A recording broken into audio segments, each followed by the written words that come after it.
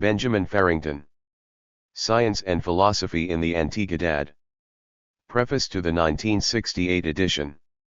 The publication of this volume in the Bulletin edition gave me the opportunity to review some points, expand the chapter on Aristotle and write again the dedication to the decade of ancient science, include citations from the sources and post the bibliography for the day. B.F. Lymington. December of 1967. Memory proceeds from the sensation. From repeated recordings comes experience, that is, the sure ability to perceive the universal element between various recordings. This ability to distinguish the universality of particular things is rather the origin of technology and science, of which technology is concerned with the development and science of the seer. Aristotle's, Analyticos Posteriors, 100a. I. Egypto and Mesopotamia. It has been customary in unanimous cases for many times to deny the existence of any class of science before the Griegos. Nowadays this is not possible to maintain. It is true that current science can derive, through a continuous tradition, from the brilliant flourishing that occurred in the 6th century BC. D.C., in the grey city of Miletu on the coast of Anatolia. But it is equally certain that in the period prior to the middle of the 2,000 years before our era, or c. 1,000 years before the origins of the grey science, clearly scientific elements were included, at least two of the most ancient Oriental civilizations, those of Egypt and Mesopotamia. Although the point that was associated with the beginnings of the grey science has disappeared partly due to the loss of the historical tradition, there is no doubt that there was a connection, an influence of those ancient civilizations over the grey. The main objective of this book is to study the history of the grey society from its origins, in the 6th century BC. D.C., until the virtual disappearance in the 5th century of our era. However, without proving one of the most fascinating results of modern investigation, he was unable to locate the history of the Greeks in his historical context, so to speak, the most ancient civilizations of the Near East.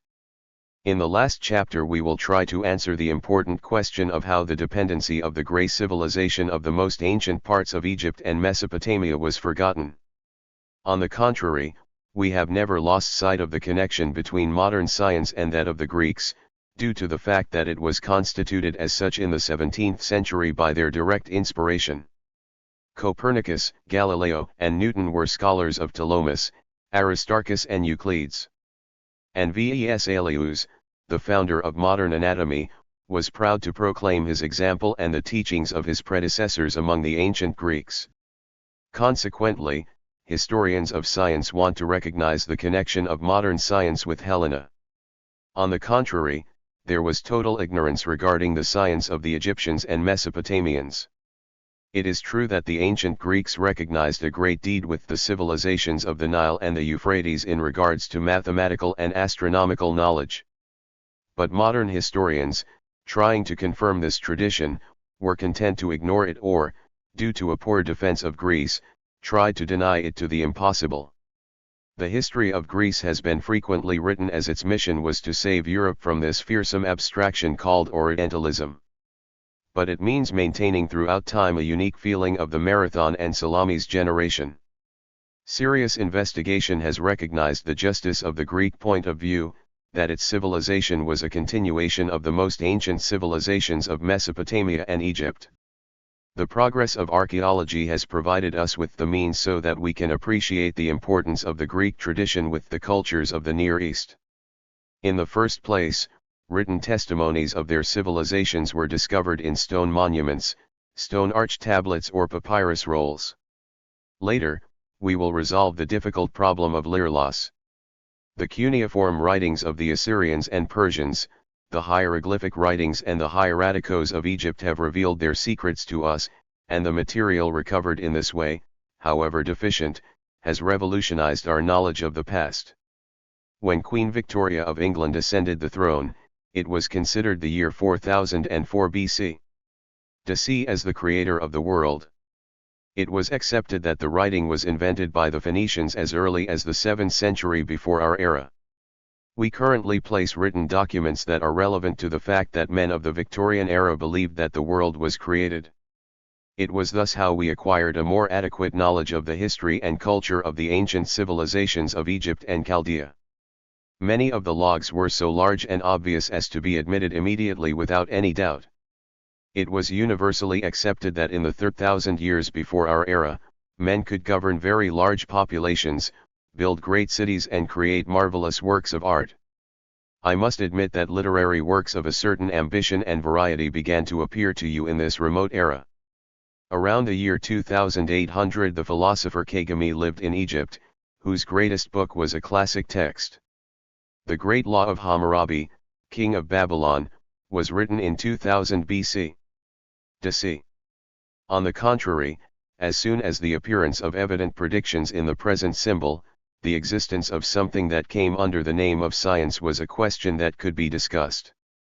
Before we briefly look at the sources of Egyptian and Mesopotamian science, we will talk about a previous problem. The connection between science and technology in these cultures was very close. It is true that the practical objective of the technique can be distinguished from the theoretical finality of science. The technician wants to do something, the scientist wants to know. But we realize that the best thing about our knowledge is that we are able to do something. Science is continually verified by action. We were also forced to perceive that, in its origins, science was not as divorced from practical ends as historians have often said. Textbooks, since the time of the Griegos, have tended to hide the participation of the empirical element in the acquisition of knowledge, for the sake of presenting its content within a logically ordered development. This is, in some cases, the best exposure method. The mistake consists in confusing it with the origins of the theory. Apart from Euclid's definition of the straight line as the shortest distance between 2 points, it is adjoined to the sunrise with its plane. The recent discussion of a fragment of the Archimedes method shows how the comparison of the weights of solids of different volumes suggested to her the volume relationships that would later be demonstrated with rigorous logic.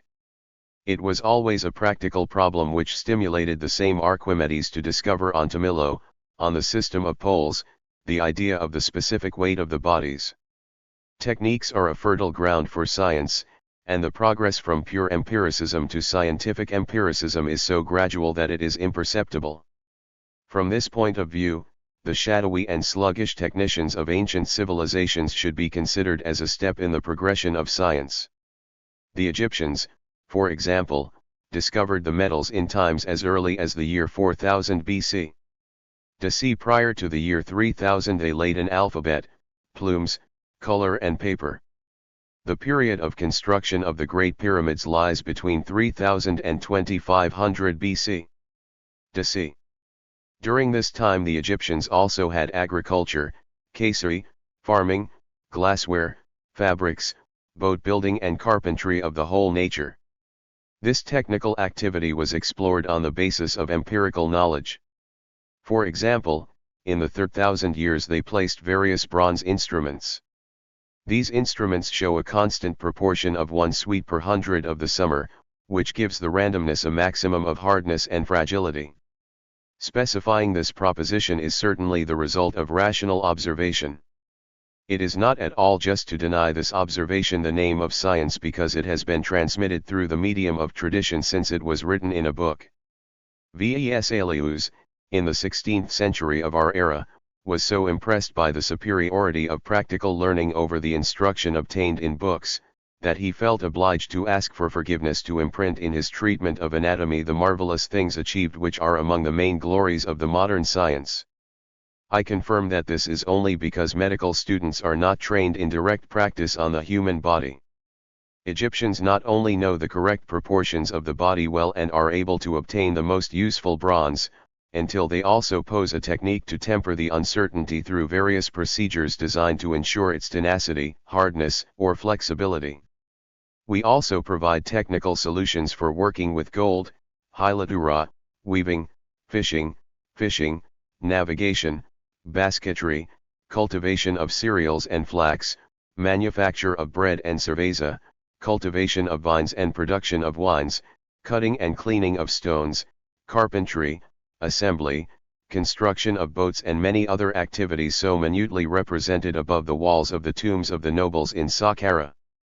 In all these techniques there is a scientific germ, as well as in the experience that allowed them to build the monumental pyramids, cut and transport the gigantic monoliths, and invent the fuels, the siphon and the shadov or signal. Why, by moving over a vertical and swinging foot a vessel at an extreme, serves to save water from some people. But all this technical knowledge, considering its importance, is still not science in a strict sense. It does not contain indications of an intent to explain all the phenomena of the universe according to an intelligible system of natural laws, which is the objective of positive science. We can point out that we do not worry about what Nadia was linked to this concept before the legends of the 6th century BC. Of C. Tompico we have no intention of scientifically organizing a particular branch of knowledge from the technique. The technical language in itself is not concerned with the capacity for conscious abstraction, the possibility of obtaining general layers that reflect the variety of phenomena and of using these general concepts for the organization of knowledge. In other words, let us not forget, proceeding from the various techniques that we have mentioned, of which the Egyptians have learned trying to classify the different substances that they know and describe their properties or do the same with plants and animals. Let us not worry about how one substance could apparently change into another, like bread, for example, which a man, like, could convert into flesh and blood. Nor will the siphon force you to consider the possibility of a vacuum or rise to the generalization that nature abhors the vacuum. En resumen, Las Fuentes Technica, we are not certain that the Egyptians will possess the class of curiosity and the gift of speculation that are necessary for the creation of science in a strict sense. Considering that these techniques are interesting, important, and essential for creating particular knowledge in which science cannot exist, no authentic scientific knowledge can exist. If we don't think so, we must deny the Egyptians the merit of having passed through the shadow of the temple of science. These are the proportions of the Egyptian logs in astronomy in a certain way. A highly organized state like that of the Egyptian pharaohs is impossible without a calendar, and the introduction of the first practical calendar is documented in 4236 BC. DC. The seasonal activities of the Egyptians necessarily depend on the growth of the Nile, which coincides, in large ways, with the Verano solstice, which once again coincides with the Helian appearance of the brilliant star Sirius. It is said that Sirius, during a period of absence of the night sky, appears first on the Verano solstice, just before the sun rises over the eastern part of the horizon, and this helical appearance of Sirius heralds the rising of the Nile. The double coincidence was observed for the first time by the Egyptians and used by them to obtain a precise method to correct the slight inactitudes of their calendar. The Egyptian year was divided into 365 days with 2 months of 30 days, plus 5 celestial or holy days. This annual calendar was implemented by the Egyptians to coordinate the multiple activities of their rich and popular king. He didn't try, as we often do, that the days of the month correspond to the phases of the moon. So there was no attempt to ensure that the year of 365 days would correspond with the solar year, which exceeds them in a quarter of a day. We made the necessary adjustment by introducing an additional day every 4 years. The Egyptians simply kept a register of divergence, which is automatically adjusted every 1460 years. This divergence was discovered by direct observation of the Heliac appearance of Sirius, which occurred a later day each 4 years. This great cycle of 1460 years, the interval between which the solar year and the calendar coincide again, is known as the Sotian period, of Sothis, the Egyptian name of Sirius. This is supposed, by part of the Egyptians, astronomical knowledge and practical ingenuity. But as Egyptian astronomy was a case with certainty based on Babylonian observations, we cannot help but emphasize its scientific capacity. The indubitable scientific logs of Egypt correspond to mathematics and medicine. We are led to know them thanks to having preserved a few papyrus, or fragments of papyrus, of which the most important for mathematics is the one known as the Rhind papyrus, while the only one of importance for medicine is the Edwin Smith papyrus. Both documents were found in the middle of the 19th century, so that our entire understanding of written Egyptian science depends on a single discussion. This leads us to think about the accidental character of our information, and we advise adopting an open attitude regarding the breadth of Egyptian science. The mathematical papyrus was probably written in 1650 BC. DC, although copied from an original prior to 1800 BC. DC. Its interpretation involves considerable difficulties, but in reality it shows that the Egyptians possessed an elemental mathematical knowledge.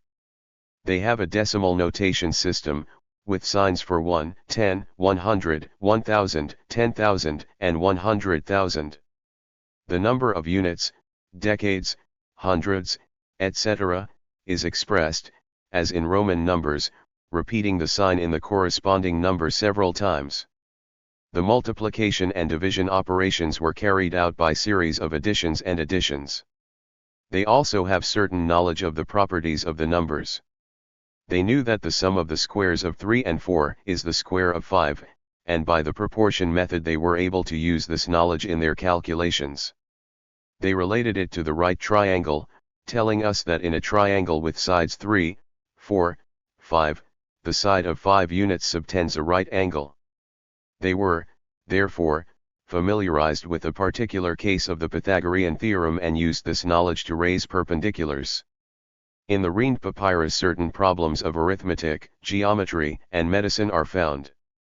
One of them seems to demonstrate an application of mathematics to an ancient technique, the construction of pyramids, which proceeds from the beginning of the 3,000 years. If you want to cover a pyramid with a stone, at what angle should the stones be cut? If it is a problem of proportional triangles. If the base of the pyramid is 10 units, and the perpendicular height is 8, the problem is resolved, as the figure shows, by placing 5 units at the base of the stone that is to be cut, raising a perpendicular of 8 units, and completing the triangle. The fig. On display are the proportions of the pyramid. The white one illustrates the way to find the right angle to cut the stone. The testimony regarding the Egyptian medicine that the Edwin Smith papyrus offers is even more surprising than the case of mathematics. The papyrus is a fragment of a text on surgery which deals with wounds, classified by the simple procedure of moving the body from the head to the feet. If it deals with the skull, the nares, the medullas, the ears, the labios, the cervical spines, the clavicle, the man, and the omoplate, the thorax and the mother, interrupting the manual when starting to deal with the vertebral column. Each type of wound is removed systematically. First, the lesion is mentioned, then the symptoms are exposed that reveal the examination, and then the diagnosis and the prognosis, limiting oneself to deciding whether the illness is curable or incurable. Finally, the treatment is indicated. The anatomical indications are correct and abundant. There is a beginning of physiological knowledge, the most notable parameters being those in which the body consists of a single organism of which the heart is the central organ. Therapeutic mediums are safe, but completely deprived of their magical properties. All the treatment is a completely positive mentality.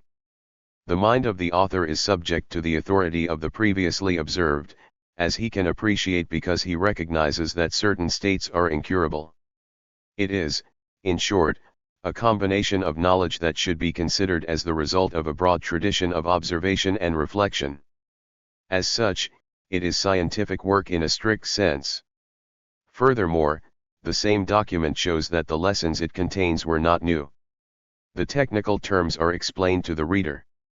Therefore, one can assume the existence of a manual relating to a traditional branch of knowledge that could be reassembled until the 4,000 years before our era. Babylonian science, which we are now dealing with, is probably more ancient than Egypt, and its sources are more abundant. The Egyptians wrote with feather and paint on papyrus, a material that was old. In the kingdoms of Sumer, Akkad, and Ashur, the next centers of what was conveniently called Babylonian culture, writing was done with a style on bland Arctic tablets which were further codified, so that they constituted practically indestructible documents.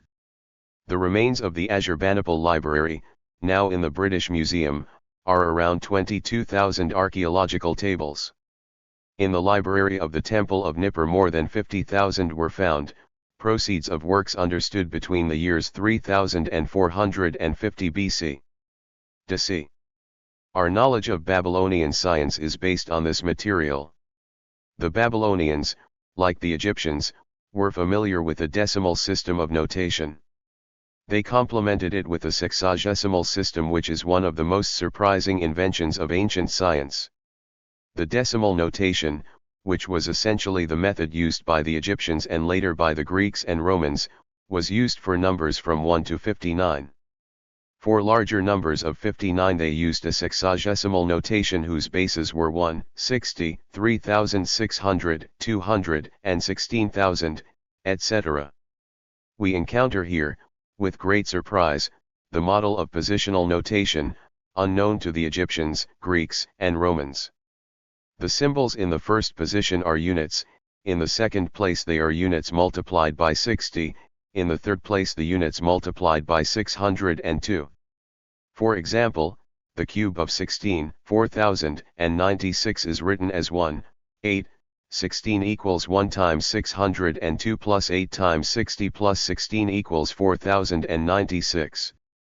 For the positional note you must ask for the correct sign.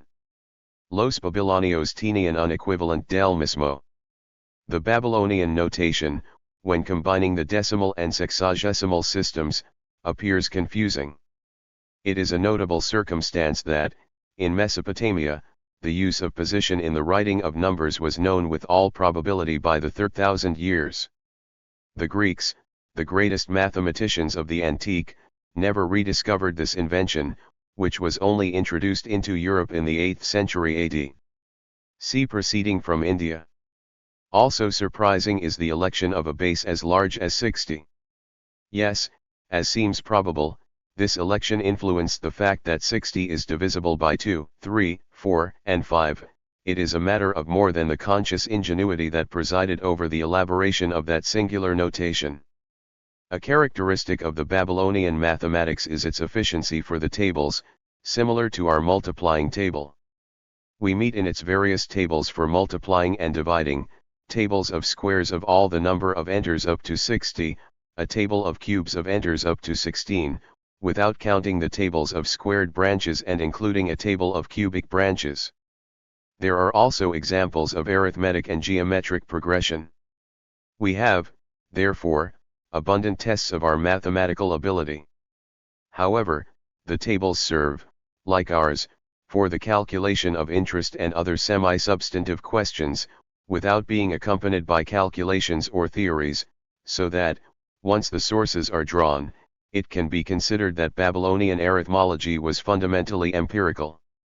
The impression that the mathematics of the Babylonians is a knowledge that begins to surpass an empirical stage is confirmed by the study of geometry. We have sufficient knowledge of the practical ability of the Babylonians to meditate. You can carefully examine the fields and parts of irregularly shaped buildings. The method consists of dividing the area into rectangles, and trapezoids, which areas can be obtained. But in two tables that are located in 2000 years. From C we encounter something more strictly theoretical. These tabs offer formulas for determining the length of the hypotenuse of a triangle in function of the other two sides. This represents, at least, an attempt to resolve the famous Pythagorean theorem. The Babylonian method shows us the process of many successive steps by which the human mind advances to the general solution of a problem of this type. The tables offer two formulas, some empirical ones, which only give results close to the exact ones and attempt to resolve only a particular case, mainly the triangle in which the sides that form the right angle are in the proportion of 10 to 40. We are, therefore, many years have passed since the famous solution contained in Proposition 47 of Book I of Euclid's, but a great step has been taken in this direction. The Babylonians were not satisfied with pondering the length of the hypotenuse, which was pure empiricism.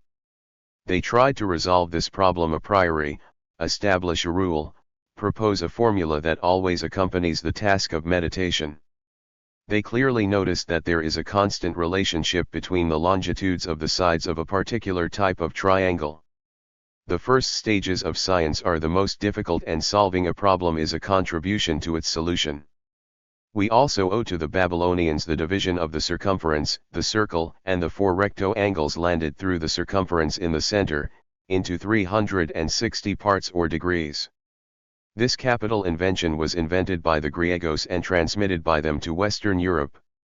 If we join this invention in that all cases of the Babylonian averages, whether in length, surface area, volume, capacity, or weight, are based on 3 or 12, we will be impressed by the profusion with which the numbers apply in the regulation of your complete material civilization. The uniformity that they brought fully authorizes them to call, according to their convention, the weight and weight system. This systematization, with the comparison of longitudes, surfaces, volumes, angles and weights that it implies, is a huge step in the path of modern science. It means a conception of the abstract quality of numbers, as well as a broad popular education of their different uses. No aspect of Babylonian science reflects so clearly the importance that in it numbers and calculations as exact as astronomy were counted. It is true that he had a superstitious component and that he turned to the service of currently desired astrological ideas. But the extravagances of astrology have a justification that we should not disesteem. Celestial phenomena have a clear influence on the earth. The periodicity of the seasons and the light and darkness depend on the sun, so that all living beings, animals, and vegetables, are affected by this great source of heat and light. The moon is the mediator of the time, and where the tides are perceptible, they can be related to its influence, as with the physiological cycle of the woman. It is natural to try to extend this influence to the planets, and still, when tenths of a man is jovial, we are using the language of this ancient creed. The Babylonian priests were the great masters of astrology in the Antiquities, and many of their practices were condemned as superstitious with all reason. But from his observations of the cycle a true science emerged which, regardless of its further development in the hands of the Griegos, is of the greatest importance in the history of the intellectual conquest of the world by the man. Among the tabelas found in Nineveh, corresponding to the reign of Sargon I, ruler of 2800 BC. C. Find the fragments of a true story written about this ancient science. It contains rudimentary calendars with the appearance and other aspects of different views, which serve to obtain predictions regarding the future of the king and the country. It was also thought that the planets were of great importance for human life, because their movements were carefully observed. Since it revolved around the red of the sun, the velocities of the planets present variations in relation to the annual course of the sun, including inversions of their paths. All these irregularities in the movement of the planets, with their retrograde courses and their paradas, were observed and recorded before the 12th century BC. C. The Babylonians had a heliolunar year of 12 months of 30 days each, so to speak, a total of 360 days per year. Consequently, every 6 years intercalate a decimal month to keep the calendar consistent with the seasons. This problem of the regulation of the calendar, which we deal with in later chapters, led the Babylonians to determine more precisely each time the duration of the month and the year. Apart from the necessity imposed by the calendar to carry out precise observations regarding the courses of the sun and the moon, the Babylonians held astrological reasons to study these astros. Great importance was attributed to the eclipses of the sun and the moon for the fate of the royal family and the country, and it was of great interest that the appearance of an eclipse was not surprising. Therefore, the cycles of appearance of the eclipses of the sun and the moon were determined with great precision. We also owe it to the Babylonians to recognize the eclecticism, or the apparent annual journey of the sun through the stars of the stars. To facilitate the determination, distribute the stars located on each side of the same symbol in the 2 signs of the zodiac, determining the location of this zodiacal zone by the distance within which the planets move to both sides of the sun's path. These capital inventions of the eclectic and the zodiacal zone were put to mathematical use thanks to the Babylonian division of the circumference in 360 degrees. The angular distances between the celestial bodies can be observed and represented graphically with precision in this form. One of the most surprising applications of mathematics to astronomy is recorded in a table found in the library of Ashurbanipal in Nineveh. The library is from the media of the 7th century, but the text must be much more ancient. It is an intent to tabulate the progressive increase in illumination of the lunar surface during its increasing period. To this end, the area of the moon is divided into 240 parts, which states that the illumination extends first in geometric progression and then in arithmetic progression. This confirmation does not correspond to those. Without the most exact placement of instruments that the Babylonian observers posed, it would be difficult to verify. However, this time-consuming effort to mediate a physical phenomenon is of capital importance in the history of science. One point of interest is the nature of the instruments that the Babylonian astronomers used to achieve such a notable series of observations. They have 3 instruments at their disposal, which appear to be of their own invention: the solar quadrant, the clepsydra or water clock, and the pole. This last one is a refinement of the solar control. It essentially consists of a hemispherical container with a vertical indicator at the bottom that connects exactly to the center of the sphere. The shadow of the end of the indicator passes over the container, in reverse direction, the course of the sun across the sky. Subsequently, the pole was attached to an armillar sphere adaptable, so to speak, to a spherical arm, which represented the area of the zodiac with its 2 signs and its division in 360 degrees. This form could also be used as a watch at night. It was enough to know the sign and degree of the pole for the one who had the sun. At any time of the night, the armored sphere could be adapted to the way that the men occupied in it the same position that they adopted in the nocturnal sky. As you had to turn it to ensure this adaptation, the degree occupied by the sun at its end would spread across the hourly lines marked on the instrument, in the same way that the shadow of the indicator made it during the day. Thus, during the night it was possible to read the hour away from the stars, in the same way as it happened during the day starting from the sun. Although the reason that impelled the Babylonians to study the heavens was based on erroneous beliefs, their observations over hundreds and even thousands of years were noted with precision and constituted invaluable material for science. The above relationship between the eclipses of the sun and the moon and the movements of the planets, and the destiny of men on earth has not yet been verified by experience, although there are cultivated people who consult the predictions of the horoscope. However, authentic scientific knowledge was gradually emerging to study the existing connection between various celestial phenomena. This was the first demonstration of a mathematical regularity in the ordering of the phenomena of the universe, and God to man the first great lesson regarding the method and the possibilities of science. St. Augustine in Christian Doctrine, once he comes to his readers regarding the superscientious practices of astrologists, recognizes and adequately describes the true scientific content existing in the ancient Babylonian doctrines. The knowledge about the stars, he says, justifies the same thing as the history, because starting from the situation and movement of the stars in the present we can know with certainty what has happened in the past.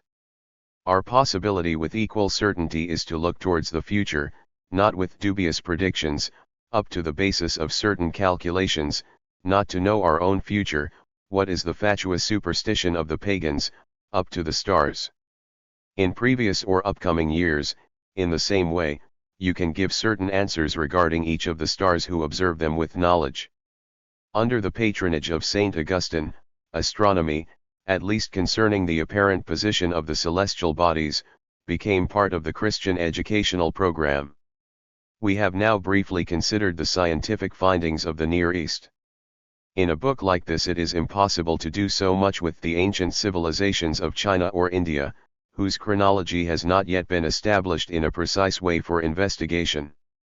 What seems clear is that 3 or 4 centuries before the beginning of gray geometry was normal, not only in Egypt and Babylon, but also in India and China, a certain understanding of the relationships behind the Pythagorean theorem. The degree of this knowledge and the possibility of its diffusion departing from a common center are questions that could be contested any day with a security that is now impossible.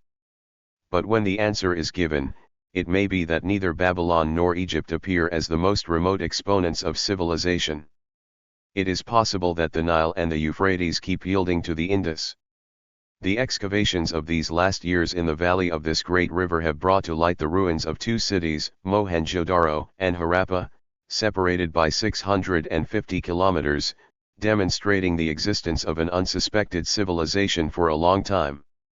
If it claims that it proceeds as a minimum of the 3,000 years, then it would be the rival of those of Egypt and Babylon. When the sources of this civilization, including their writing, have been studied and interpreted, the scientific logs prior to the Greeks need to be written again. Tu los origines de la ciencia griega. Part 1, Las Escuelas Jónicas. It was accustomed to consider the origins of the Grey Society, to talk about the mystery grey. It is an unfortunate phrase to designate the great intellectual advance that embodies your place, since its main characteristic was precisely to eliminate the myth of nature and history and replace it by law. Even as a means of highlighting the originality of the Grey contribution, the expression is too strong. The Milagro was very well prepared by the Egyptians and Babylonians. In 1883 A.H. Sayce, striving for the recognition of a traditional idea among the Greeks, stated, "The history and civilization of the East is no more than a continuation of those of the ancient East." As we have seen, several years of archaeological investigation have confirmed this point of view. If you sit in a studio like this, dedicated to the Griegos, you can be considered as the first cultivators of science. Part of the method and the results of this latter pertain to the tradition of which they were inherited.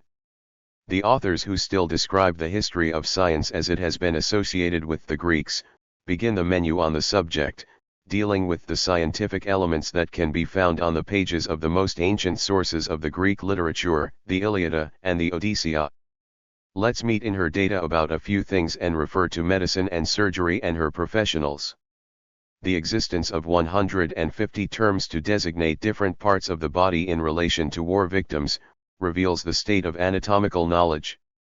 It also has herders, carpinteros, alfareros, and hair cutters, dehilados y tejidos, of the use of animal rights in agriculture, de oro, plata, plomo, hierro, maple, bronze, estino, and amber. But it is obvious that there was nothing of particular importance for the history of science at all, although it was not equal to the Egyptians and Babylonians in a more ancient period of history. Nonetheless, with the Griegos, a new and important element was introduced into science. This element is the speculative philosophy, which constitutes the specific quality, the authentic originality of the Grey science. In the opinion of the author, he says what quality should be associated with the Iliad, which contains a profound and original vision of the world that is discussed as a ferment through the Grey thought. The great originality of the Iliad is based on the fact that the accounts that form the story are presented as progressions of the characters of the actors. In the author's conception, historical context and human character form a whole, a unity in which the elements can be analyzed but not separated. This concept is true for the man, in a certain sense, as the author of his own destiny and not as a mere game in the hands of the Hato. It demands of the poet that he be a dramatist, a creator of characters, and tends to increase the reader's own awareness. No more opposed to the fatalism of Chaldean astrology than the conception of human will and character that predominates in the Iliad. Here the notes clearly appear which echo Shakespeare in Julio César. Many men are often due to their destiny. The false one, sweet Brutus, is not among our stars. Up to our kindred, who are despicable. El Ucules de Homero is a man who has devised his destiny. A short life with honor is better than a long and dark life. The caballerous Hector makes his choice in the passage of the poem. And the heroic temperament of Ajax is revealed, as the Greek criticism signaled, in his Plegory of Zeus, when a terrible expense has ravaged the battlefield, has the day clear and permit nos ver. If so it is and once it has light, destroy us. As it is, but with light. The grit of intellectual emancipation resonates throughout Grey literature in those formulas that proclaim knowledge as the foundation for a true life. This is the sentiment of Platone's best sentence. A life without reflection is not a life for a man. This conception of the man as director in certain meditation of his destiny, gives to the human characters of the Iliad a new moral grandeur. On this side, the figures of the homely gods fade into insignificance. They are felt more as a poetic mechanism than as objects of worship or superstitious myth. This secularized note that stands out in the Iliad is also characteristic of the beginnings of the Greek scientific thought, during the 6th century BC. D.C. The systematic knowledge of Egypt and Babylon was a tradition transmitted from generation to generation by the priestly class. But the scientific movement that emerged in the 6th era among the Greeks was entirely a secular movement. It was creation and ownership, not of priests who claimed to represent the gods, but of men whose only basis was to appeal to the common feeling of humanity. The sad thinker who issued an opinion defended it all the time. It seeks to achieve objective validity for its reasoning, but these were his own personal contributions to knowledge and he was willing to defend them as tales. Consequently, with the Griegos they strive to appear individually scientific, and also to be recognized the specific quality of scientific thinking. I say in another way, the vision of the world of the Egyptians and Babylonians was conditioned by the doctrines of the sacred books, orthodoxy whose maintenance was at the expense of the priestly class. The Griegos did not have sacred books, but as a source of their intellectual life they had a very singular poetry that maintained, as a poetic mechanism, a superhuman power that manipulated men as they were jugace, even treating with the utmost seriousness the actions and characteristics of humans. This poem was composed, probably in the 9th century. D.C. and Jonia. It is no coincidence that in this same area, 3 times later, men who use the same language realize the first effort to explain naturalness without invoking the help of supernatural powers. The same great people persevere in the connection. Xenophanes de Colophon, religious poet of the generation following the creation of the Ionian science, laments the irreverencia of the Iliad and protests bitterly, everyone has learned from Homero since the beginning. Homero created humanism and humanism created science. Science is in essence an effort of the man to help himself to such a thing. Homero, in the Iliad, emancipated the man from the tyranny of the gods, those who were feared by the origins of the species, teaching them to consider themselves equally as creators, at this certain point, of their own future. For how many days, the man advanced with certain confidence along the path of the saber, giving himself a sense of the power he gives. But when the pendulum began to move backwards, when the man began to lean away from the idols that he had built, when not so much the images that he had exculpated as the books that he had written led him to consider himself as divine, humanism reached its end and science as well. Homero, in the Iliad, provided to the Ionian science a secularized substratum that was previously required for its development.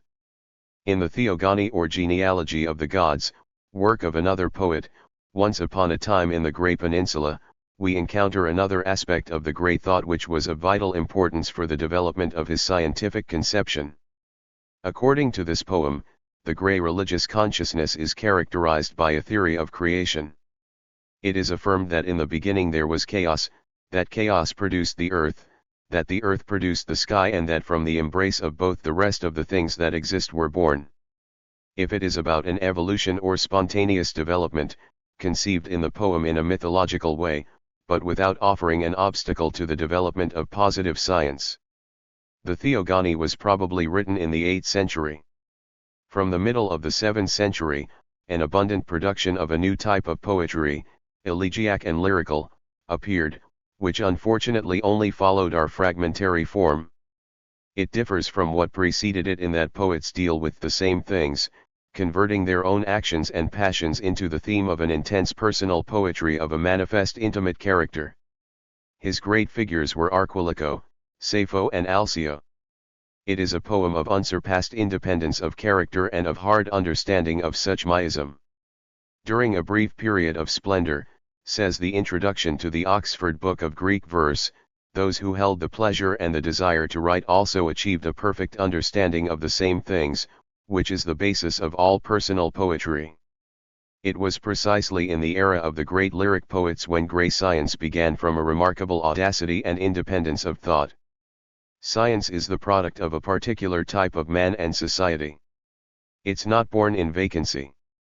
The grey society will seem less miraculous if we record the time and place of its origin. Born in the city of Miltou, on the French coast of Asia Minor. This city is in direct contact with the oldest Eastern civilizations. He participated linguistically in a culture that required him to have a brilliant epic and lyrical literature. Y was an active mercantile and colonizing center. Grey science was, therefore, the result of a rich humanism, a cosmopolitan culture and an entrepreneurial mercantile activity. The names of the three inhabitants of Miletus who constituted the primitive Ionian school are Thales, Anaximander, and Anaximenes. His activity covers approximately the first half of the 6th century and is traditionally considered as a successor, being a direct disciple of his predecessor. It is not necessary to discuss whether they were philosophers or scientists, since in this gray era it is not possible to distinguish between science and philosophy. Thales is renowned for having made important contributions to geometry. We will take care of it further. What is truly interesting is that he was the first man I knew who offered a general explanation of nature without invoking the help of any supernatural power. The theory was that all things are in the last instance water. He recognized three forms of what exists: vapor, water and earth, and he believed that cloud and earth are forms of water. Adapting an idea from Egyptian tradition, he stated that the universe is a mass of water in which our world forms a burbujah. The earth floats above the water and has an arc of water above it, from which the flood proceeds. The celestial bodies, which are hot exhalations in an incandescent state, float in the upper water in the same way as the earth floats in the lower water.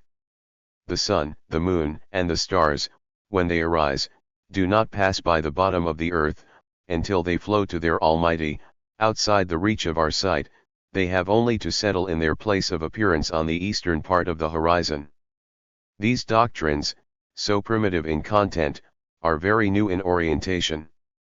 Basically there is a series of simple observations, such as the process of freezing and evaporation of water, which seems to show the possibility of water existing as cloud and as earth, or the alluvial deposit in the drainage of the rivers, which seems to indicate that the earth has land at the expense of the water, or the reason why all the living evenings remain without water and for so long they are, in a certain sense, water.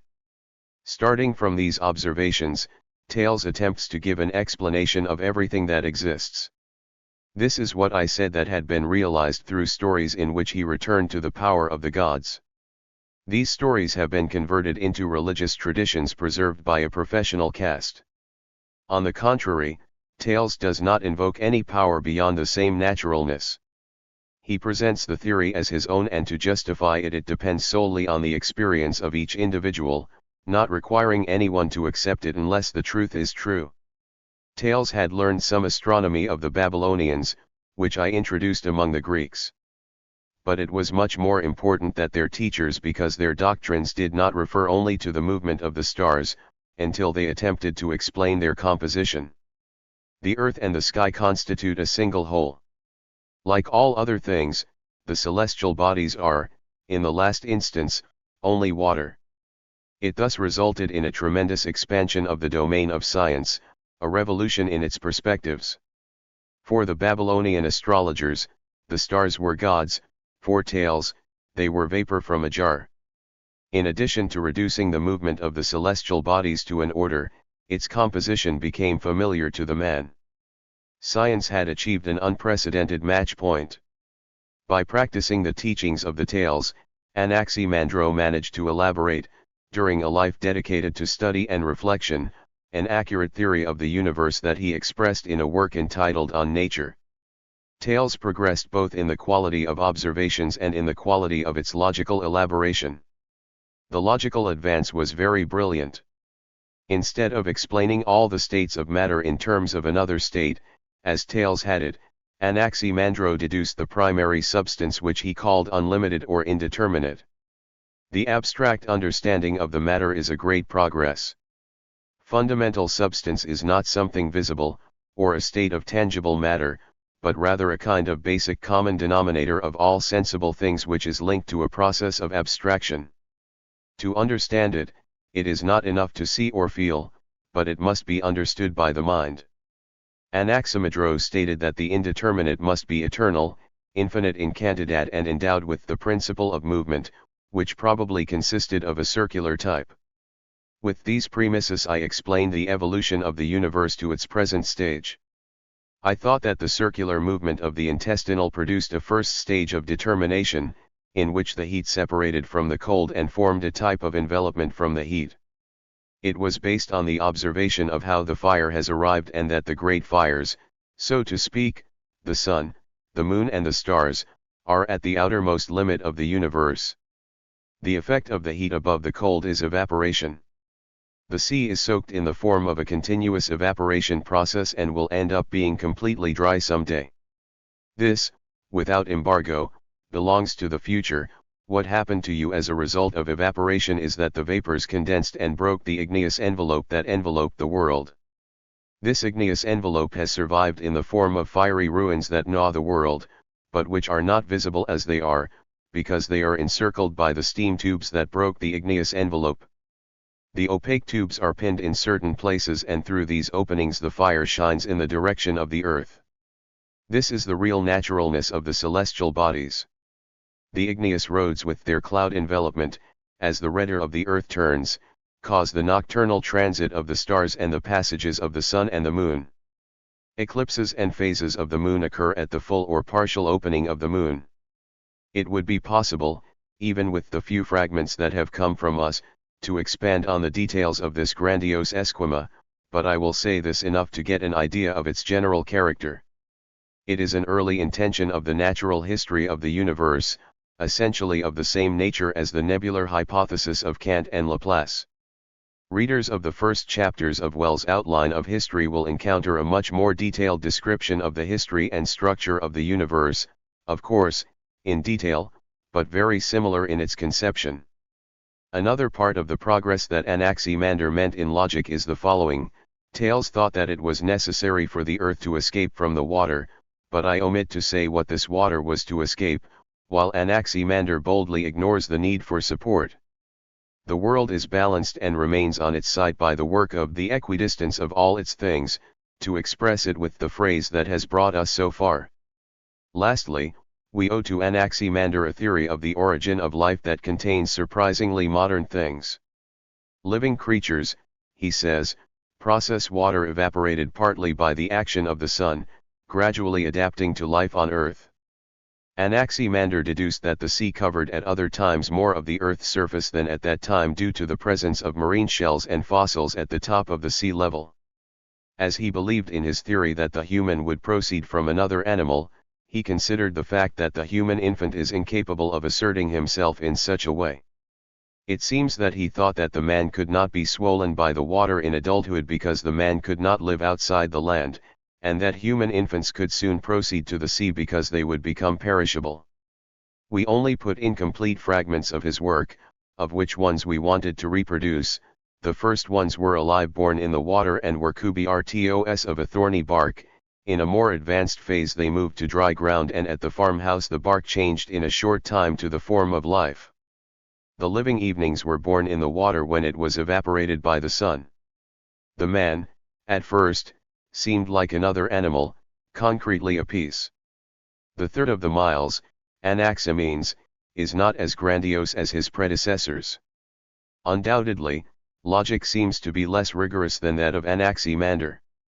For example, he stated the theory that the Earth is suspended freely in space and was tempted by the concept of the indeterminate, in favor of the theory of Thales, aiming to affirm that everything is vapor. But I added an interesting point of view, which redeems the system from being purely reactionary. Substance adopts different forms as a result of a process of rarefaction and condensation. The rarefied vapor is converted into flames. If condensation is stored first in water and then on Earth, everything depends on the quality of the primary substance that occupies a specific space. In this way the series of ideas that allow the man to have an intelligible universe was enriched. I certainly felt that the natural philosophers of Miletus lived in a world that might seem very small to us. They did not suspect the enormous size of the celestial bodies in comparison with the earth, nor the great distances that separate them from us. The author of the Theogony created the heaven of earth, and the philosophers of Miletus hid the same thing. All the sky was essentially an exhalation or evaporation of the earth, being in astronomy, therefore, difficult to distinguish from meteorology. But they compensate for these limitations by understanding that there is an infinite number of worlds that are instantly coming into being and going out of existence. What's more important is that the method was correct. The celestial and terrestrial phenomena were in essence the same. One of the worst flaws of ancient science was to forget this point of view. It is inseparable from the naturalness of scientific progress that all advances new problems. Let's talk now with one of them, which constitutes a great problem for philosophy and for science, and which, through the intentions that they have to resolve it, forces the scientist to convert himself into a philosopher and the philosopher to convert himself into a scientist.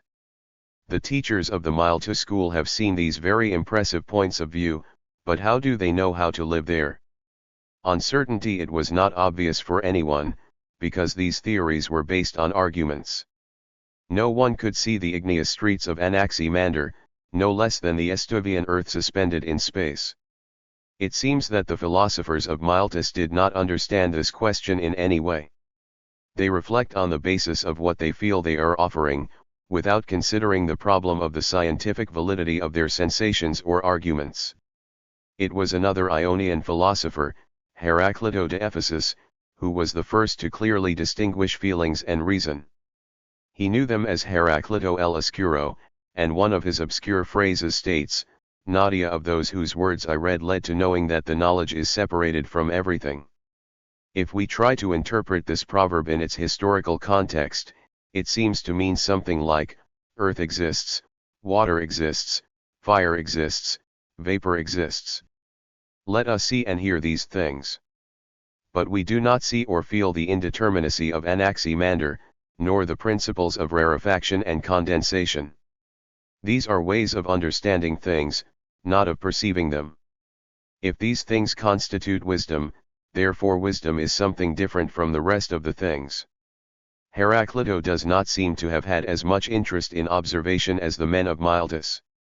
He was an aristocrat, including royal blood. Thales was a merchant, and it is said that he taught the Griegos in a perfected method, proceeding from the Phoenicians, to orient themselves on the sea. Anaximandro hitso el primer map. Heraclitus. I've discovered so much varied dedication and so much continuous curiosity. Much study observo does not produce understanding. And there was wisdom or understanding in what he specialized in. It seems that I learned about my own theories mainly about reflection and that I expressed them through puzzles. However, these cosmological theories have a clear comparison with the thousands of people. No one could have formulated Thales and Anaximander without being used in such appropriate ways. Heraclito thought that the primary substance is fire and that, through a process of condensation, it is converted, through the descending path, into vapor, water, and earth, and again through a process of rarefaction, through the ascending path, into water, vapor, and fire. As there is nothing more than an adaptation of the theories of his predecessors of Miletus.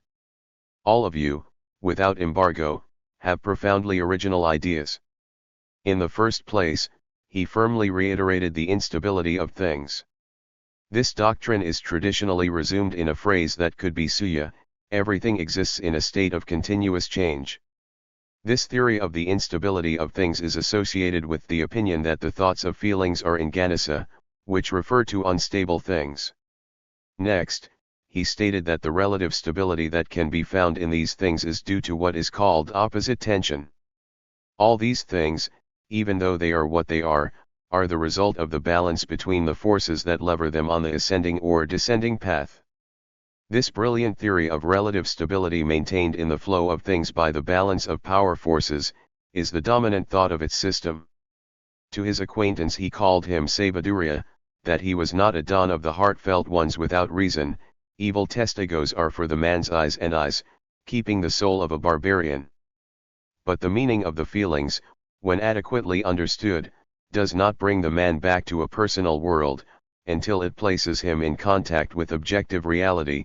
The reason is common, but men live as understanding was deprived of each one, but understanding is not more than explaining the form in which the universe works.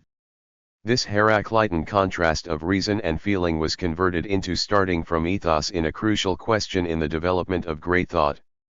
It should not be assumed, however, that it corresponds to our distinction between mind and matter, since mind means an immaterial principle. Ningun Grigo Lago to admit the existence of an immaterial thing. Heraclito identified reason with fire. The soul for him was an igneous particle of the same naturalness as that of the celestial bodies or that of fire in the earth. Herodito was very pleased with his own depth. She enjoyed communicating her thoughts in an enigmatic style and deposited the book she wrote in the temple of Artemisa in Ephesus, so that the intelligence that was there was willing to confront herself with her modest darkness and head there and gain wisdom. Posterity has ratified the Jaishio that I have done so well. The puzzle has been reduced to a few incoherent lines of language, but it still needs to be consulted. 3 Los Origines de la Ciencia Griega. Second part, Las Escuelas Italianas. The previous chapter deals with the history of scientific thought in the first place in Asia Minor.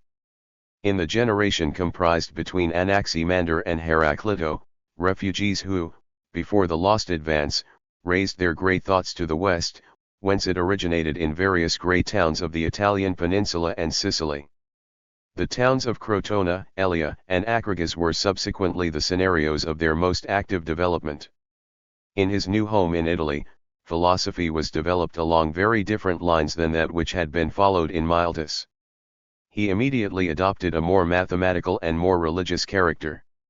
The figure of Pythagoras, founder of the first Italian school in Crotona, is so legendary, but it is indisputable that the movement that started it was essentially religious and that the members of his school made surprising advances in arithmetic and geometry.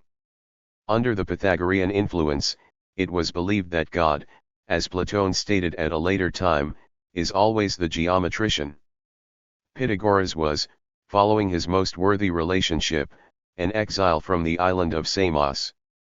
The religious ideas that I drew inspiration from in Italy were characteristic of its generation on the islands and coastal cities of the Grey Fringe of Asia Minor, being habitually associated with the spiritual revival that took place before the tragedy of the lost advance. He also reflected this influence, especially in his doctrine regarding the immortality of the soul. For us, as we have seen, the soul or reason of the man is a part of the eternal fire. In one passage from his writings he expounds the religious implications of his system with the following words: "Life and death are both present in our life and in our death, because when we live our others are dead and enter within us, but when we die our others are resurrected and alive." In the Pythagorean Hermon the doctrine according to which the body is the grave of the soul was also current. The transmigration of men was confirmed and different ascetic practices were inculcated, designed to preserve the soul free from contamination by its body. Although here we will not concern ourselves with this aspect of the Pythagorean doctrine, it is important to note that Pythagorean mathematics always had an algo of religious practice. The properties of number and space provoked a mystical fear in us, and studying mathematics was to imitate the activity of the geometrician god. The grey mathematics begin, as with natural philosophy, with Thales. It is said that I introduced Egyptian geometry to Greece and developed it. It is believed that he invented a method to determine the height of a pyramid by using a shadow and another to calculate the distance of boats from the coast. It is also stated that a circle is likely to be divided into 2 equal parts by its diameter. This is a point of great interest, since it has been considered as a distinctive quality of Greek geometry, and that the Greeks, unlike the Egyptians and Babylonians, were the first to find the conditions that were required to establish the general demonstration of a mathematical truth.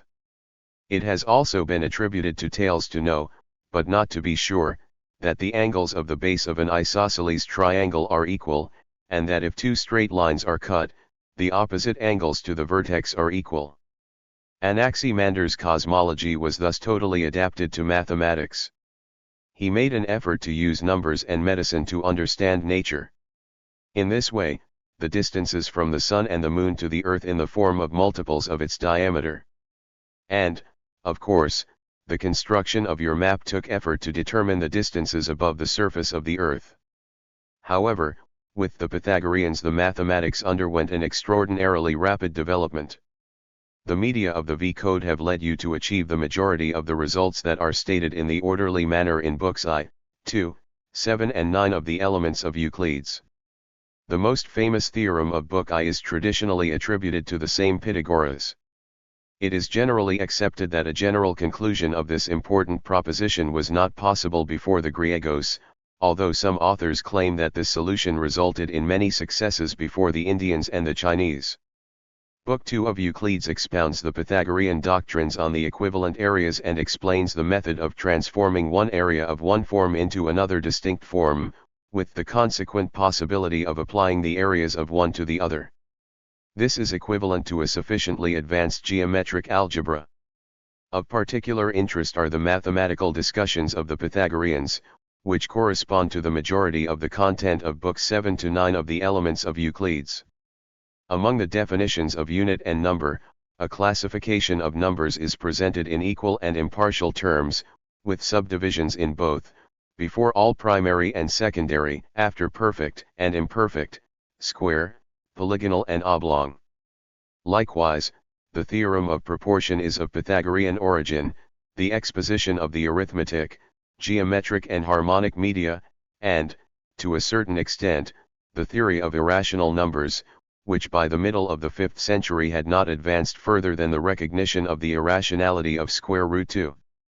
The volume of theory regarding the numbers ascribed to the Pythagoreans is so extensive that here we cannot do anything else than to indicate, in summary, what is contained therein. But it is possible to add an example regarding the use of the illustrated numbers. There was no other way to deal with the problem of summary series of a semi-geometric shape. The triangular numbers were explained, for example, in the following way. It is clear that the series of triangular numbers gives us the sum of the numbers of the natural series of enters, starting from the unity. According to the modern formula, 1 plus 2 plus 3 plus 4 plus dash plus n equals n/2.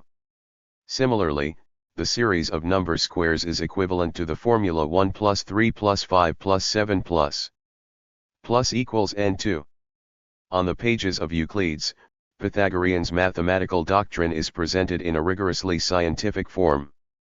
But in the fragmentary remainders of the first Pythagorean writings and in their most ancient commentaries, the mathematics, being solid in its content, seems to be based on a curious notion of numbers which indicates that the doctrine requires for its creators a context that demands a great deal from modern minds' reconstruction effort. For a Pythagorean of the first times, the abstract quality of one was not clear. Number.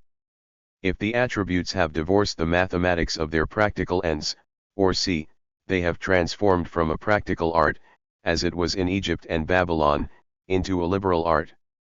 Yes, of course. But mathematics is still a part of what was later linked to the famous words of the poet Wordsworth. An independent world, created by pure intelligence. On the contrary, Pythagorean mathematics were inseparable from its physics. Aristotle tells us, with his own technical terms, that the number includes not only the form but also the matter of things. For those things there were numbers. Arithmetic was insensitively converted into geometry, as we have proven in the case of figured numbers, and geometry was insensitively converted into physics. For them, place a thicker point, a thicker line and a thicker surface. From large points they build lines, from lines to even surfaces and from thick surfaces to solid cores. The Pythagorean cosmology was certainly in agreement with Anaximander's, although naturally the importance of the number received total and excessive recognition. The whole sky, they said, is harmony and number.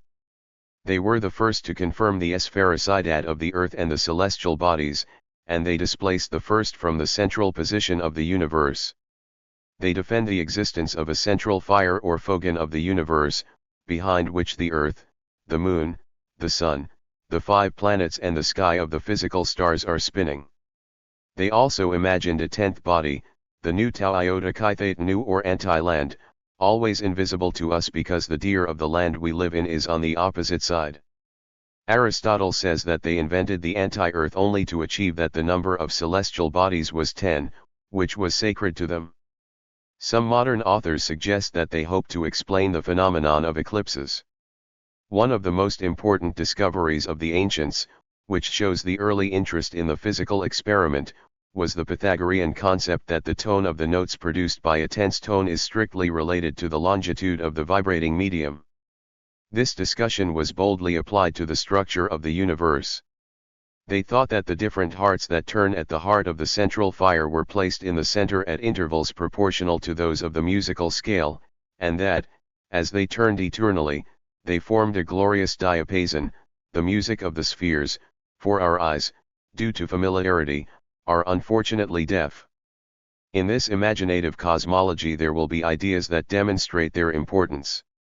The abandonment of the geocentric hypothesis is supported by the Copernican theory, and the doctrine of the spherocidad of the Earth is a step forward for the Ionian. Even Anaximander maintained the opinion that the Earth had the shape of a flat cylinder. Because of this advance in cosmology, some historians have granted the Pythagoreans enormous importance. The true history of science, however, must be more a history of the methods and the results, since these latter ones are mostly accidental and only seem to impress later generations when they are redeemed by perfected methods. The method of the Pythagoreans was very defective. Without distinguishing between mathematics and physics and the belief that mathematics is the key to divine naturalness, they drew, starting from a multitude of ethical, mathematical, and physical ideas, to conclusions such as the following: the circle and the sphere are the perfect figures, and therefore the Earth and the celestial bodies must be spheres and move in circles. The flaw in this argument is that neither the Earth is a perfect sphere nor the celestial bodies move in circles. Real forms and movements can only be discovered by observation and not by mathematical arguments a priori. Consequently, the Pythagorean method led to the most disastrous results. When it became clear that naturalness was indifferent to Pythagorean mathematics and was completely unable to shape their bodies or move them according to the canons of mathematical perfection, the followers of the Pythagorean tradition abandoned the study of naturalness and persevered in it. Mathematics, who ended up being the love instead of the servant. Post Rhados before God, who is always a surveyor, men learned to despise naturalness, which is so neglected in the use of compass and of the rule. It is a form of idolatry that dominated European thought during centuries and for which the man paid a costly price. The mathematical vision of the universe received its first great coup with the discovery of the irrational nature of square root 2. Hacia mediados del siglo XX knew that the side and the diagonal of the square were incommensurable, and this discussion occasioned a crisis in Pythagoreanism. This turned out to be a scandal. As the word irrational implies, the reason seemed to be chastised by him. The complete universe was harmony and number, but here was a simple relationship that cannot be expressed by any number. Tradition also bears witness to the fact that the Pythagorean hermitage attempted for some time to suppress the scandal, concealing the new discovery. Sad previous repetition to Menudo. The discovery of the irrational nature of square root 2 greatly revealed the Pythagorean physical numerical building. If the side and the diagonal of the square are incommensurable, this means that for many of us we will never be able to obtain a whole with which we can express the relationship between one and another length. The conclusion is that the lines are divisible as far as infinity. But if the lines are infinitely divisible, they do not consist of a determinable number of points. These Pythagorean points, which were the little thieves that made up the universe, have been reduced to nothing. The foundations of the Pythagorean universe have been barreidos. The relentless exposure of the collapse of Pythagorean physics was the work of Zenon, a member of another Italian school, the Parmenids of Elea, which we wanted to focus on.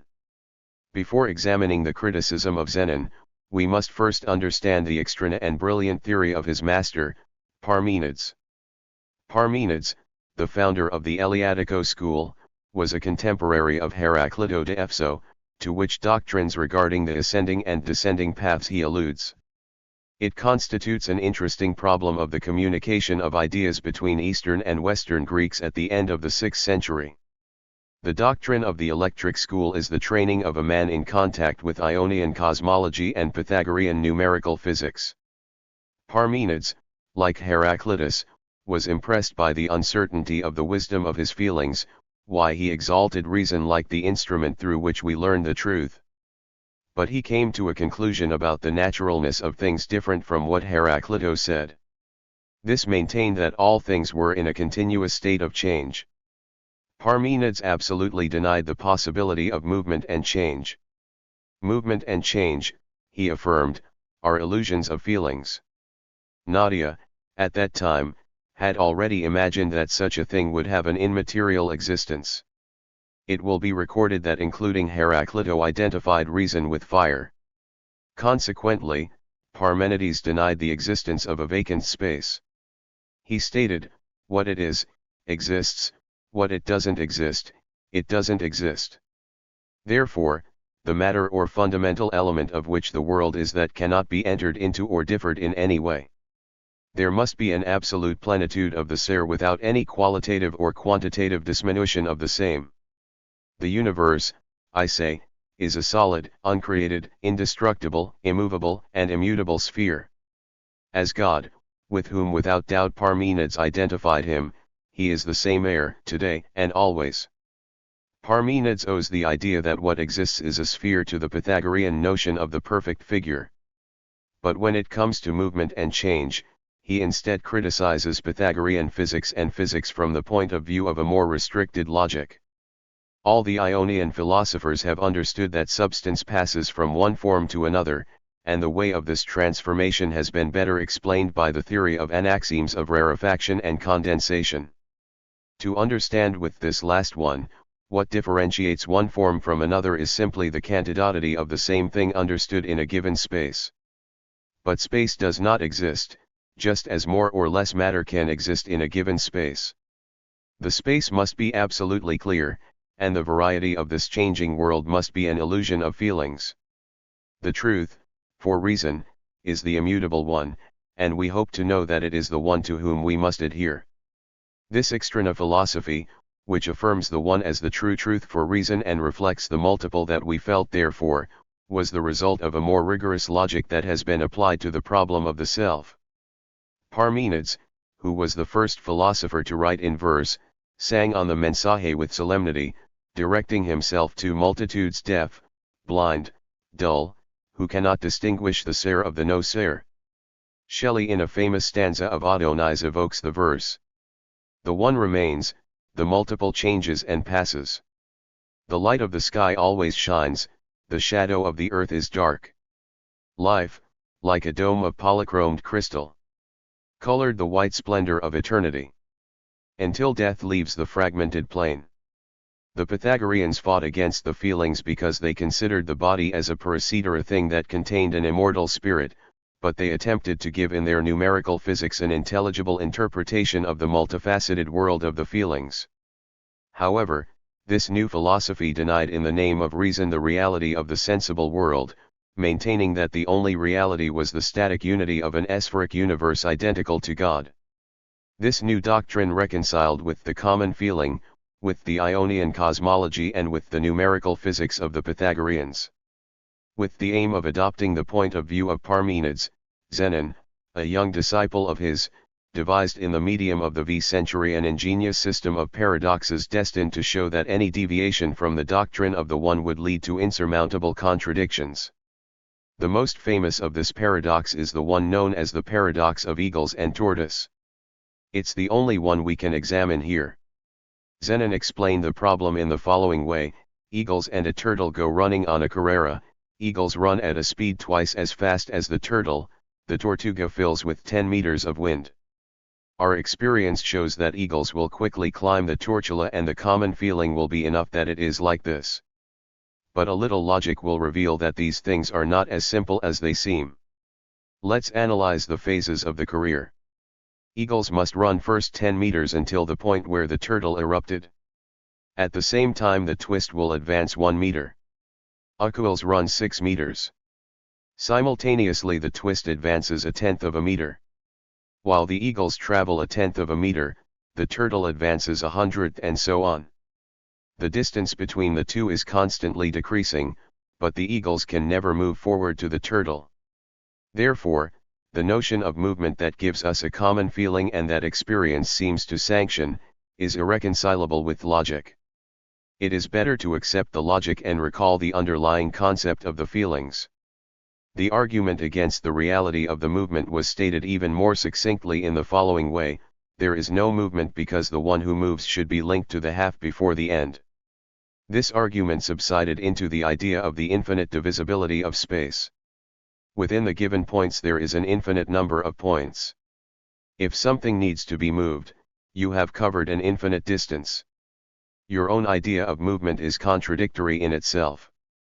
We will understand better the purpose of these arguments if we relate them to the crisis of Pythagorean numerical physics, which we have talked about. We record how the Pythagoreans attempted to build a universe starting from points with magnitude. The discovery of the incommensurability of square root 2 forced them to recognize the infinite divisibility of space. Zenon's paradoxes were conceived to deal with this situation and reveal the magnitude of the dilemma that numerical physics had confronted him with.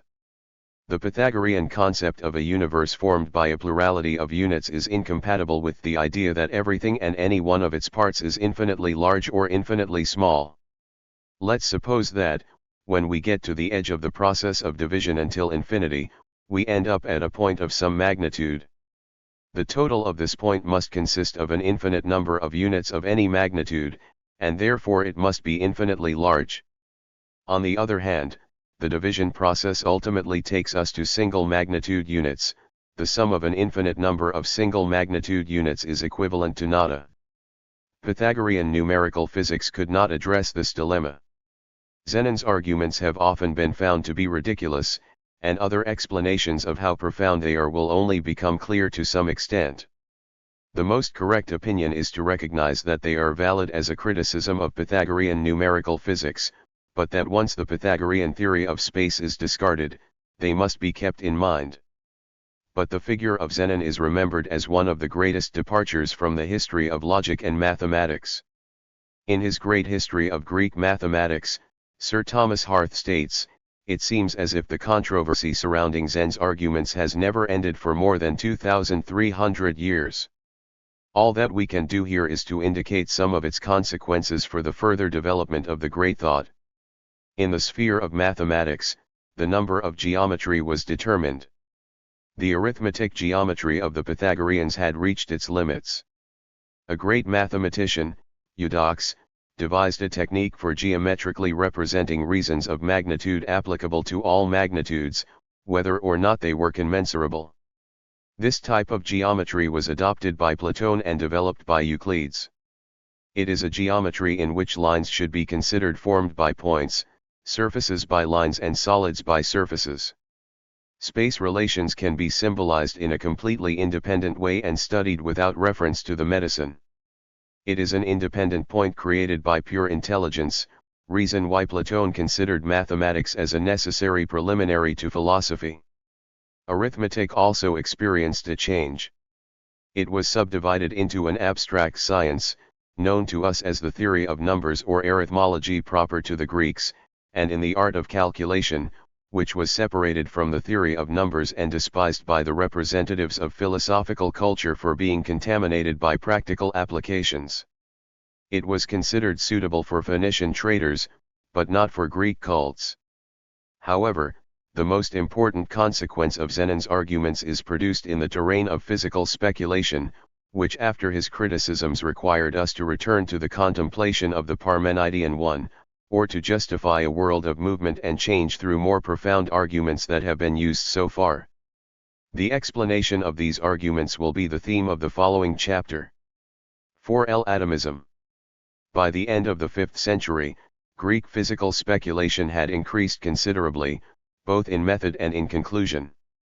The method of the first Ionian thinkers, based on the assumption that all natural phenomena could be explained starting from simple observation, was found to be inadequate after the criticism of Parmenides and the numerical physics of the Pythagoreans.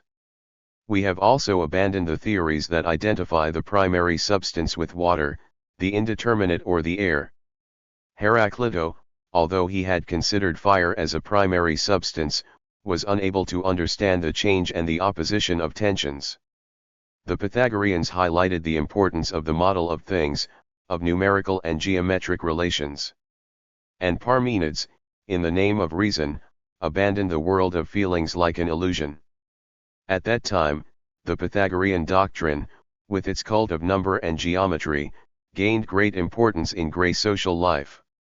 The sculptor Polykleto, for example, like many artists in his youth, was the victim of dominant intellectualism.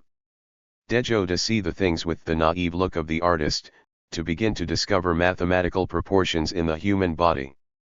He wrote a book to expound the new philosophy of art and even sculpted a statue, the famous Doriforo u Hombre de la Lanza, to illustrate his thesis. The most interesting practical application of Pythagoreanism belongs, nevertheless, to another field. If all the sky was number and harmony, it was fitting that the earth should agree as much as possible with these principles. It is fashionable to project the layout of cities along geometric lines. Hippodamo de Miletu, an enthusiast of numerical philosophy, found one of the new plains of Piraeus, the port of Atenas, Rhodes, and Turios. In the following century, the towns of Alexandria and Priene reflected the persistence of their influence, which lasted as long as the Roman era. The Trasidos of Pompeii and Timgid, to cite only two examples among many others, are late testimonies of the Pythagorean tradition, and many modern cities, which have developed from the Roman camps, display the hue of this fashion. Including the New World is inherited from this tradition. New York, with its geometric streets and numbered streets and avenues, is a completely Pythagorean city.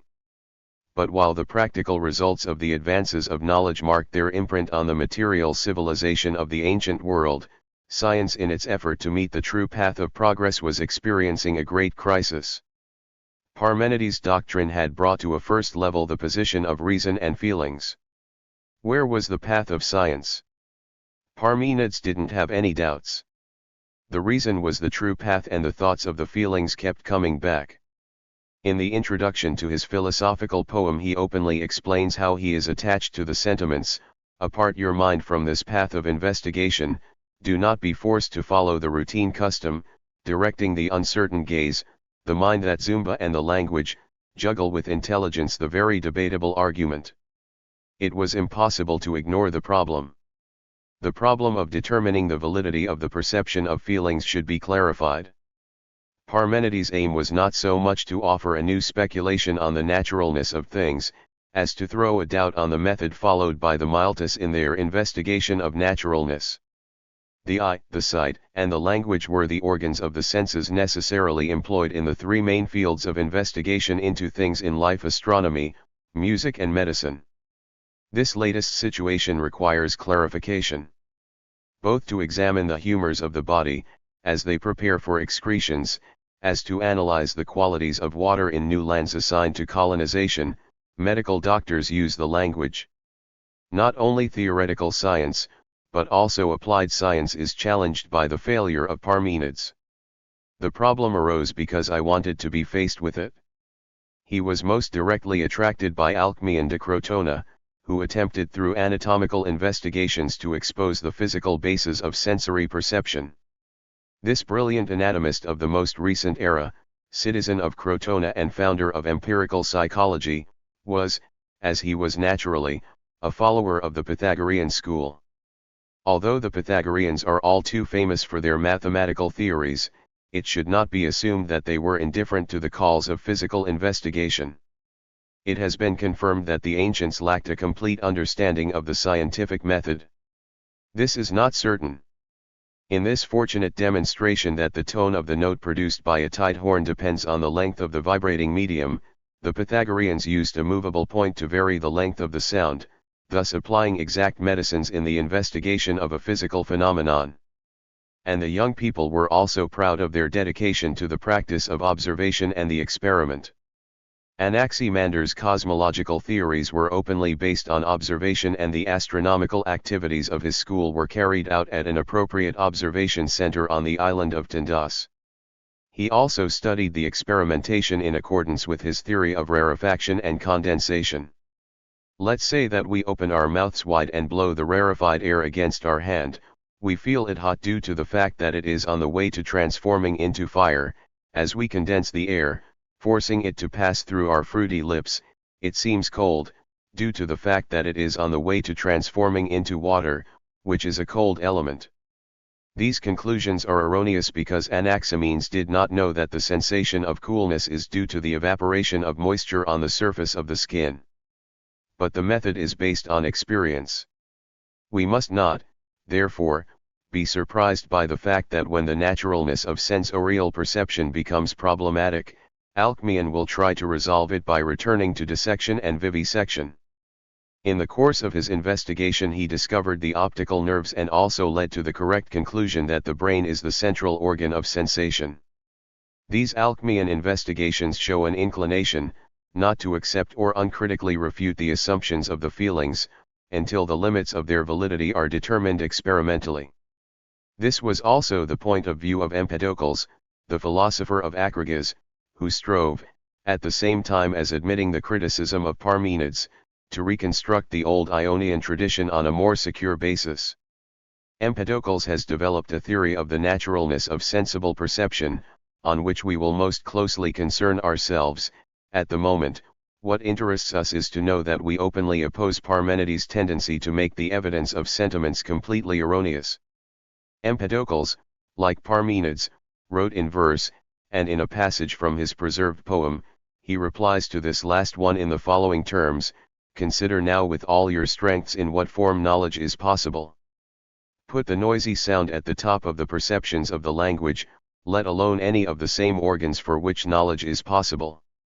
The attitude of Empedocles has prevailed during the past years in the development of science. He laments the courtesy of human life and the feasibility of feelings, but realizes that with patience and care a true understanding of nature will be accumulated from generation to generation. Empedocles despjado one of the obstacles planted by Parmenides within natural philosophy. But the tremendous difficulty of the Parmenian one still remained. The logic that he exists and he does not exist seems to make it impossible to maintain the diversity, multiplicity, movement, and mutability of the world, while philosophers insist on considering it as the basis of all existence in a primary substance. Empedocles decided to abandon the tradition of monism, as this theory calls it, and reconstruct the universe by admitting that there is not one single primary principle. In this way, by introducing new multiplicity and variety into the essential naturalness of being, he sought to logically justify the varied and changing world of the experience of the feelings. According to Empedocles, there are four primary substances or roots of things: earth, air, water, and fire, which we still call four elements in popular language. These elements proceed logically from their Ionian predecessors. I also had to devise some mechanism for placing the elements in movement, some equivalent of the theory of rarefaction and condensation of Anaximenes and of Heraclito's ascending and descending path. He achieved it with two forces that called love and hate. Love that tended to unite the four elements in one mix, and hate that tended to separate them again. As he had previously distinguished between the strength of substance, Empedocles considered love and hate as material realities that form part of a mixture.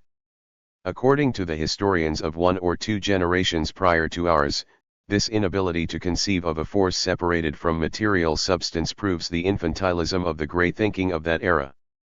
Now that the distinction between matter and energy has become fundamental, it can probably happen that some historian grants Empedocles a profound vision of the most recent discoveries of physics. So this opinion is correct. The important thing is to note that no scientific concept can be adequately understood outside its historical context, and all ancient Greek thinkers were materialist. The psychology of sensory perception, as we have pointed out, was explored by Empedocles with certain meticulousness, starting from a completely materialist basis.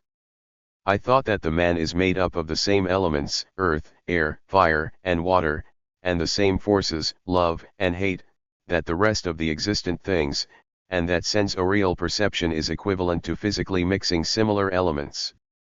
Through the fire we recognize the fire, through the water, and so on. But I don't comment on why 2 drops of water are recognized when they enter, nor why they don't do it on other occasions. This problem pertains to a later generation.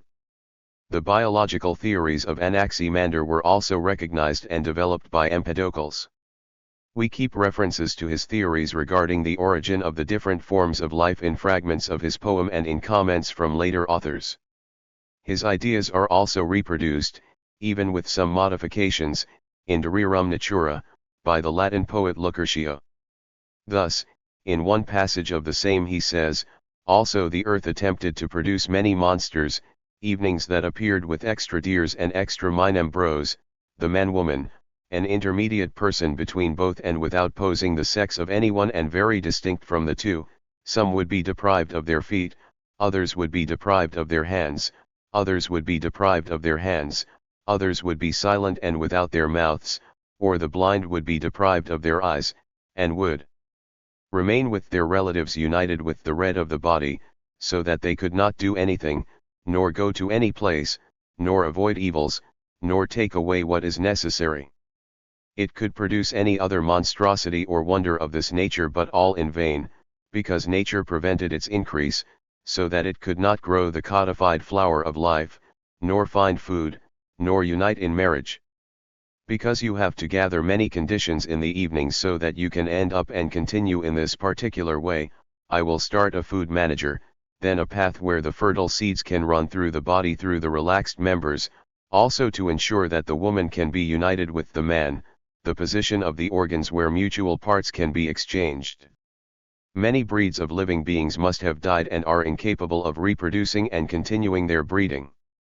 Since in the case of all the evenings that you see breathing, the vital alien has protected and preserved from the beginning of its existence each particular type, either by its dexterity, or by its valor or by its speed. These arguments, to constitute a kind of total antecedent of the Darwinian theory of natural selection, are generally cited including in the most summarized expositions of great thought. Before finishing our consideration of the theories of Empedocles, we must mention a brilliant discussion about it, based on experience. Before that, no physical person could clearly distinguish between the air and the empty space. He was the first to demonstrate conclusively that the invisible air is a corporeal substance. The instrument he used to prove it was the hourglass or water clock. The hourglass was a metal cylinder ending in a cone, at which point an orifice was opened. The base of the cylinder, at the end opposite the cone, was formed by a strainer of small orifices. The instrument was played by introducing the extreme amplitude into the water. It is placed on the move by inverting and allowing the water to escape due to the sharpness of the extreme of the cone. The water vaishiva in a fixed time. Clocks of this type were in current use until late in the Grey Lands, especially in justice halls, where they served to control the time allowed for the desertions of the rival parties. In the time of the Empress, however, the hourglass, which I would call a water thief, was a household tool, like the toddy lifter scoop, used to transfer small quantities of liquid from one pot to another. In the enchanting verses that receive your observation, the hourglass is used as a game for a lot of people, although of course it is certain that Empedocles experimented with it. The two experiments demonstrated the bodily naturalness of the air outside the next ones through the kewels. In the first place, the end of the hourglass was also introduced into the water as was natural to train it, but maintaining a level above the sharpness of the end cone. No water entered, because the air was closed and could not rise. During the second demonstration, he tightened the clock in the usual way, taping the tip of the cone and draining it of the water until placing it at the bottom. On this occasion the water would not flow due to the pressure exerted by the atmosphere. Later investigators reinforced this demonstration of the naturalness of the body by inflating their muscles and showing resistance to understanding. The experiments of the Empedocles above the ear and the Pythagoreans with their musical songs are the best examples of physical investigation that have continued to our history from the original period of grey science. Simultaneously, as we have seen, the physiological investigation was begun on a scientific basis by Alcmaeon de Crotona, a movement that was also in parallel, as we will see, among the Asians. The interest in physiological studies characterizes the theories of the following thought of importance in the grey science: Anaxagoras of Clazomenae. Established in Athens in the middle of the V century, as a member of the brilliant circle that joined the head of the great Pericles, he was the first to come to the Grey Peninsula in relation to the movement of speculative philosophy that had developed among the Greeks of Asia and Italy. Like Empedocles, Anaxagoras abandoned monism. He distinguished himself as a defender of the most radical pluralism that can be conceived. Accordingly, the first principles or seeds that make up the universe are infinite in number and varied. Each of these seeds contains a part of each substance of what we have heard from us. This extra theory has its roots in physiology. The growth of vegetal life with salty elements from the earth and the growth of animal bodies consuming vegetal life were problems that profoundly interested Anaxagoras and gave a new and fruitful hint to the old theory of the process by which these things are apparently transformed into others. If a man like bread, the result is that he grows flesh, blood, hues, fibers, skin, hair, etc. How, Anaxagoras wondered, could this be possible, without the bread containing some meat, blood, hues, fibers, skin, and fur? Discussing through other words, I came to the conclusion that each one of the elements that make up the universe contains a portion of each thing. Things are divisible even as far as infinity is concerned, and for many people who take the division, it will never be linked to a portion of matter so small that it does not contain a part of each thing. It is obvious that Anaxagoras goes to the idea of a more intimate union than that of mere physical union or juxtaposition, and although it is necessary to say that he was linked to the idea of chemical combination, he certainly had advanced some distance. To complete the example of his theory of the composition of matter, let me add that, even though I thought that each semilla contained a portion of each thing, I should not assume that all the seeds contain the same proportions of each thing. In each group of seeds a different thing predominated. Thus, for example, the water must be composed of seeds that consist predominantly of water, even if containing portions of all the same things, and the same thing will happen with the same substances. The doctrine of Empedocles of the four elements or roots of things, and the theory of Anaxagoras of the primary seeds each containing a portion of each thing, are the result of the vigorous intellectual effort dedicated to the solution of the problem of the constitution of matter. None of these solutions, however, have lost or deserved more admiration than the atomic theory proposed by Leucippus and Democrito in the second half of the 5th century. It marks the end of the great movement of physical exploration begun by Thales. The merit of the first formulation of the atomic theory corresponds to Leucippus. It is said that he proceeded from Miletus and that he spent some time in the Eleatic school. The tradition contains at least a symbolic truth, since the function of Leucippus was to develop the point of view of the school of Miletus so as to completely assimilate the criticism of Parmenides. Leucippus felt that Parmenides was fully certain in insisting that the primary substance was solid, uncreated, indestructible, immovable, uniform in its essential naturalness and possessed of absolute plenitude of being. In this sense was the one, as Parmenides felt. But I refused to accept the doctrine that was continuous. On the contrary, it exists in the form of small parts de majorité diminutus to be percebidas as for our feelings. These particles of matter, the atoms, infinite in number, are separated within the vacuum. It was the introduction of the doctrine of Voccio in which Leucippus broke with Parmenides. Of the two famous propositions of Parmenides, he exists and he does not exist, Leucippus accepted the first and denied the second. Accordingly, matter exists and vacuum also exists.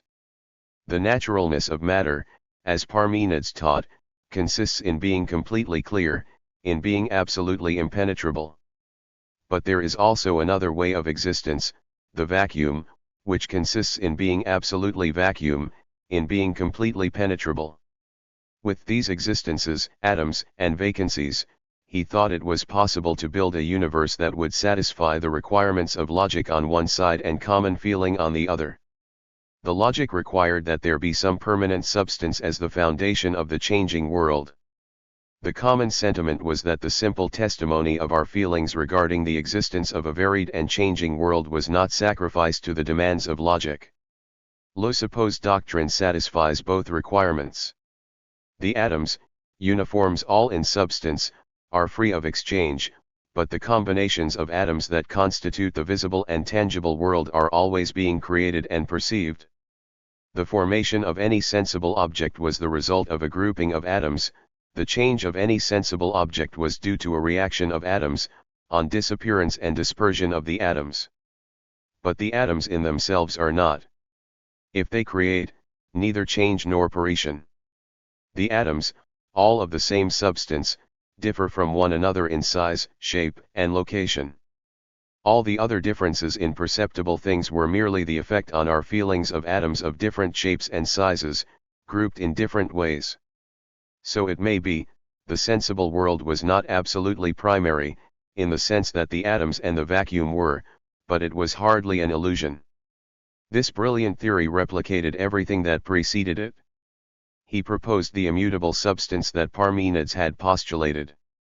The earth, the air, the water, and the fire of the Empedocles and the ancient Ionian people were accepted as realities, but explained as products of the primary atoms grouped in different forms. To the problem of Anaxagoras of how the bread could be filled with meat, blood, and color, if given a simple answer.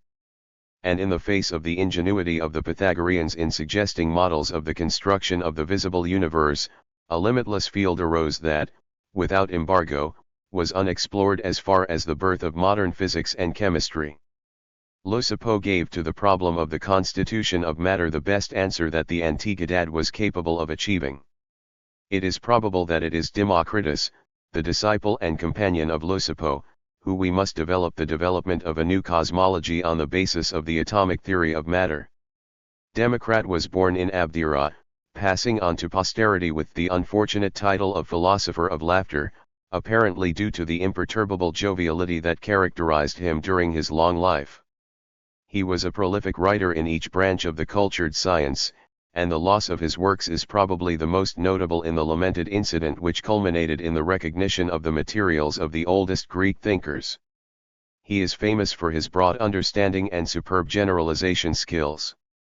As a basis of his system, Democritus wrote, "Nothing can be created from nothing, nothing disappears in nothing." The proposition was not new, but Democritus was the first to place it in an appropriate place, as the first principle of all scientific thinking about the physical world. He demonstrated a likeness to his intelligence by considering it as an axiom and not offering judgment. The only possible problem of this proposition is pragmatism. It is green while fruitful. See. By proposing the doctrine of the permanence of matter, Democritus formulated the law of the universality of cause and effect. By necessity it is predetermined all the things that were, are, and will be. This is the first clear statement in the history of thinking about the principle of determinism. In its light science is converted into knowledge of causes, the goal of the physical being the discovery of the precise sequence of things.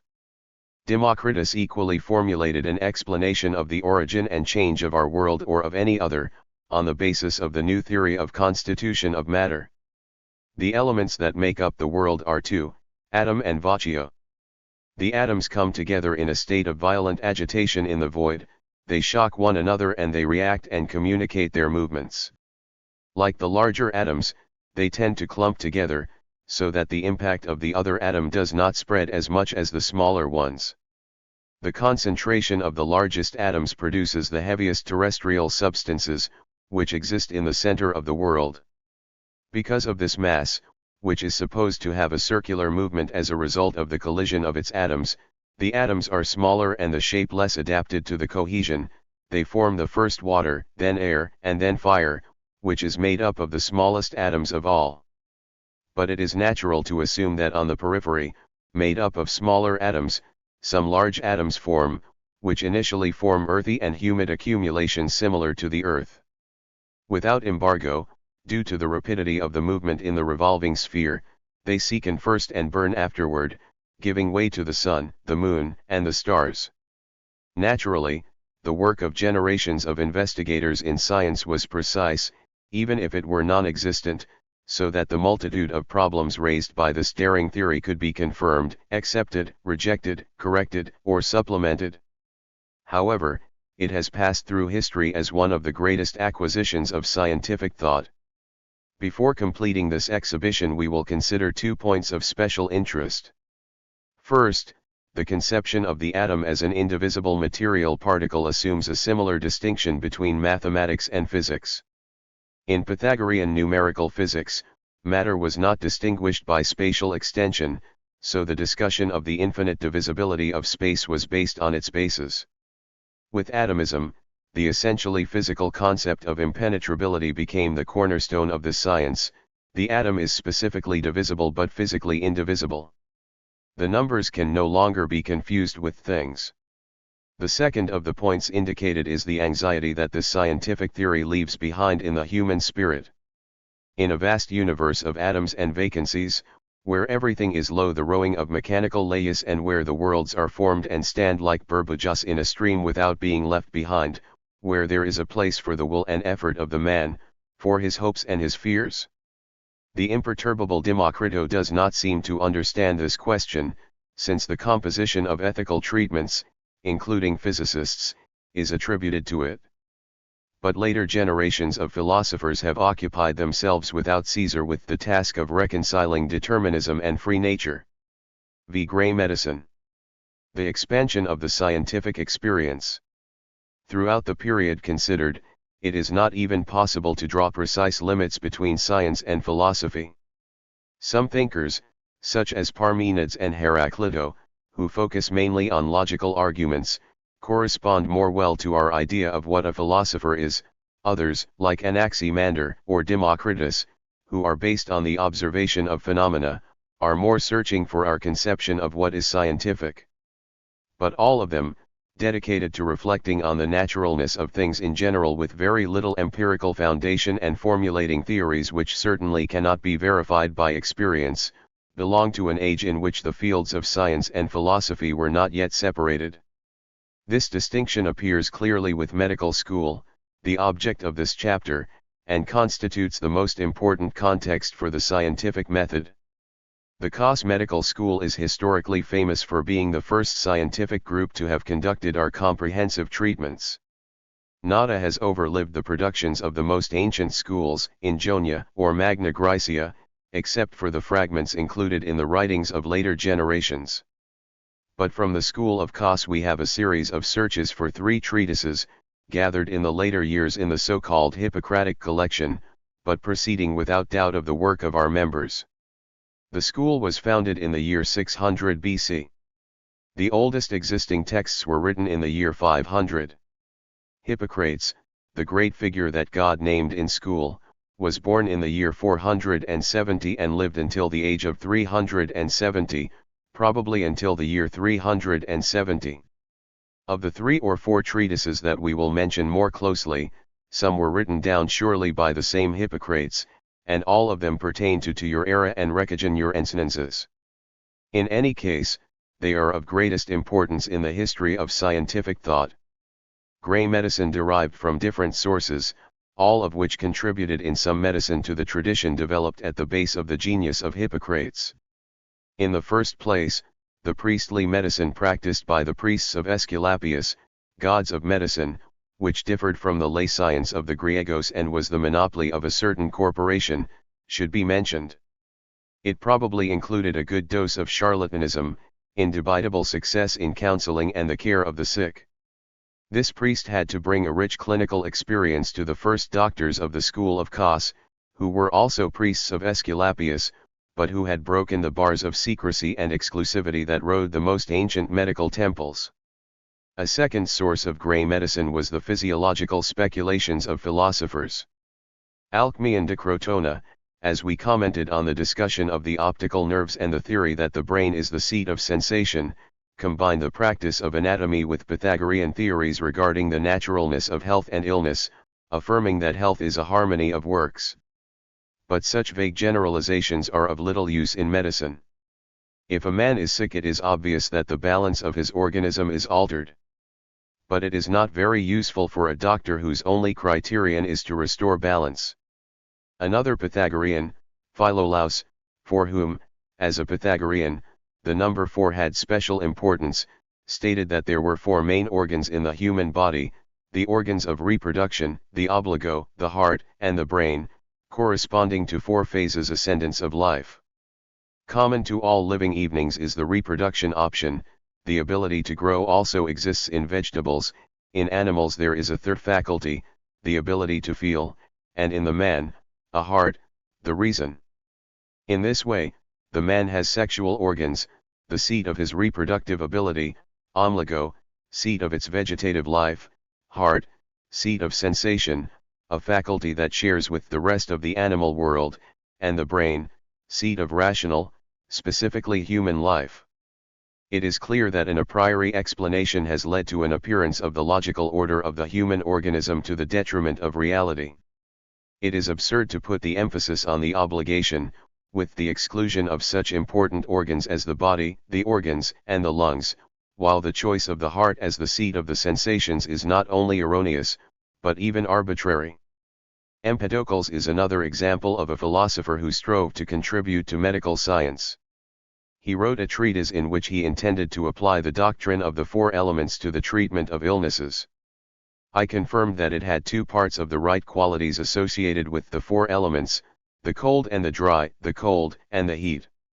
The earth was dry and cold, the water was wet and cold, the air was wet and hot, and the fire was dry and hot. We care about the details regarding the application of this esquema to therapy, but we must consist of something similar to this. If a man is shaking and suffering from nasal discomfort, he must be kept cool and humid and must be treated with heat and sequedad. Yes, on the contrary, it has high fibers, so that you can administer cold remedies to it. The third and last source of grey medicine, the most modest and once the most important, was the experience of the trainers of the gymnasiums. These men learned to treat fractures and dislocations, and without doubt the high level of surgical treatments of the Hippocratica collection is a great result of their experience. The needs of gymnasium customers also stimulated investigation in other directions. We know, for example, that Ico de Tarento studied diet and that Herodico de Salimbria applied gymnasia to the recovery of illnesses. There is little insistence to highlight the importance of these lines of work in the development of Hippocratic medicine. Surgery, diet, and exercise are practically all the therapeutic treatments of medical doctors. With the Hippocratica school one begins science on the strictest path. We cannot hope for much concrete halasgos. Medical doctors do not have a thermometer, a microscope, or an stethoscope, therefore they have no anatomical knowledge beyond superficial anatomical observation. Their physiological knowledge was developed in consecutive cases, because they did not know the functions of the internal organs and did not take the means to analyze the desico products of the living organism except through the sense of taste. However, the weight of your knowledge is simply the scientific calculation. In our writings we highlight a concept of medicine clearly based on the observation of the human body in a state of health and illness, in experience, and in the recognition of data. They are aware that medical knowledge can only increase slowly over generations, and establish a tradition of learning from the results accumulated through experience. Defending this knowledge of superstition, of which men are victims when reason is saved through the mire of illness and death. Most notable is that they defend, I say, knowledge of an observational and empirical basis against the intrusions of philosophers, who come with their refined conceptions regarding the naturalness of the man proceeding from cosmological speculation. They intend to base their practice on medicine. Therefore, for the first time there is a clear distinction between a science of observational and empirical characteristics, and speculation, which deals solely with material inaccessible to the experimental method. It is important to finally realize that Hippocratic doctors pose an elevated ethical ideal of their profession as a selfless service to humanity. These ideas are normally expressed in the form of aphorisms. To underline that scientific progress requires the effort of successive generations, they say, art is wide and life is short. And to arouse the dignity of the medical profession, they affirmed, where there is love for the man, there is love for the art.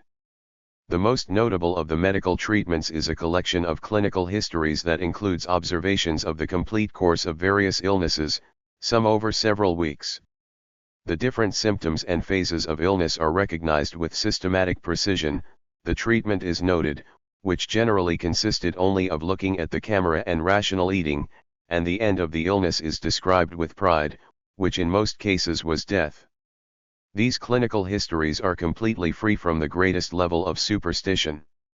In another discussion, regarding the sacred illness, the supernatural conception of the illness is formally and explicitly denied. The sacred illness was epilepsy, generally considered as a divine punishment. It seems to me, says the author, that this illness is not more divine than others. It has a natural cause, the same as those of others who are sick. People think that it is divine because they do not understand it. But they call each thing divine that they do not understand, there would be no limit for divine things. With a combination of gentle irony and strict logic, the superstition of medicine will be overcome. The writing that defines the method of medicine as observational and empirical science, and defends it from the possible intrusion of philosophers, is entitled Sobre la Medicina Antigua. The importance of this treatment is such that we will examine it with some extension. It begins with a direct attack against the enemies of the medical tradition. It is said, all those who attempt to explain or write about medicine with a hypothesis or postulation as the basis of their arguments.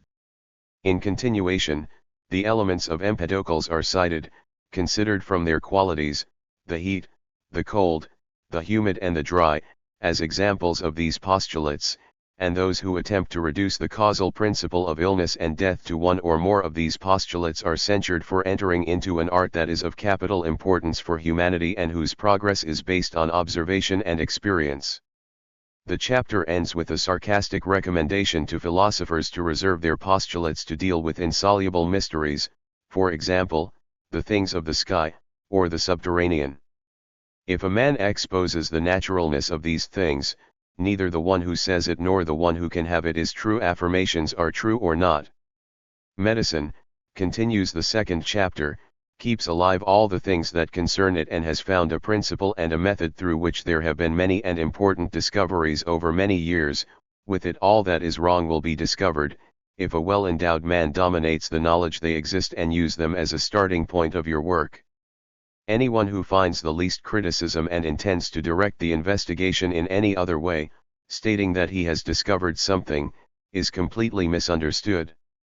The art of medicine, continues the text, was born because sick men who do not take care of themselves continue by eating the same food that when they are healthy.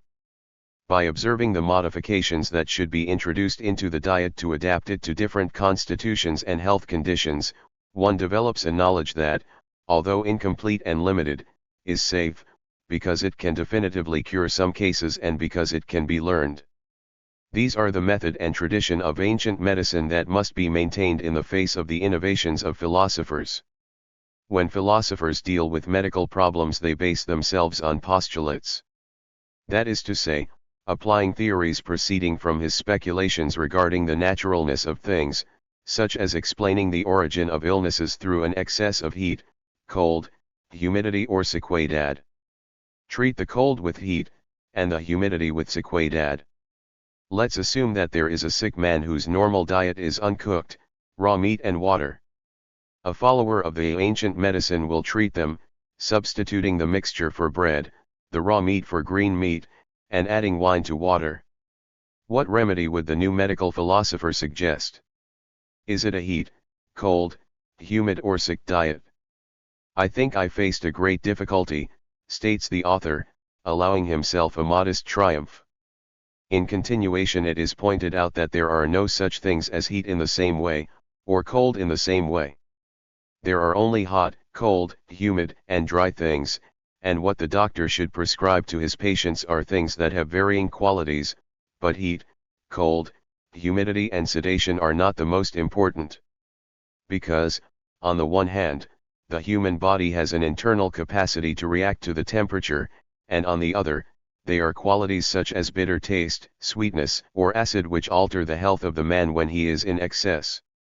Infirmities are not the result of one or two causes, but of a wide variety of them, and we must consider the safe causes of an affection for all those things whose presence is necessary for the appearance and which absence determines its disappearance. Such is the content of this brilliant treatment. This is probably the deepest exposition of the method based on the observation and experience that we preserve from the Antiquity. It was a very important paper in the restoration of scientific medicine in modern times. Therefore, Jacques Massard, Dean of the College of Doctors of Grenoble and member of the French Royal Academy of Medicine, recognized his merit and influence in a text from 1686.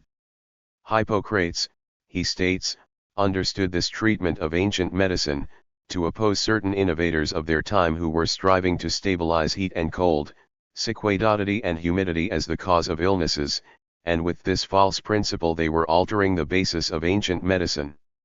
This great man fights against this dangerous error and shows how the basis of medicine must be sensorial experience, and that foods and remedies should be based on the place that they occupy in nature and on the understanding of the good or evil that is received from them, and not on the basis of imaginary assumptions, as these innovators desire. Before finishing our exposition of this text, we must clarify the type of theories that the author of the treatise on ancient medicine opposes. No criticism, of course, of the theories in the modern sense, is to say, the summary expositions of the conclusions proceeding from the observation of the phenomena and confirmed by experience. Such assumptions are necessary for science and it is also constantly employed. What he criticizes are the postulatos or general truths considered as evident in such statements and propositions, not to be confirmed by experience, but as the basis for logical deductions. In the great debate regarding reason and sentiments, the author of the treatise on ancient medicine is in the center opposite to Parmenides. In medicine, at least, do not admit the validity of any argument, no matter how convincing it is, as long as its conclusions do not have to be validated by experience. The Antiquity quickly lost sight of this truth, which lay in the shadows until it was rediscovered by the initiators of modern science. Roger Bacon, for example, states in his Opus Majus, there are two ways to know, reason and experience. Reason allows us to draw conclusions, but does not give us a sense of certainty nor our doubts that the mind is in the position of the truth, unless the truth is true discovered through the journey of experience. In what we were looking at, the small importance of the intellectual contribution of the Grey Peninsula is notable. In the middle of the V century, without embargo, Atenas assumed cultural primacy in a form parallel to how he had it in politics. The predominant paper that had disappeared in the wars against Persia during the first decades of the century, together with its naval power, granted it an indisputable hegemony, not only among the inhabitants of the peninsula, but even among the Asian Greeks. The beautiful temples that Pericles built with the tributes of his aliases were converted into the external symbol of his power and distinction, while the new theatre of Esquilo and his successors were stable and maintained their intellectual prestige.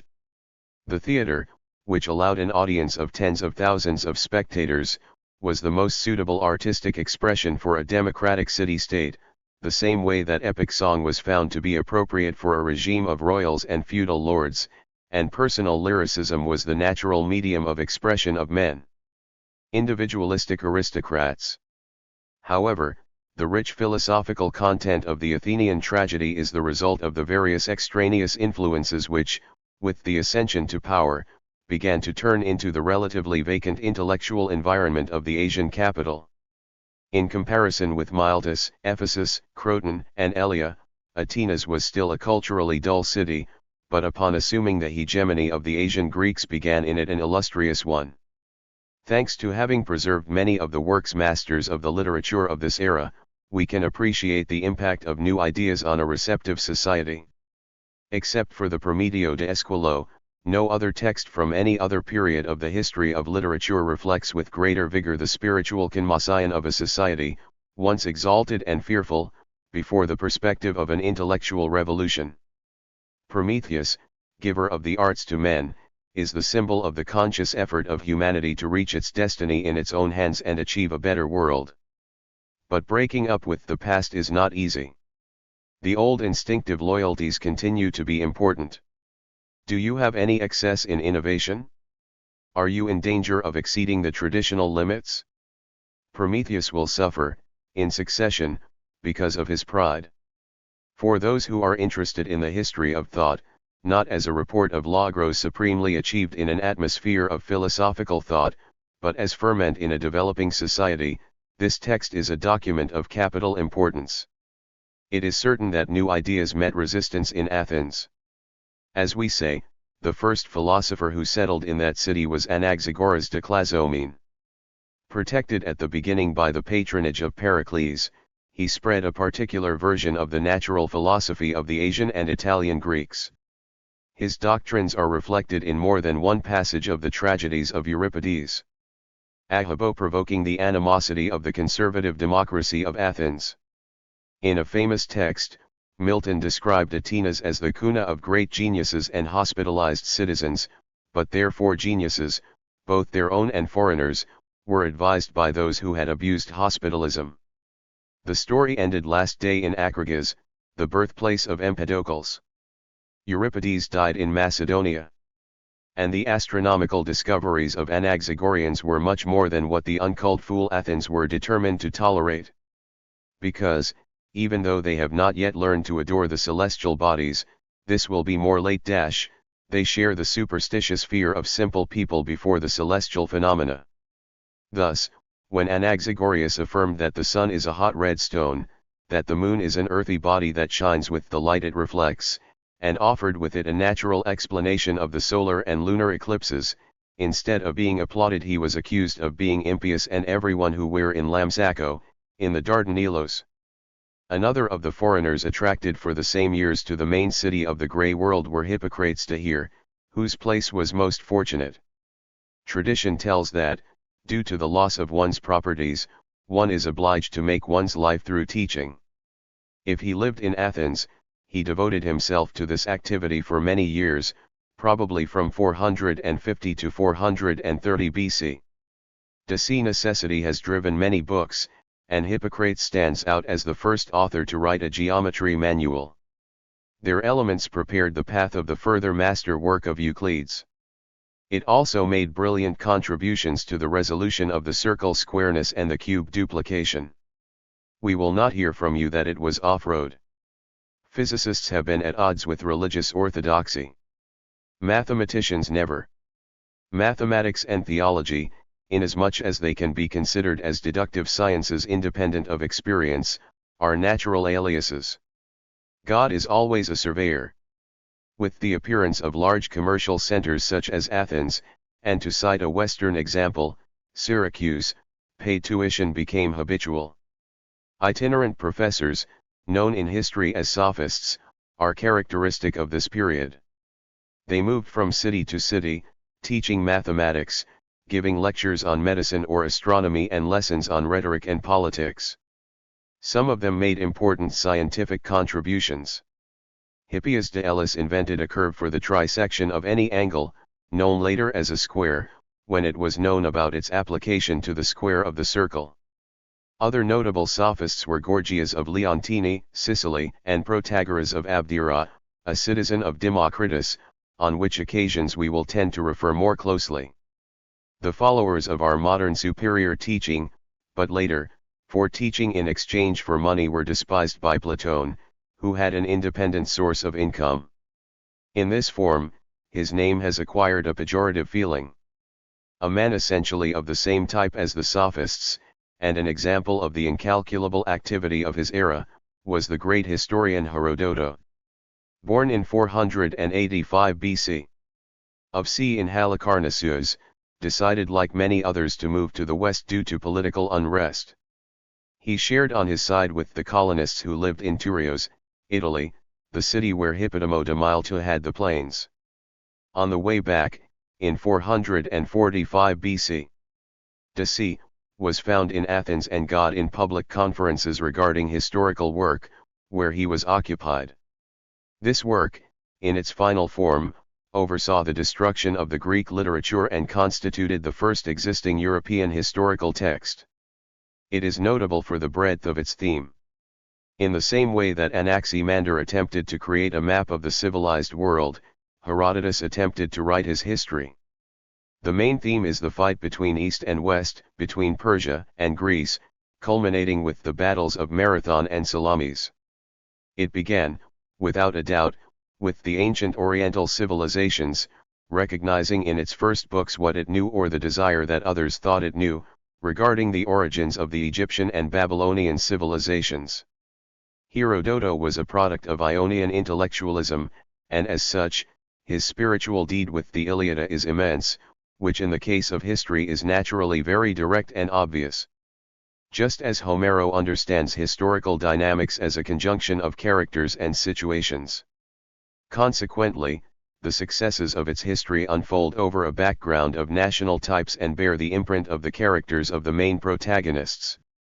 This fact of history is secular and scientific in its central conception, and it is not surprising that Herodotus explicitly states that he resolves religious controversies as much as possible. Among the Hippocratic writers there is one, entitled On the Ares, the Waters, and the Places, who applies Ionian naturalism with confidence and depth to the problems of human history. Anaximander suggested that the man is a product of nature, a spontaneous generation of the Mother Earth in a specific phase of his history.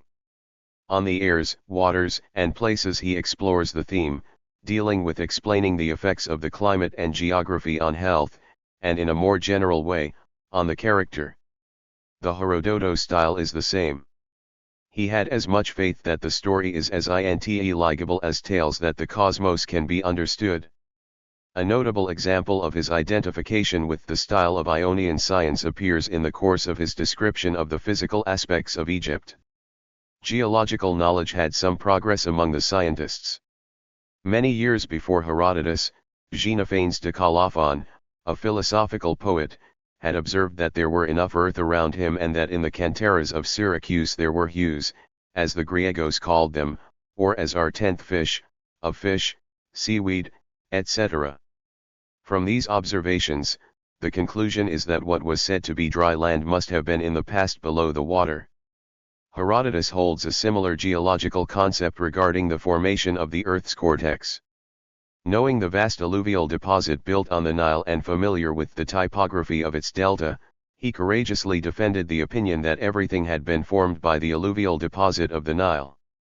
He knows similar phenomena in many places in the Aegean area and concludes with the suggestion that if the Nile reversed its course and drained into the Arabian Gulf it would be filled with praise in veins, more than once, in 10,000 years. The significance of these calculations of tens of thousands of years, and the conception of immense alterations in the structure of the globe as the result of a slow action of natural causes, takes a special form, and we record that the understanding of the naturalness necessary to realize these calculations is very quickly lost.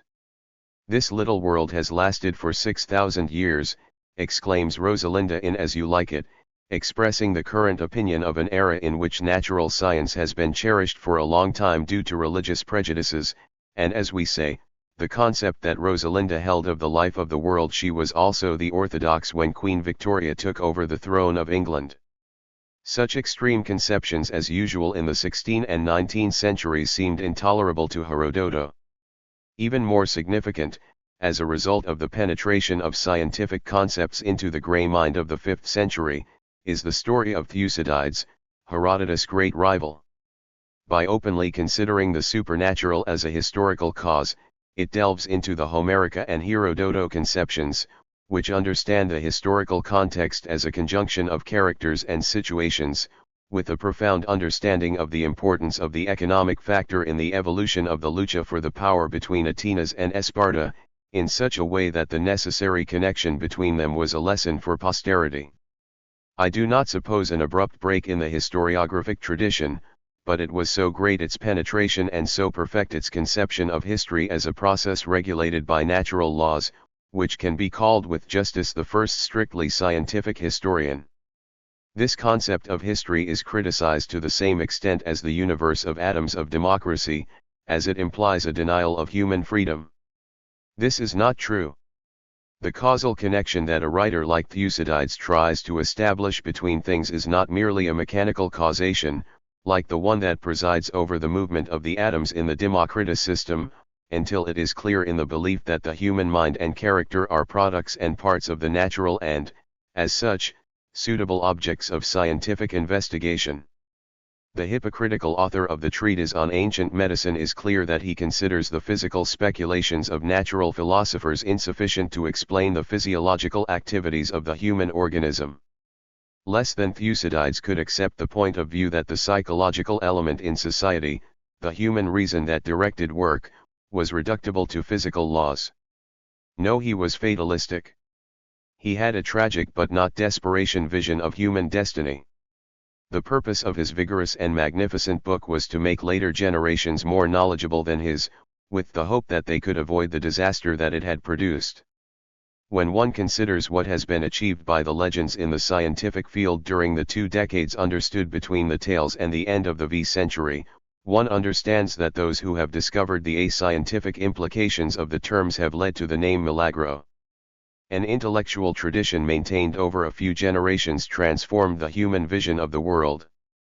Mathematics advanced from a disorganized series of practical rules in which the idea of probability only arose occasionally, to a systemized science which openly planned the idea of basing the whole structure on a logical deduction starting from the smallest possible number of axiomas and postulated. Astronomy, although it proceeded from the Babylonians in relation to the observation of the relative movements of the celestial bodies, completely changed its character in Greece. It was decided to be only an astronomy of relative positions and was used in an effort to determine the matter of which the celestial bodies are composed as well as the physical causes of their movements.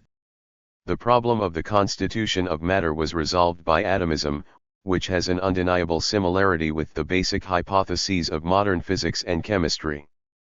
The origin of the cosmos was explained in terms similar to the systems of Kant or Laplace, referring to the sky as the same laws in force on Earth. These brilliant theories regarding the constitution of matter and the origin of the universe were formulated with a combination of observation and reasoning, in such a way that we are more interested in the validity of their method than in that their conceptions anticipate modern conclusions. Finally, in the medical school of Cos a decisive advance was made, since it was clearly established that in an area in which the material being investigated is accessible to the investigator, it is not possible to accept conclusions based on the deduction from hypothesis as there are no specifics to experience. It was inevitable that a science such as this would be reflected even more in the small circle of scientists. I tended to convert into a social upbringing, to recognize science as a fundamental principle of behavior. The old supernaturalism was treated like something ancient and worthy of disappearing. It was not the case that Zeus manipulated the ray. Poseidon and his nymphs were converted into poetic adornments. The illness was not the punishment of the offended deity.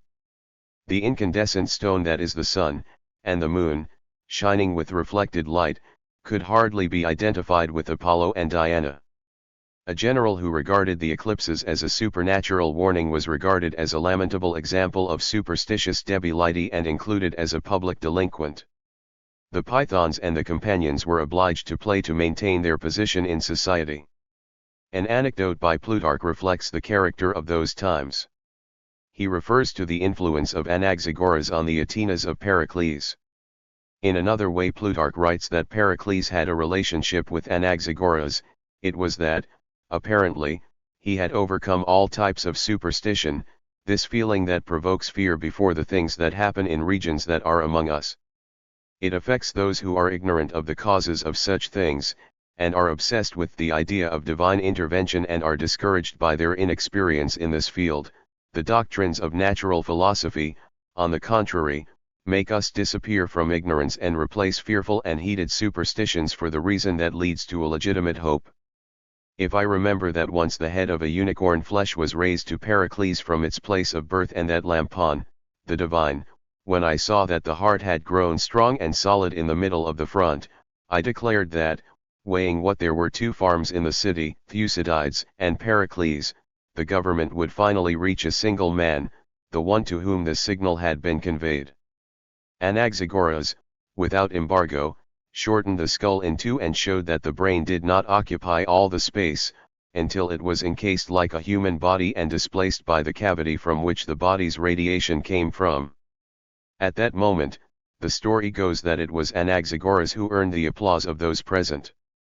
But shortly after Lampon was applauded, because Thucydides was deposed and the entire government of the interests of the people was handed over to Pericles.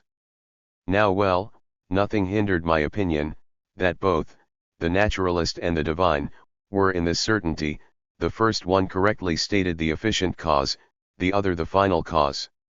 The first task was to observe why something happens and how it leads to being what it is, and the second, to clarify with what purpose what things happen and what they mean.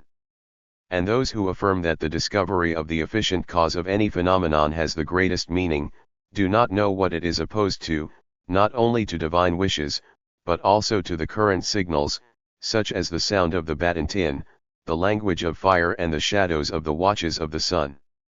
Each of them has deliberately adapted to a special meaning. Without embargo, this question is another object discussed. The reconciliation that Plutarch makes between the demands of scientific causality and the demands of providential governance of the universe is very interesting. It appears every time the controversy between naturalists and supernaturalists arises. However, it is important to observe that Anaxagoras argued for his affirmation and that subsequent experience has strengthened the validity of his method of interpreting phenomena. The opposite happened with the confirmation of Lampon. No civilized government still maintains a state advisor to interpret the political meaning of biological monsters. U. Socrates y Platón. The Nacimiento de la Filosofía del Alma. Critica de la Ciencia Jónica. Platón and his master Socrates are the only 2 important thinkers originating from Athens, but no other name has achieved such a high place in the history of thought. His contribution was so decisive that it is usual to divide Greek thinkers into pre-Socratic and post-Socratic ones, and Socratic in this context is synonymous with Platonic. He is indebted to the fact that Socrates did not leave writings to posterity, being known mainly through the dialogues in which Plato dramatized his personality and preserved his thoughts. It has been and is a controversial issue to decide whether or not the intellectual revolution brought about by Platón and Socrates was beneficial to science. There are authors following the same lines. Platón is as great a philosopher as he is a scientist. Others, on the contrary, consider the Platonic influence to be harmful to science and refuse to admit that the word of it has grown beneath the shadow of their philosophy. The truth is located between both extremes. Platón fought the Ionian science with passionate hatred all over life.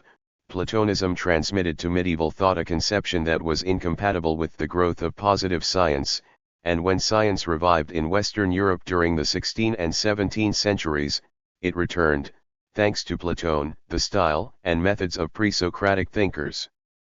But it was no longer possible to revive the old Greek tradition without becoming a great anachronism. There are aspects of Plato's work that must be kept in mind, some of which are of such importance that the words of his predecessors can be classified with the justice of the origins of the Greek thought. Plato extraordinarily obscured some problems, but also clarified others of great importance.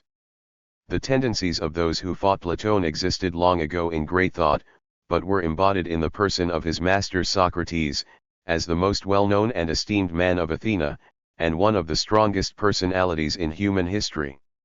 Socrates, who was born in 469 BC, was in his youth follower of the Ionian tradition of natural philosophy and companion of Archelaus, continuator of the work of Anaxagoras in Atenas. It is very probable that he was the center of a group of investigators interested in the philosophy of nature and who knew the writings of Asian and Italian schools very well. But he became disillusioned with physical science due to the fact that he did not keep in mind the conscious and voluntary element of the man who called him to his heart.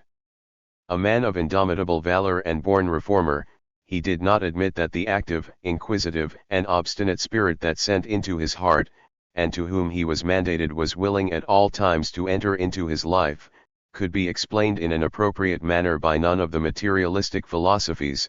I did not even believe that it was philosophy will offer a clear guide for the individual or society regarding the right life.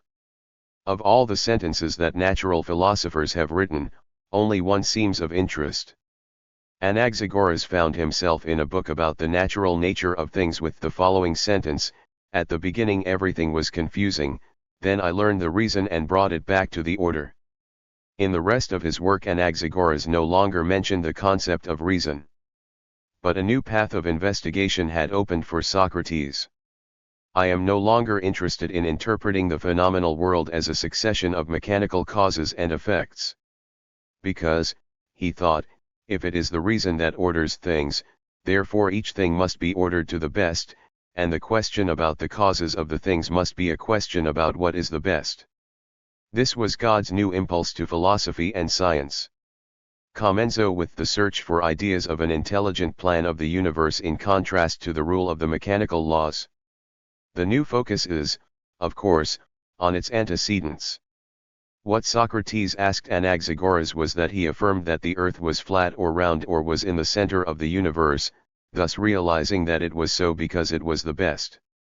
Previously we meet a similar comparison among the Pythagoreans, who decided that the earth was redundant because an sphere is the perfect shape.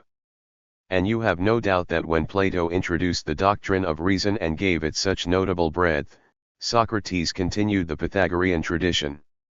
As the doctrine of reason or soul is what characterizes the work of Socrates, we must strive to specify more exactly its originality. In the Homeric poems the soul survives the death of the body, but is considered as a kind of indefinite double of the real man who died. American science inherited this point of view. For her, the soul was a material substance like the body, although composed of a more useless material. When an attempt was made to give any explanation of the phenomena of the mind and consciousness, it was done in terms of physical activity. Thus, for example, Empedocles affirmed that the four elements that exist in our interior recognize the four elements of the external world, and he stated that currents of atoms attract through the sensorial organs images of the external world. It is certain that the atomists made careful observations regarding the naturalness of the sensation and the sensible qualities of the things, making sure to maintain that qualities such as color, heat, and sound do not exist separately from the above, as long as they are produced effects on them organs of the feelings for the movement of the atoms in the void. But this is all physical. This is not the starting point of psychology. The problem of consciousness and perception was not resolved until it was resolved with clarity of physical contact and interaction. The harm of the different immortal soul, in some sense, to the body appears in the texts of Heraclito and Pythagoras, who thought that the soul was opened within the body and in danger of being contaminated by it. Heraclito, who conceived the soul in the form of fire, recommended sobriety, based on the fact that the humidity accompanies the sacred fire. A dry soul, I say, is the best. And the Pythagoreans have learned the doctrine of metempsychosis or transmigration of men, associated with the idea of a more happy recovery for those who are constantly engaged in practicing the good. It also seems clear that an interesting evolution took place in the highest circles of the Pythagorean hermitage. In the world of the 6th and 5th centuries there were many mysterious cults in which the initiates underwent purification rites to prepare the soul for life after death.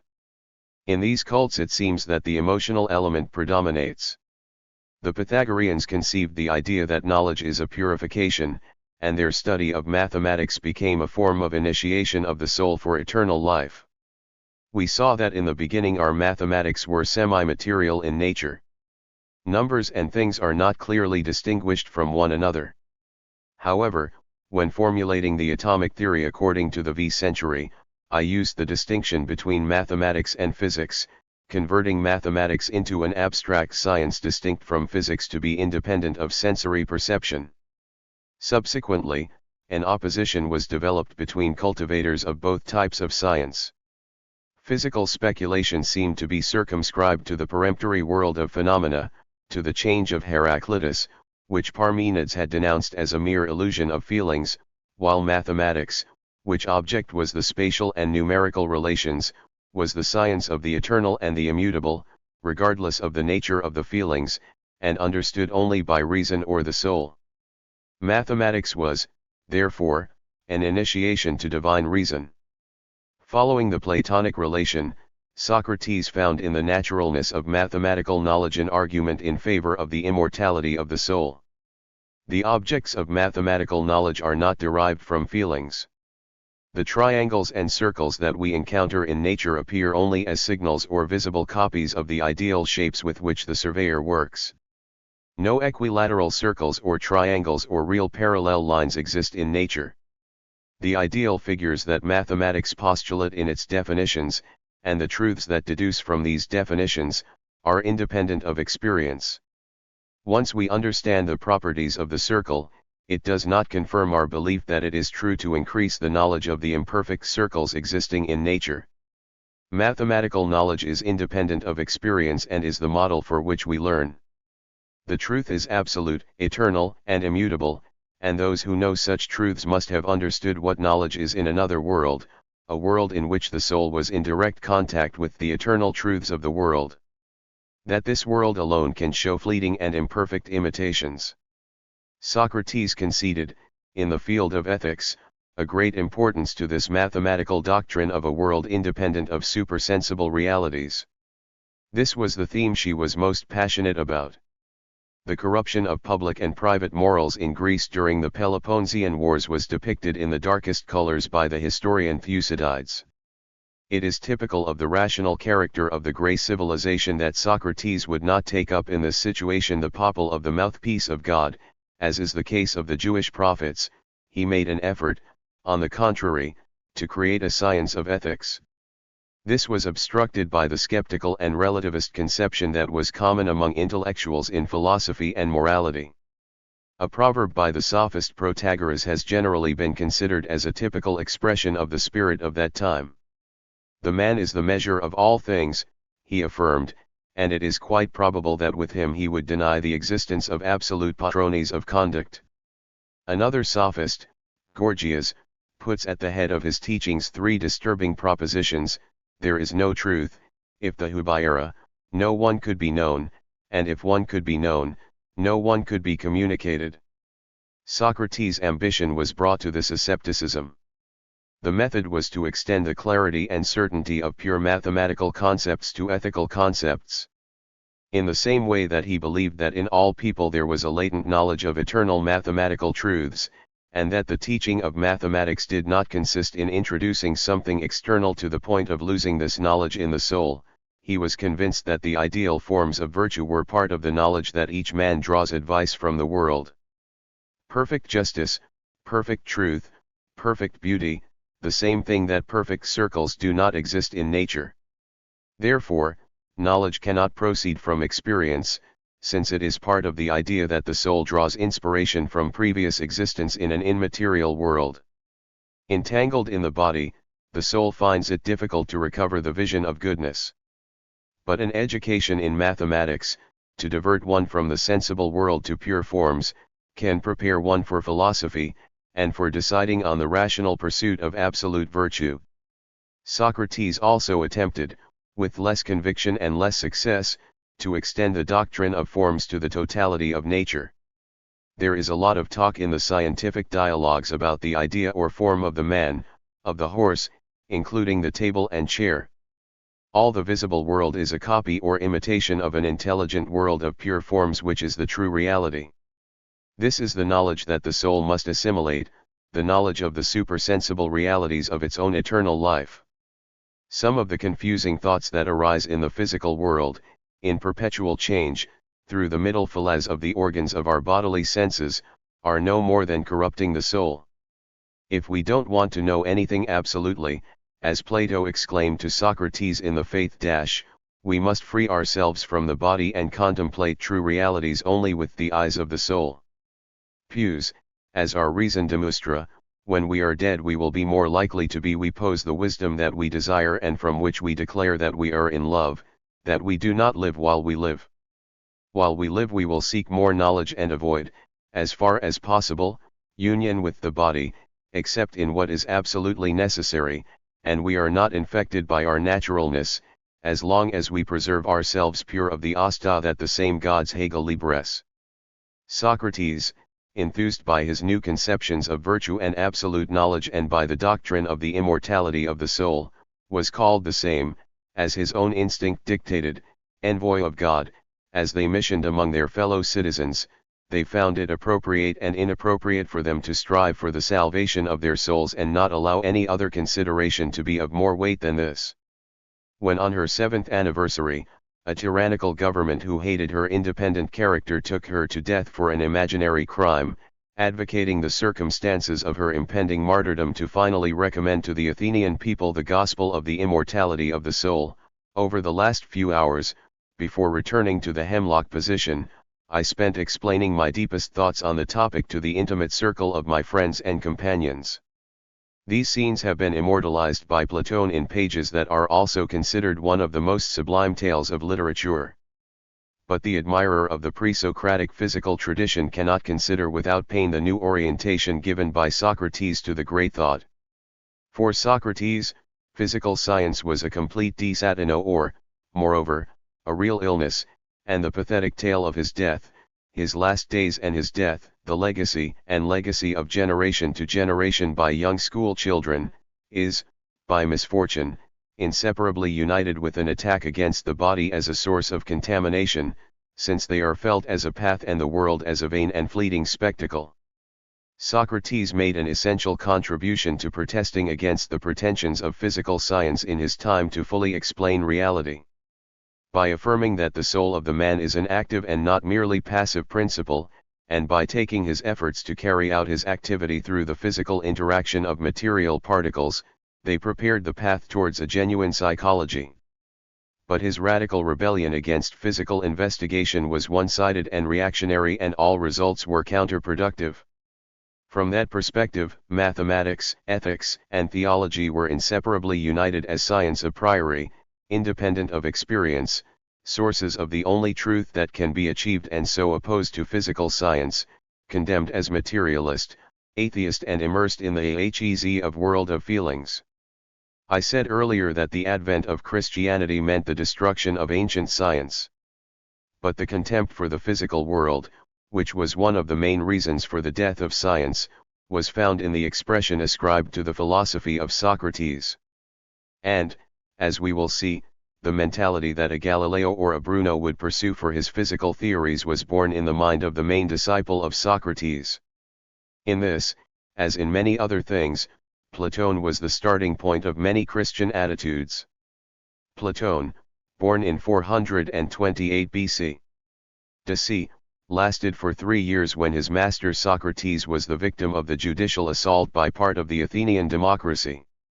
He abandoned his political aspirations and dedicated himself to traveling and studying, as well as writing a series of dialogues in honor of the life and teachings of his late master.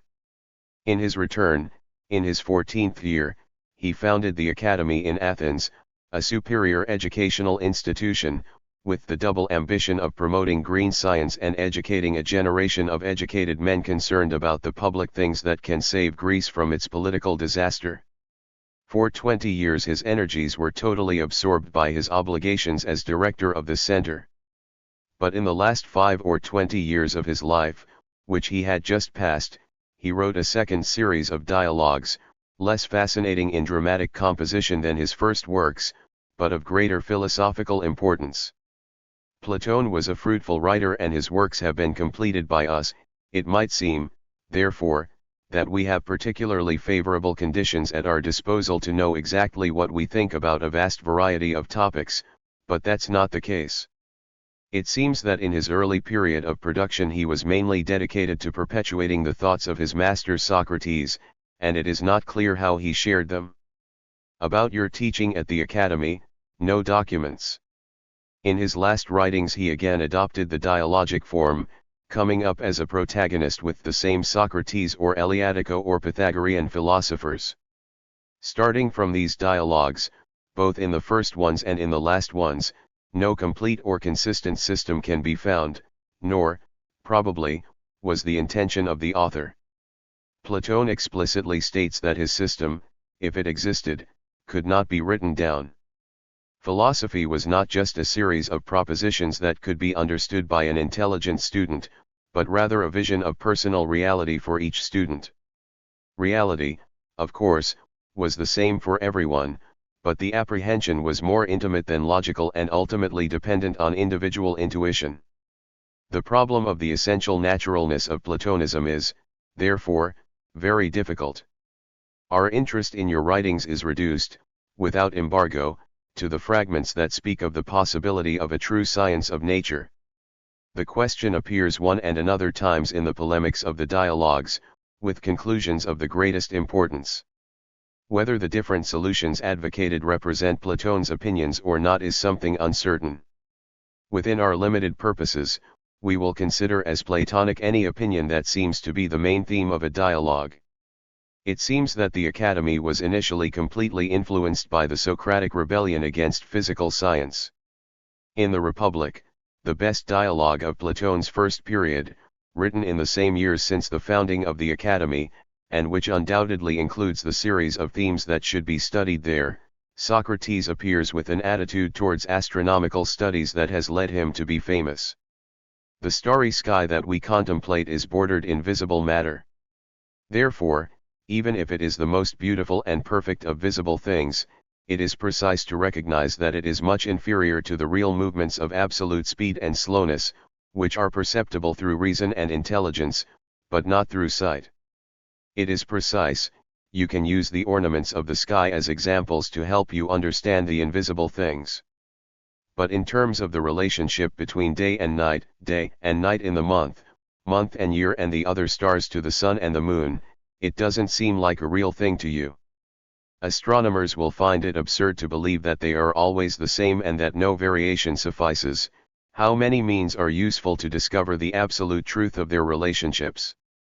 We must consider what is happening in the sky, if we really want to go beyond this study to help the intelligent part of our soul. This act, of course, corresponds to Phedon's previous recommendations, to be free of the body and contemplate true realities only with the eyes of the soul. Since this act, as we know it, was established with certainty in the era of the founding of the Academy, it is of primary importance in determining the position of Platonism in the history of science. In the modern effort to interpret naturalness, mathematics has unraveled an essential paper. When you can think about what you are talking about, wrote Lord Kelvin, you know something about it. When you cannot think about it, your knowledge has an insufficient and unsatisfactory character. Plato, with the orientation that he gave to the studies in the Academy, did a lot to promote the progress of mathematics. But it is not correct, nor much less so, to argue from this, as is often done, in which Plato subsequently felt the basis of the modern scientific method. Plato's ambition was not to interpret nature with the help of mathematics, but to replace physics with mathematics. In the passage that we are about to mention, we recommend that you study astronomy as a science of observation and replace it with theoretical astronomy as a branch of pure mathematics. This is a nefarious intrusion of philosophy into the domain of science. It was now necessary to defend ancient astronomy in parallel with the historical defense of ancient medicine. The reactionary nature of Plato's behavior becomes clearer even if we keep in mind the historical context. When Plato complains about the annoyances that arise from investigating the exact relationships of the duration of the day and night, or the duration of the month of the year or the course of other stars, he is not carrying out an academic discussion, until he attacks one of the most important activities useful from its era. The most exact determination of relationships within the natural divisions of time with a view to the construction of a more exact calendar was one of the oldest problems in the application of science to daily needs. The Babylonians and the Egyptians realized this difficulty and resolved it, as we have seen, with a surprising outcome. In the Platonic era, This is an award-winning topic in Athens. A later Greek astronomer, Geminus Dorotas, wrote about it in the year 70 BC. D.C., the ancients had the problem of calculating the months by the moon and the years by the sun. As we know, the solar year lasts approximately 365 1/4 days, while the month lasts 29 1/2 days. Consequently, if we calculate 2 months per year, the calendar is short in 1 days per year compared to the solar calendar. Therefore, efforts were made to determine a year cycle in which the lunar and solar years corresponded exactly. I led him to make more precise determinations of the duration on the days of the month and of the year, to ensure that the calendar, in each adjustment, did not correspond exactly to the phenomena observed in nature. In times as early as the 8th century, the Greeks had returned from the Babylonians for a cycle of 8 years. In this year, the deficit in the 11-day calendar per year amounted to 88 days. This is equivalent to 3 months, and the insertion of 3 months interspersed at intervals throughout a cycle of 8 years, combined with the addition of a month that varied between 29 and 30 days, resulted in a fairly notable adjustment between the solar and lunar years. More quickly, a cycle of 10 years was adopted. Then, in the year 433, 5 years before Platon's birth, the astronomer Meta introduced a cycle of 10 new years in Atenas. This was the summer calendar when Platon wrote the Republic, and if his advice was so followed, it prevented the invention of the cycle of 70 years of Callippus, which was introduced in Atenas in the year 334, and the cycle of 304 years conceived by Hipparchus was the year 125.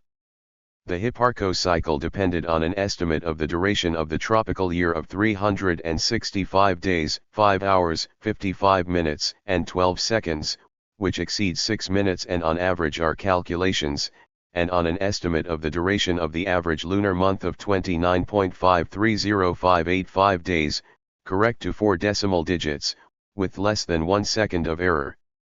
Tales were the triumphs of science that Plato wanted to persuade the Grey astronomers.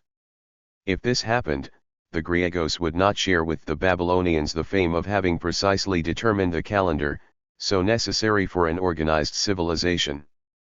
Our admiration for the successes of Hipparchus must not be forgotten because the Babylonian astronomers anticipated them over several hundred years, and were familiar with those Halasgos.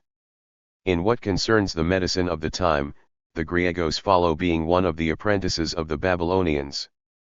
Only they surpassed them in physical astronomy. However, setting aside the logs of practical astronomers in the creation of the calendar, it is not difficult to prove that the Socratic idea of pure mathematics as the science of reality and as the necessary basis for a correct understanding of moral principles was the scientific conception that continued to dominate the activities of the Academy. This is illustrated by a tragicomic episode in Platon's life. When I was about 6 years old and became the director of the Academy, I was obliged to put into practice the principle that the true basis for politics is the study of philosophy. Requested by Syracuse, to act as counselor of the young tyrant Dionysius II, who wanted to accept the throne and was anxious to place the city, into the mayor of the Mediterranean world, under his custody, Platon took into consideration the loyalty he owed to philosophy.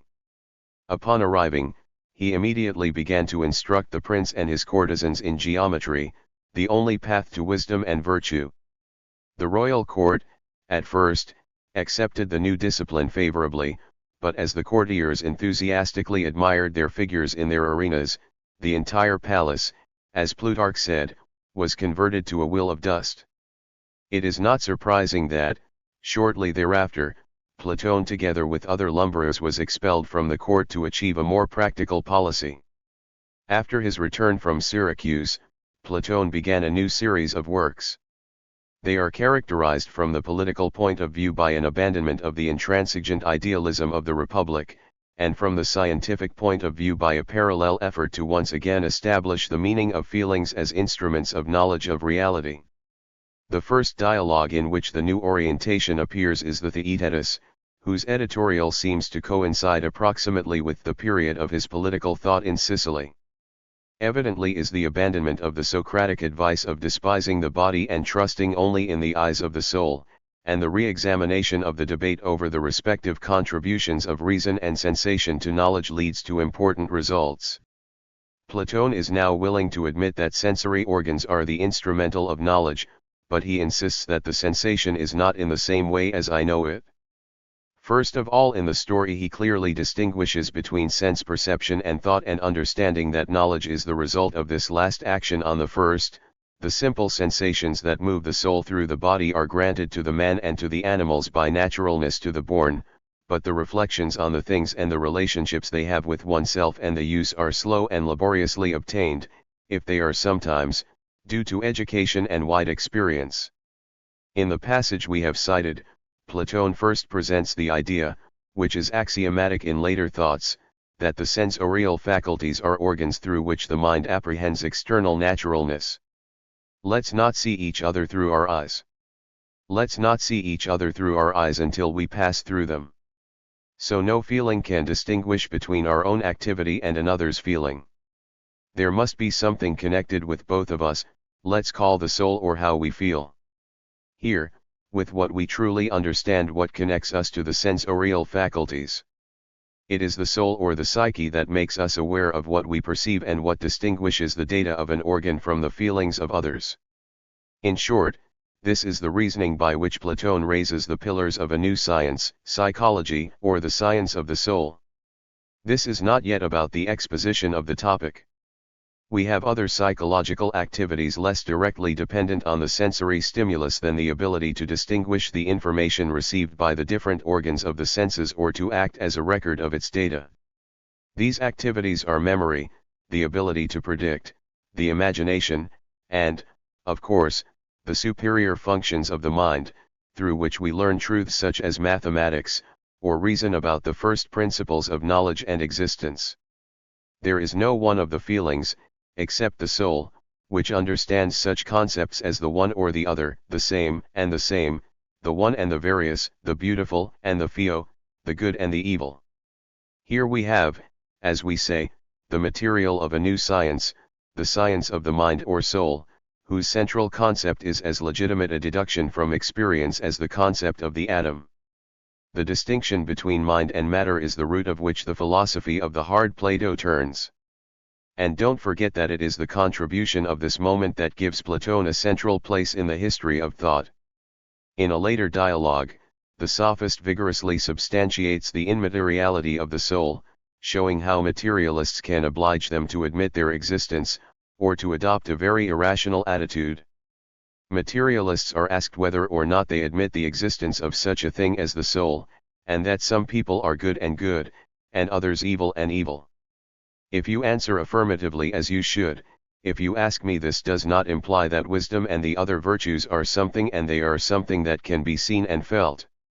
Even if they are about defending themselves by arguing that the soul is a species of the body, one can hardly suppose that they would venture to decide that wisdom is a species of the body, much less than it is nothing, even if an intransigent materialist would take this alternative. But when one admits that something can exist without being a body, the discussion is over. In Timaeus, the only dialogue that Plato dedicated exclusively to physics, the doctrine of the soul receives a new and more problematic extension. In this extra work, which contains numerous fantasies related to the creation of the world by a geometrician god of Pythagorean origin, it seems to be decided that the immaterial soul is the origin of the material world. God, who is a spirit, I have reached the sensible world of understanding with an intelligible model. But it is not clear whether the world has nothing or simply this order in a pre-existent chaos. We will deal with the influence that this disconcerting book exerts in a further chapter. It is in the Laws, his last, most extensive and most important work, from which Plato offers the definitive formulation of his aversion to the Jonic school of science of nature, and is expressed in Rising, in opposition to it, and spiritual vision of the constitution of the universe. Natural philosophers, he tells us, say that earth, air, fire, and water exist by both means and by risk, and not by design. They say that the bodies that follow in the order of evolution, to know, the earth, the sun, the moon and the stars, were created from these absolutely inanimate materials. The elements are moved separately by the risk, it is said, by some inherent strength, according to certain affinities between them, such as heat and cold, sequidity and humidity, smoothness and hardness. In this way the sky was created and everything that exists in it, as well as plants and animals. Even the stations, according to these philosophers, come from different elements, not according to the will of reason, or of God, or by design, but only by reason and by risk. The design, they say, was born later and starting from these. He is mortal and of mortal origin. Medicine, agriculture, and legislation are examples of these arts created later, with the aim of supplementing naturalness. In the same way, the gods, taught by these philosophers, are products not of nature, but of art, having been created by the laws of the different states in which they are adored. In this way, religion is a product of art, just like morality. The rules of justice do not exist naturally, as they are mere conventions. In this form Plato defines the conceptions of the natural philosophers of his time. And his affirmation, being indulgent with the great growth of positive knowledge, would be accepted by many scientists today as an impartial description of his concepts and purposes. He is also a resumen illuminator of the materialist posture, or even a mechanic. To avoid this, define the next action on your posture. Physicists understand that earth, air, fire, and water are the primary elements of all things, that they constitute nature and that the soul originates later after leaving them. In other words, the order of evolution is first inanimate matter and then life and reason. Plato's point of view is the reverse of this one. For him, the soul is the first of all things, there is before all the hearts and is the main author of its changes and transpositions. The things of the soul or mind are before the things of the body. It is decided, thought, mind, art, and it pre-exists into hard, bland, heavy and light. First comes the design, or mind, and beyond it the naturalness and the work of naturalness. What is called natural is beneath the governance of design and reason. Better still, it can be said that the term natural has been applied incorrectly. Physicists, using this term, want to decide that the four material elements constitute the primary creative power. But it can be demonstrated that it is the soul, therefore it can be decided that the soul exists in the same way in the most authentic feeling and beyond all things. Plato tries to demonstrate that this is the case through an analysis of movement. Animated things are distinguished from inanimate things in that they contain within themselves a principle of movement. Every living thing is night life for such a thing. Inanimate things, on the other hand, can only move so much that movement is imparted to them from the outside. The primary source of movement in the universe must be some kind of moving thing. This existence capable of moving towards such a thing is the vital principle or soul, which Plato, in conclusion, defines as a movement which moves towards such a thing. The argument outside of the movement analysis is not convincing. Metaphysics delighted in the usefulness of this thought and advised materialists against the supposition that Plato had called soul a thing that moves in such a way, and that for a long time it could be separated from its movement, even a movement that moves in such a way. Contrary to this, the materialist could reply that, although a thing that moves in such a way could be put into motion by other things, a movement that moves in the same way, whatever the conception that would imply it, could not be put in motion by any material thing. Plato's soul continues to be a metaphysical abstraction, and his intent to include it within the concept of nature is a coincidence. Here, as in the rest, the main defect of your system becomes clear, namely, the absence of points between the world of matter and the world of mind.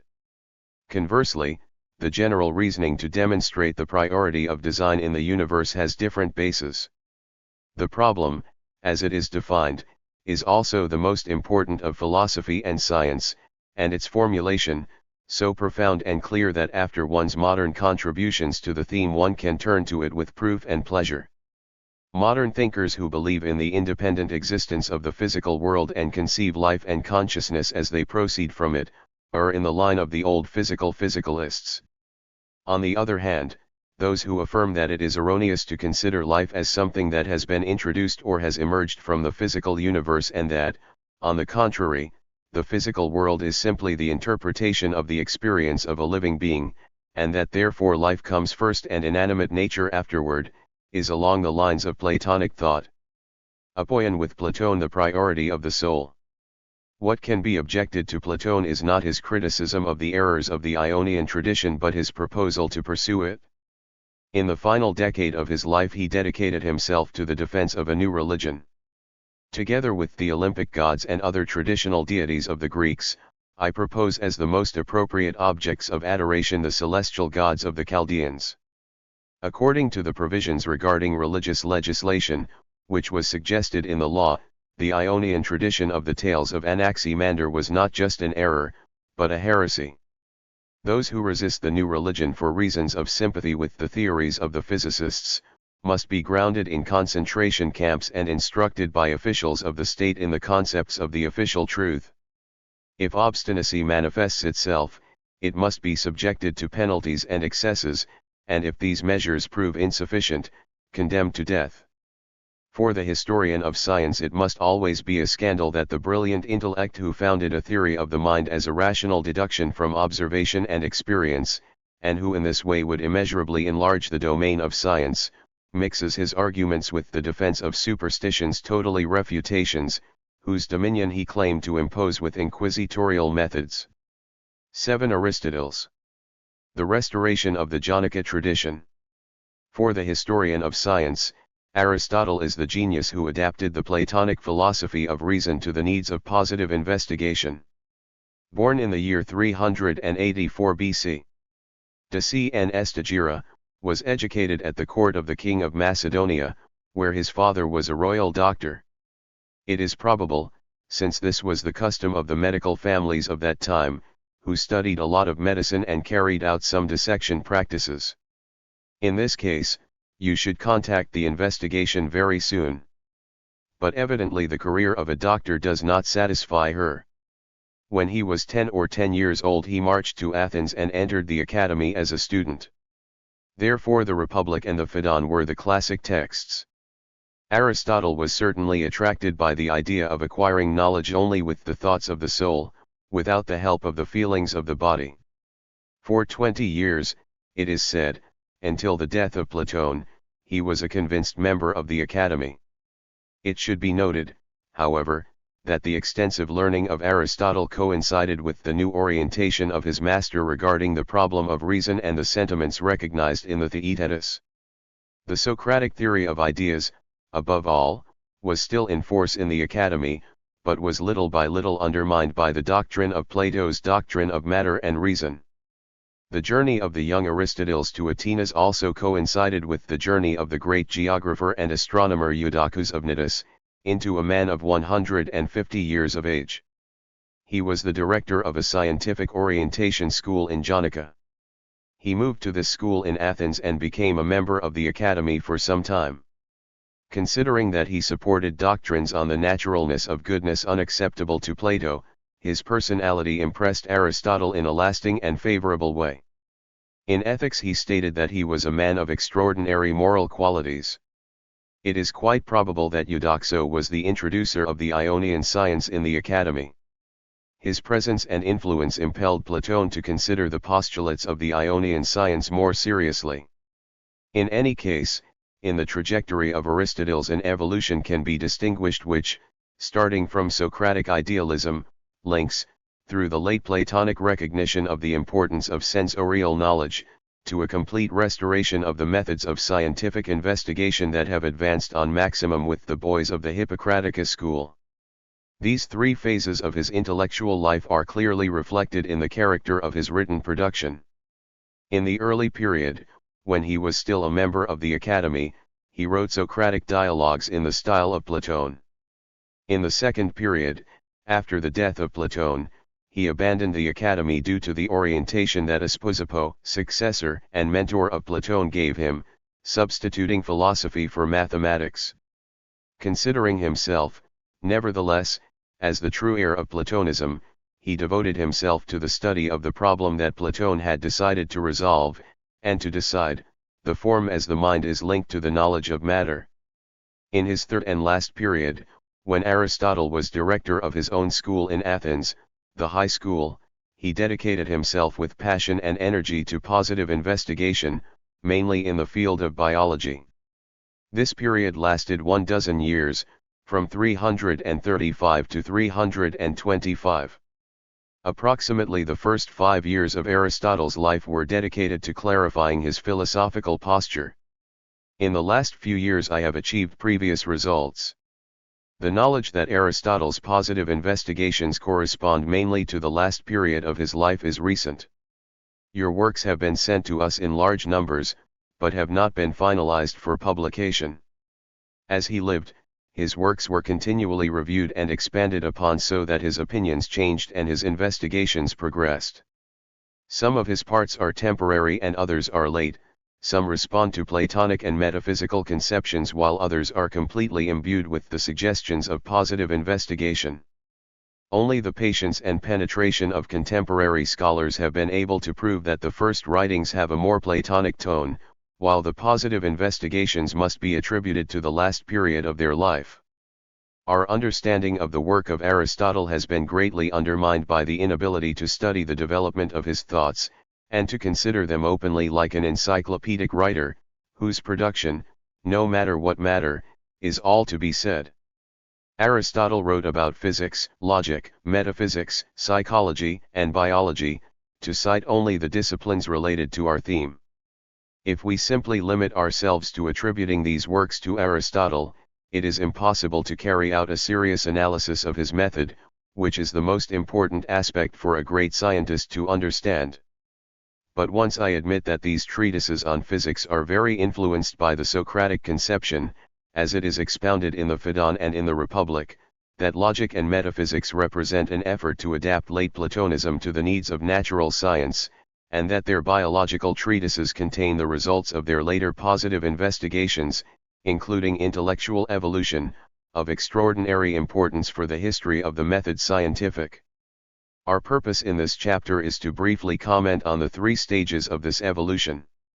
In his discussion of the heavens, pertaining to the period in which the Socratic teleology of Phaedon continued, Aristotle tried to explain why the structure of the universe should be as it is. The flaw in this discussion is not that we seem to be ignorant of the structure of the universe, since ignorance is always a relative term.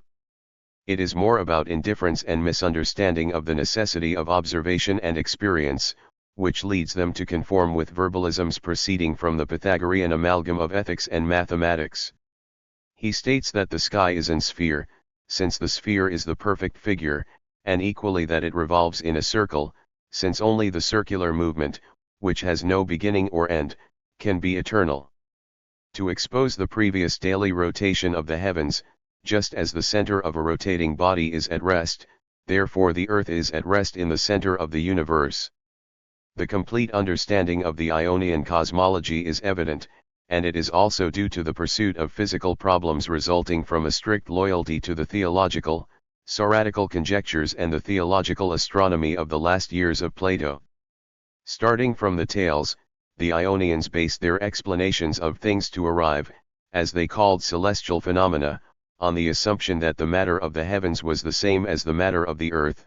For us, both the heavens and the earth are subject to change, decay and death. But for Plato the stars were divine, immutable, and eternal, and the regularity of their movements was due to the fact that they remained sharp with their reason or soul. This is the point of view of Aristotle in his treatises on physics. We see how the construction of your model of the universe continues, using only the eyes of the soul.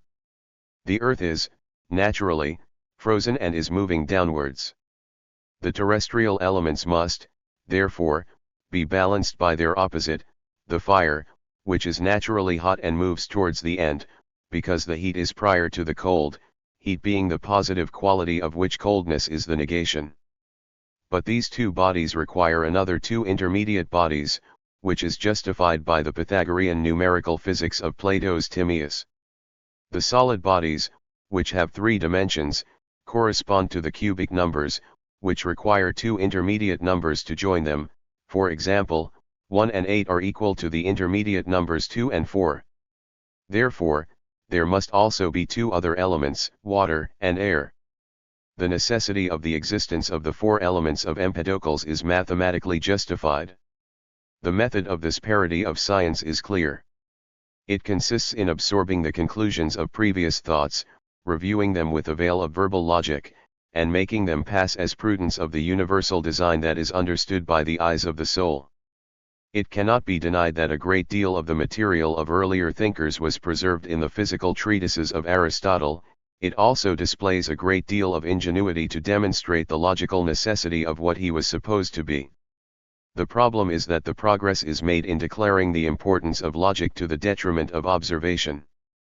Previously, Parmenides insisted that only logic can exist. His exact words are, "It's the same thing I think about." But the man increases extraordinarily his intellectual capacity with experience. Science is completely attuned to the popular opinion of what truth is to be believed. However, at this stage of his work, Aristotle was inclined to hold the contrary opinion, according to what is logically to exist. In this way, I discovered a fifth element only with the eyes of my soul. On existence the test with a syllogism starting from the movement. According to Aristotle, there are two main classes of movement, vertical and circular. The four elements of Empedocles changed naturally from the first form. The fire and the air have arrived and hold the property of freedom, the earth and the water move below and hold the property of the gravity. What exactly is it that moves around in circulation? For Aristoteles it was a fifth element, eliter. This element, which moves in a circular motion, is eternal. It is eternal asimism and is not subject to change like other elements. Here are the heavenly hearts. In this form, through irresistible logic, he provided a physical basis for the Platonic belief in the eternity of the stars. From these five elements he proceeded to build his universe. This approach was also based on the mathematical logs of the Academy. For the members of this latter, who considered the orderly movements of the stars as a manifestation of the divine mind, there was a phenomenon of celestial bodies that constituted an scandal. If we were talking about the planets, or vagabundos, according to the meaning of this word in Gray, whose unadhered advances and retreats constitute an exception to the regularity observable in the rest of the sky.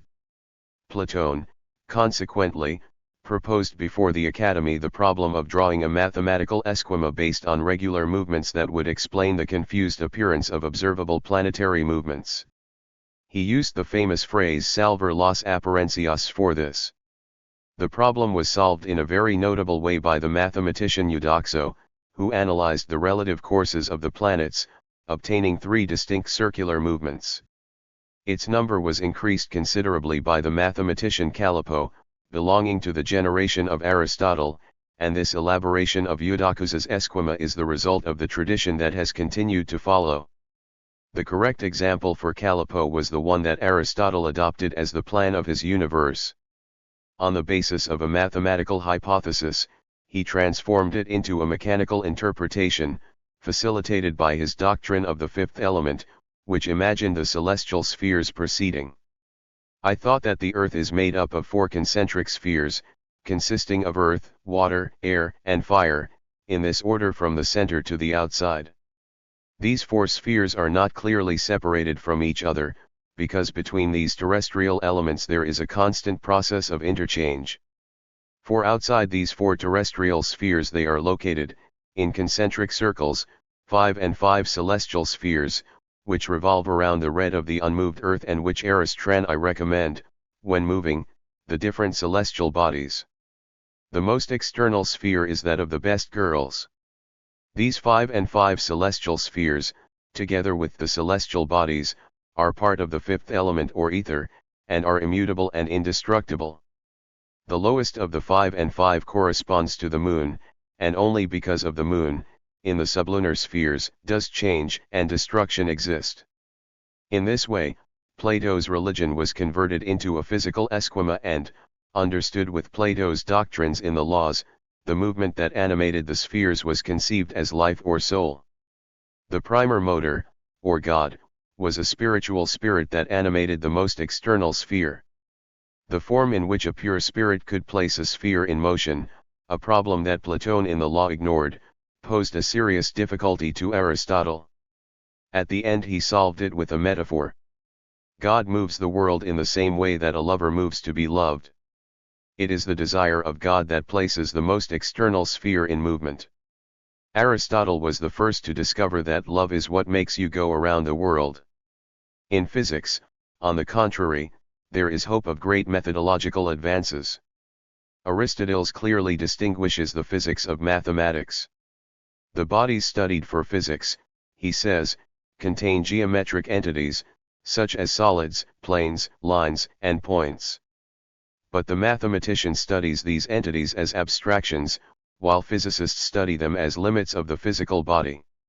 This opinion is based on the general conception of the thinkers of this era, but with Aristotle the complete distinction between matter and form clearly evolved, fundamental for all subsequent thought.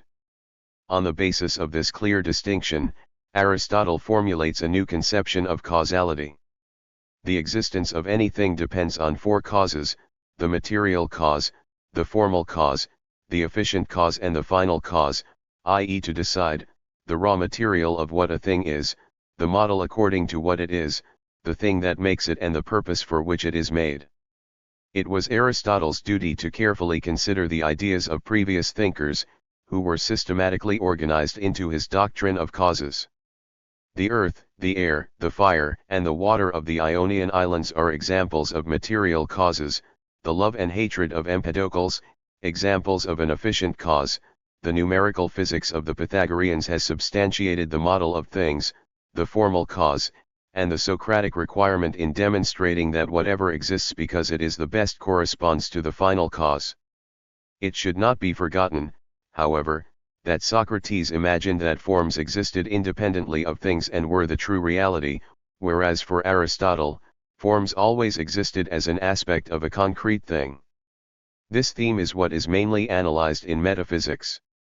Metaphysics is an investigation into the naturalness of reality, and one never supposes in it the existence of the supersensible world of forms, which was true reality for Socrates.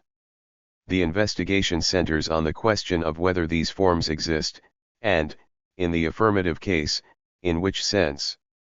And the answer is that the forms exist undoubtedly but in inseparable association with matter. In other words, Aristotle investigates metaphysics by exploring the science of reality regarding perceptible substances or supersensible forms. The conclusion is that it is about both, because in reality they are never separated. Form and matter are separable only in thought. What exists in reality is the form incorporated into matter or materialized form. This is also the point of view of Aristotelian logic, a science created practically ab initio by Aristotle. Plato, it is certain, had it written by the sophist. He aimed to analyze what we mean by affirmative and negative propositions and induce some of the most universal harms by means of which we can classify everything that exists. The most general harm of all is that of being, as is the case with everything that exists. The following are those of movement and rest and those of seed and difference. With this as the beginning, Plato wondered at what point these ideas could or could not be combined. The goodness of self can be combined with the moments of rest and movement, because both, rest and movement, exist, but rest and movement cannot be combined together. However, Plato's analysis was no more than considering the relationship of one logical category to another. The logic of Aristotle is part of the postulate, stated in metaphysics, that what really exists are concrete things. Logic is not a science of reality but of thought. Thinking does not shape things until you simply open them. The distinction between form and matter is also fundamental. The principle of the individuation of things, which makes one product an independent entity of another product, is matter, but what makes the two look cute is the shape, common to both. What the mind understands about things is the form, the intelligible aspect, but this form, this intelligible aspect, does not have an existence independent of matter.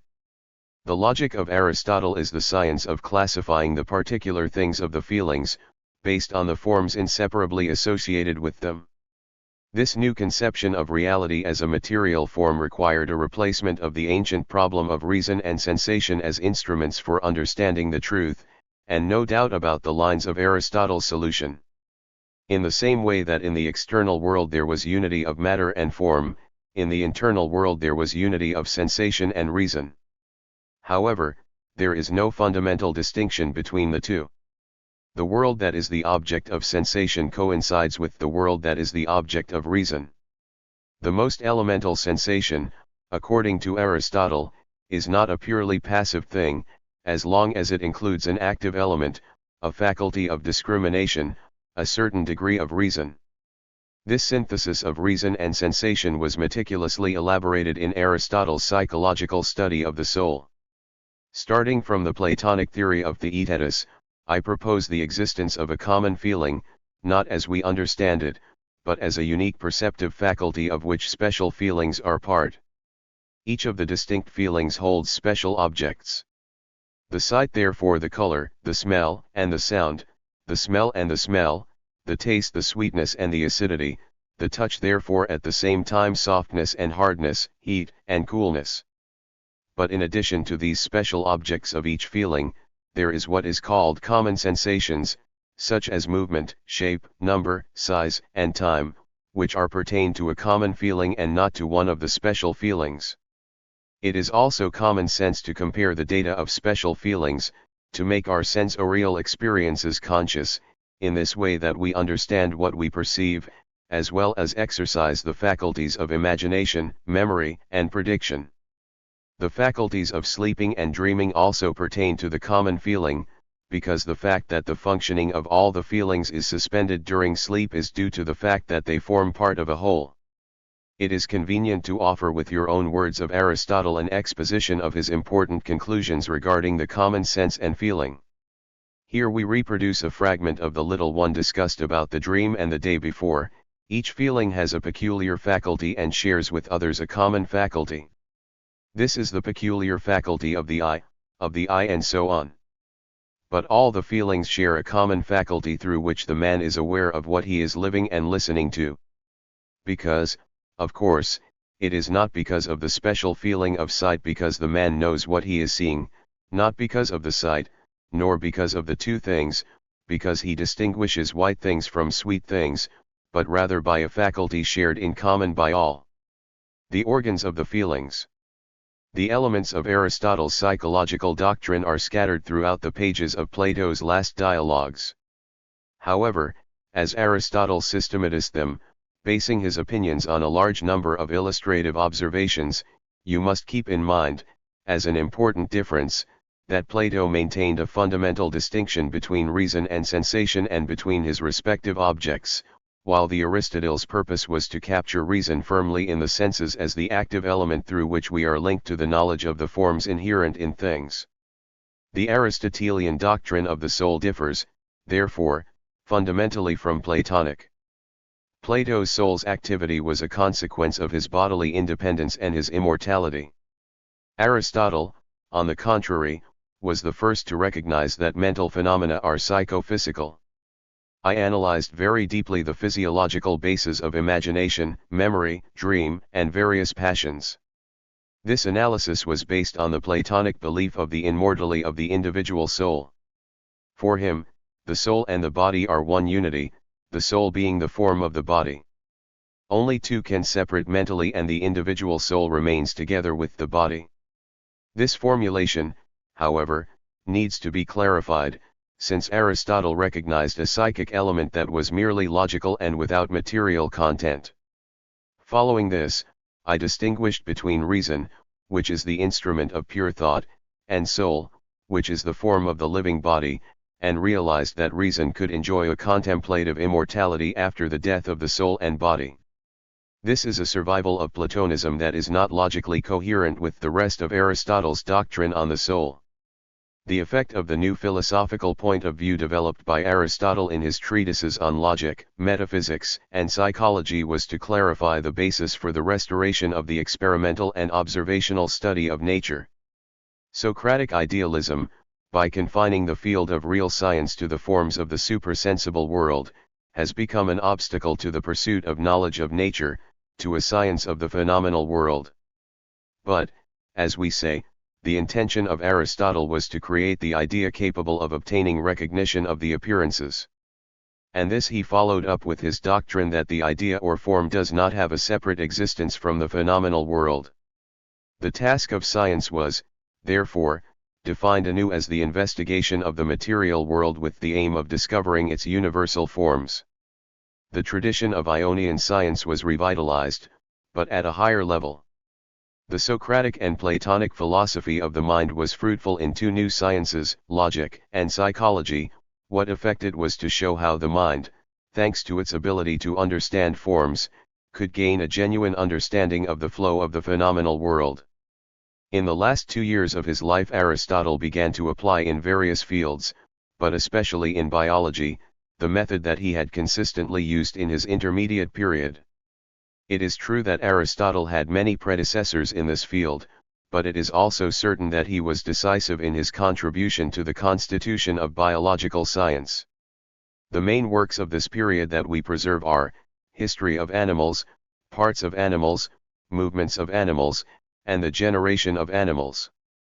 Menciona in these treated a total of 5 different species of animals, and although for the most part I have a superficial and second-hand knowledge, it seems that I personally described one of the 50 types, which constitutes a shadowy work.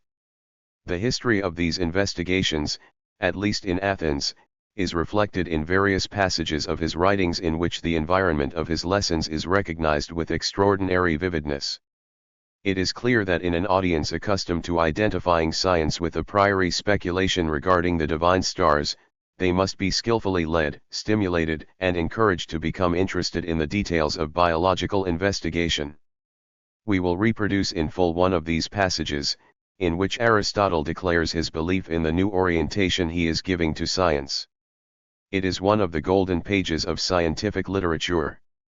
Of the things produced naturally, they are innate, impervious, and eternal, while others are susceptible to generation and destruction. The first things are incomparably excellent and divine, but less accessible to knowledge.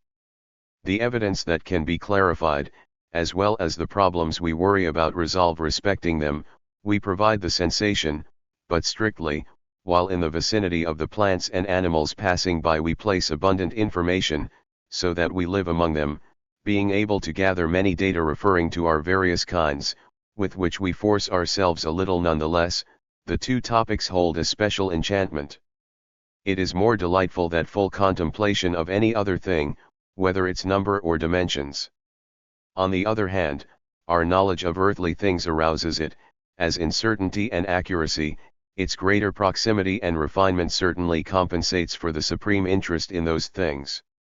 Celestials who are the object of the supreme philosophy. As we have treated of the celestial world, in the meditation that permits our conjectures, we will proceed to treat of the animals, without omitting any member of the king, for the noble that is, and as we can be better our feelings, in this way, by revealing to the intellectual perception the artistic spirit that motivates them, produces immense delicacy in how much one can discern the expressions of their cause and enjoy philosophizing. Reveal the imaginative ability of the painter or the sculptor, and the original realities would not be more interesting for all those who keep in mind to discern the reasons that determined their formation. Nature posed its wonders. For this reason we will venture to study every despicable animal, because every one of them, all of them, reveals something natural and some beauty to us, like Heraclitus, when the strangers who came to visit them met them hotly coming to the fog of their kitchen, no waiting to enter, and the Rogos do not worry about it. Because even in the kitchen the divinities are present. The absence of randomness and the tendency to do everything in a certain way are things that we admire in the productions of nature to a high degree, and the resulting object of its generations and combinations is one of the forms of the beauty. From the content of this text, valuable both for the biographer of Aristotle and for the historian of his thought, we only want to comment on the teleological approach to the characteristic science of Aristotle. The study of nature was for a causal investigation, the most important cause being the final cause, that is to say, the end of nature. Socrates indicated that Anaxagoras cannot achieve a satisfactory formulation of relationships between reason and nature. Aristotle's main purpose was precisely to clarify the form in which reason operated in nature. But he did not affirm that there was a reason outside the universe that consciously adapted the means to the ends, as naive Socratic teleology had. Aristotelian teleology is immanent.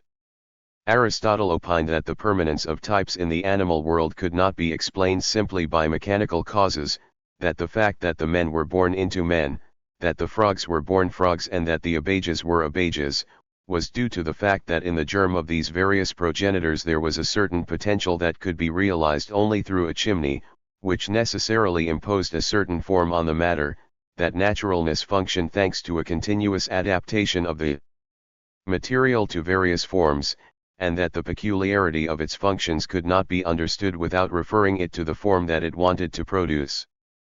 Applying the same line of thought to distinct parts of animals, he attempted in all his investigations to discover the adaptation of the means to the ends. In other words, I regularly used the function to explain the structure. In this way, I satisfied the Platonic requirement that the soul be considered as part of nature, even though I denied its independent existence. In biology he is a naturalist, but not a mechanist. No aspect of Aristotle's biology has caused more controversy than the importance he granted to the concept of the final cause. There are some biologists, including in recent days, who still consider it an indispensable concept, although the majority have abandoned it, denouncing that it fosters the tendency to give easy pseudo-explications of the things that are being investigated, defective in what the same Aristotle did in his physical treatments. Deciding that God can rightly lower our mouth so that we can enjoy the smell of food, like Socrates, or affirm that the giraffes have large breasts because they should like the leaves of the branches of the trees, as they have in modern times, is a type of teleology that is intolerable for serious scientists. But this was not the teleology of Aristotle's. In its work, teleology was not a substitute for observation, but a guide for investigation and a goal that needed to be reached. Aristotle, for one thing, was not a private biologist. We can quote a text that demonstrates it. In The Generation of Animals, when talking about the beauties, he states, "These animals have not always been observed satisfactorily. If some of them are, more credit must be given to the observation than to the theories, and the theories are only confirmed by them observed." The main general result of Aristotle's biological investigations was the establishment of a natural scale, a method of classification of all living beings, which had not been surpassed until the time of Linnaeus. To keep track of the same, we will reproduce the example that W. D. Ross includes in his book about Aristotle. Some concrete hallmarks are admirable.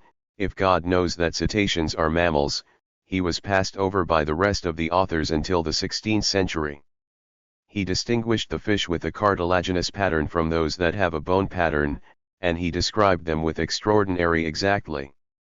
He carefully described the development of the chicken embryo and verified in the 4th day of incubation the presence of the heart as a blood stain in the skin of the baby that is late and moves as it is endowed with life.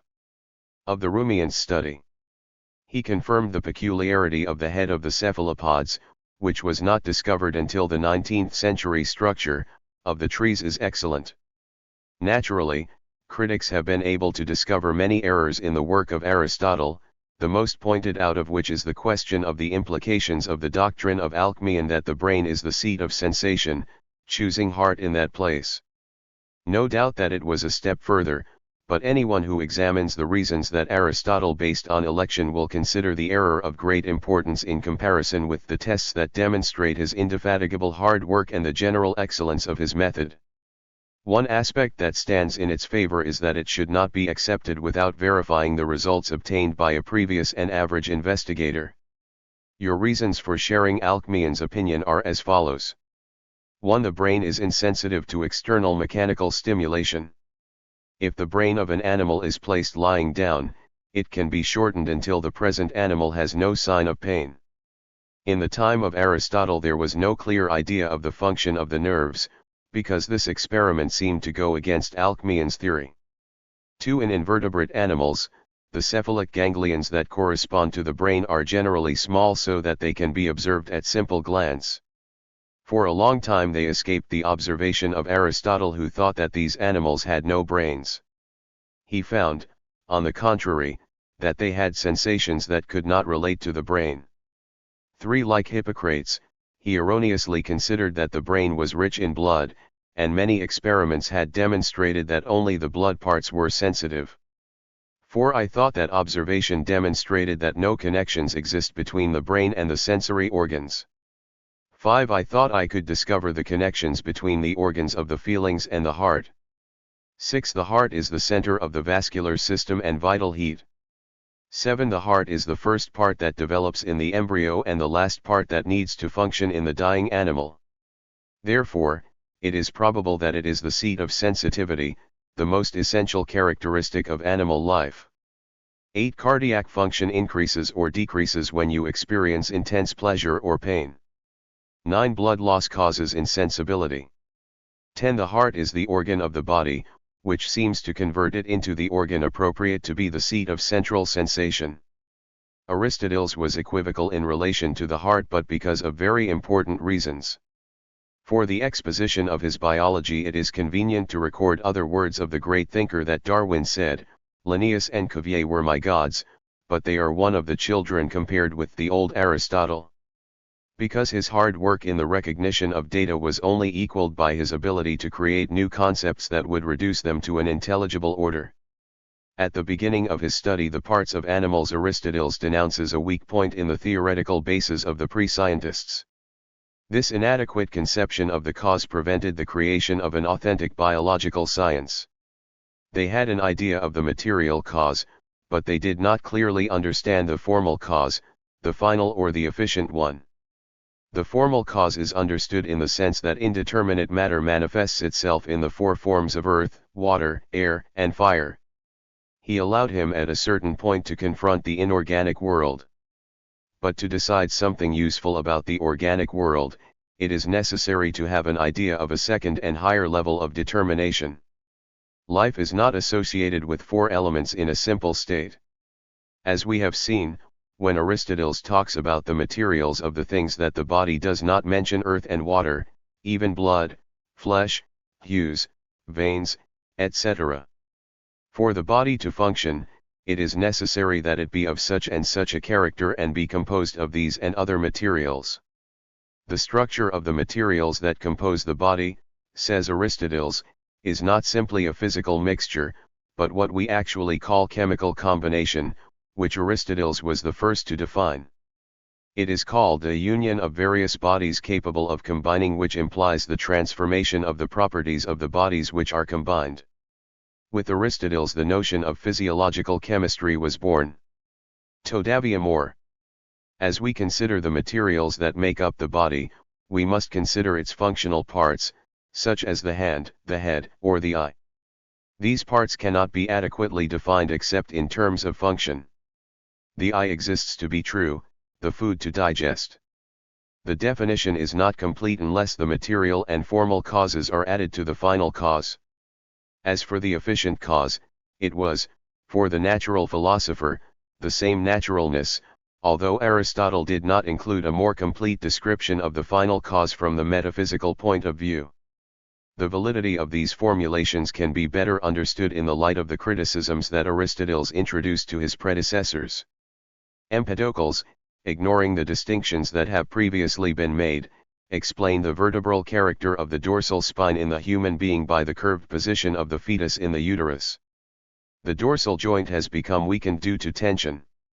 The seed form explained the presence of the cavity of the stem as a result of the pressure of the water contained inside the embryo and the perforation of the nasal passages as a result of a violent expulsion of the air. These explanations that may prove to be adequate for the accidents that occur in the fields of woodworking or glassware are reduced to the confusing biological speculations of the V symbol. The formulation of the corresponding fundamental concepts was reserved to Aristoteles. If the human being, animals, and their parts are natural phenomena, he states, therefore the natural philosopher must keep in mind not only the four elements, but also the flesh, the blood, the hues, and other specific substances of which bodies the human beings and the animals are formed. Reproduction is not the same as manufacturing. It implies the existence of forms in nature. The man is formed from the man. The existence of certain characters in the fathers is what determines the character of the child. We will record, for the last time, other contributions from Aristotle's distinct from these biologics. When I was still studying at the academy, I had a lot of comments about my passion for reading.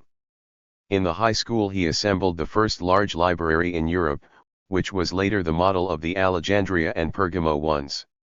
This collection of books was not a success for Aristotle's, it was the fundamental requirement of one of the most original aspects of the high school's activity. For the first time I began to use the historical background to the problems of philosophy and science. In his Metaphysics, Aristotle fills with a summary of the history of previous thought intended to present what he considers as original contributions in his true perspective. The activities of other members of the school were directed to the same end. They created a series of studies on the history of philosophy and science which, although not preserved, are the basis of the majority of our knowledge regarding the thinking of ancient Greece. The task of writing the history of physics and metaphysics was given to Theophrastus, his favorite student and future director of the high school, who wrote it in 10 books. To Eudemus he assigned the history of mathematics, of arithmetics, geometry, astronomy, and probably also of theology, which connection with the mathematics we have commented on. Menon was the historian of medicine. Theophrastus also took up and led the composition of a grandiose work on botany, which I assume for the life of plants what Aristotle had done with the study of animals in his varied works of biology. The great effort of systematizing and organizing knowledge went beyond the limits of natural science, overcoming social sciences and the history of culture. Periodic festivals and public games were an important thing in Grey life. Aristoteles collected a list of the winners of the Pittiko Games and created a collection of memories of the theatrical competitions of the festivals of Atenas. Plato, who believed that the theater attracts the lowest side of human nature, in the Republic and in the Laws will desist the tragics of his model states. The humble service of Aristotle to the art that Plato had condemned allowed us to understand the development of Athenian tragedy and comedy. The philosophical justification of this interest in the theatre was explained in a brilliant treatise on poetry in which, without mentioning the name of his respected master, all of Plato's attacks against tragedy were pursued and destroyed. In the same way I found myself with the work of Homer who, due to his secular character and the irreverent trait given to the Olympic gods, was another of Plato's black bets. Both in his Poetics and in his Homeric problems, Aristotle placed the great poet in the place that corresponded to him, at the same time as he felt the foundations of philological science, which would pass to the Museum of Alexandria together with the rest of the Aristotelian tradition. In politics his contribution was also important, but more due to his historical method and his ability to penetrate the naturalness of human society or even beyond the extreme limits of the grey city-state.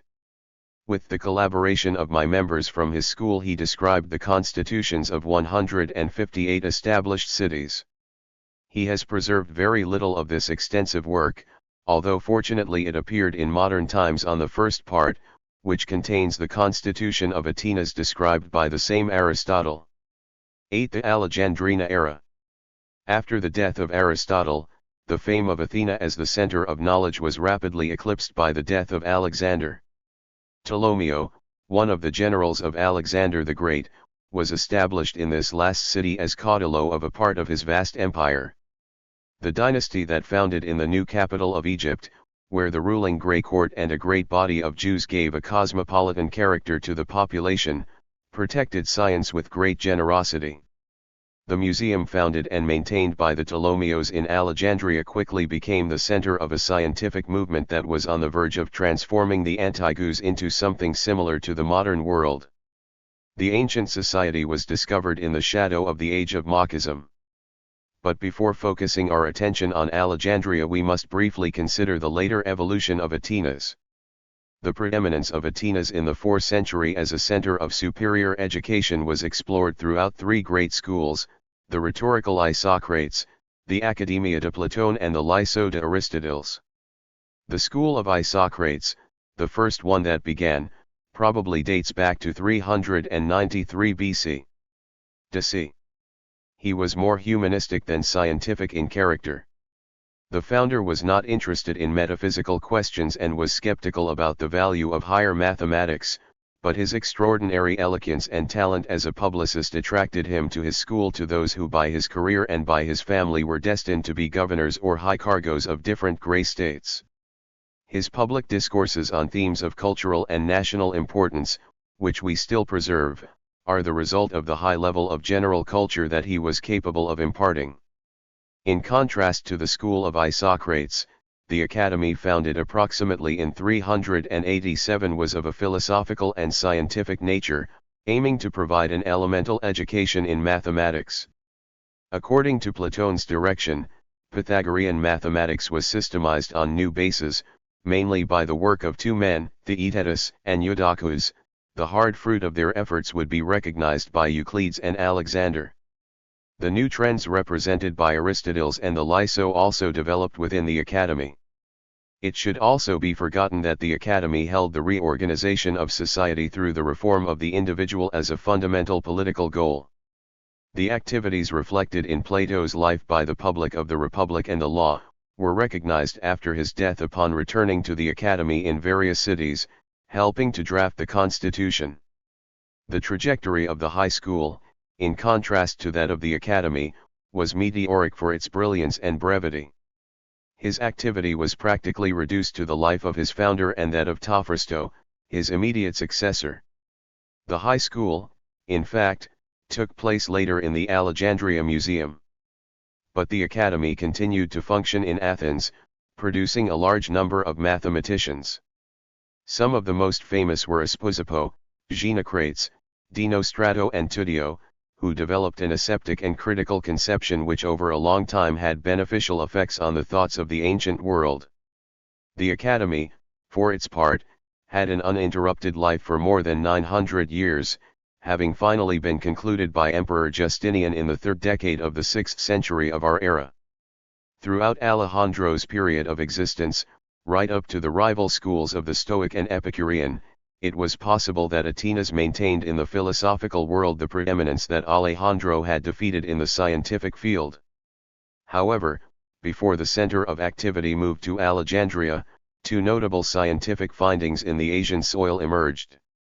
Heraclides de Ponto settled in Atenas in the second half of the 4th century, and there he once again expelled two revolutionary astronomical discoveries, destined to immortalize his name. It will be recorded that Platon taught the members of the academy the problem of determining the orderly and uniform movements of those who could explain the relative movements of the planets, and how Eudoxus gave the problem a geometric solution, which Aristotle had transformed after the mechanical model of the structure of the universe. Here he achieved a much more certain solution to Platon's problem. I discovered that the planets Venus and Mercury revolve, not to the Earth's light, until the Sun's light. And among the two possible alternatives that could explain the appearance of the daily rotation of the starry sky, it is decided whether it is actually spinning or that the appearance of rotation is produced by the rotation of the Earth above you, if you decide correctly on the last one. This was the true line of development that in the last instance did not only explain the appearances until it revealed the moments. The second contribution was from a medical nature. Diocles, originating from Charistos in Euboea, established asymism in Atenas and, considering what his works were lost, we know that he carried out important investigations, especially in human embryology. He states that he examined the human fetus at various stages of its development and that he encountered vestiges of the head and the vertebral column at the 25th day, being able to distinguish a similar human form at the 5th day. But with the splendor of Alexandria, the scientific preeminence of Atenas faded. Typical of the change is the career of Estraton de Lampsacus, who succeeded Tophrastos as director of the high school. Although little has been preserved of his notable investigations, we know that he cultivated the physical aspect of natural philosophy rather than the biological one, and that he attempted to reconstruct the physical theories of Aristotle on the basis of Democritus' atomism. Unfortunately for the position of Atenas in the history of science and for the continuity of the Lyceum, Straton did not end on the road to the ancient capital, which was called Alexandria for the founder of the Ptolemaic dynasty. With the help of the director of the high school, all the scientific activity of this institution was transferred to the capital of Egypt. The revitalization of atomism by extraction is a step of capital importance that should be explained in the way that the sources allow it. The credit belongs to Aristoteles, who, in planning the investigation program of the Lyceum, gave rise to the veto imposed by the Academy on some aspects of physical investigation. Plato's hostility to the Democrito was absolute, even in which case it could be decided that it was pathological. I never bothered to mention the name, and tradition states that all of its books should be queried. In the works of Aristotle there is no sign of such intolerance. On the contrary, in his treatment of generation and corruption, he condenses the purely mathematical investigation to physics by Plato. He has understood the necessity for the natural philosopher to be in an intimate relationship with nature and its phenomena, and concludes, the halasgos of democracy, proceeding from the study of nature, is based on appropriate reasoning. This favorable evaluation of the Democrat, together with the recognition that the Socratic schools have contributed to the reversal of physical science, is also included in the passage of the parts of animals, and in which Empedocles is criticized for ignoring the doctrine of formal and final causes.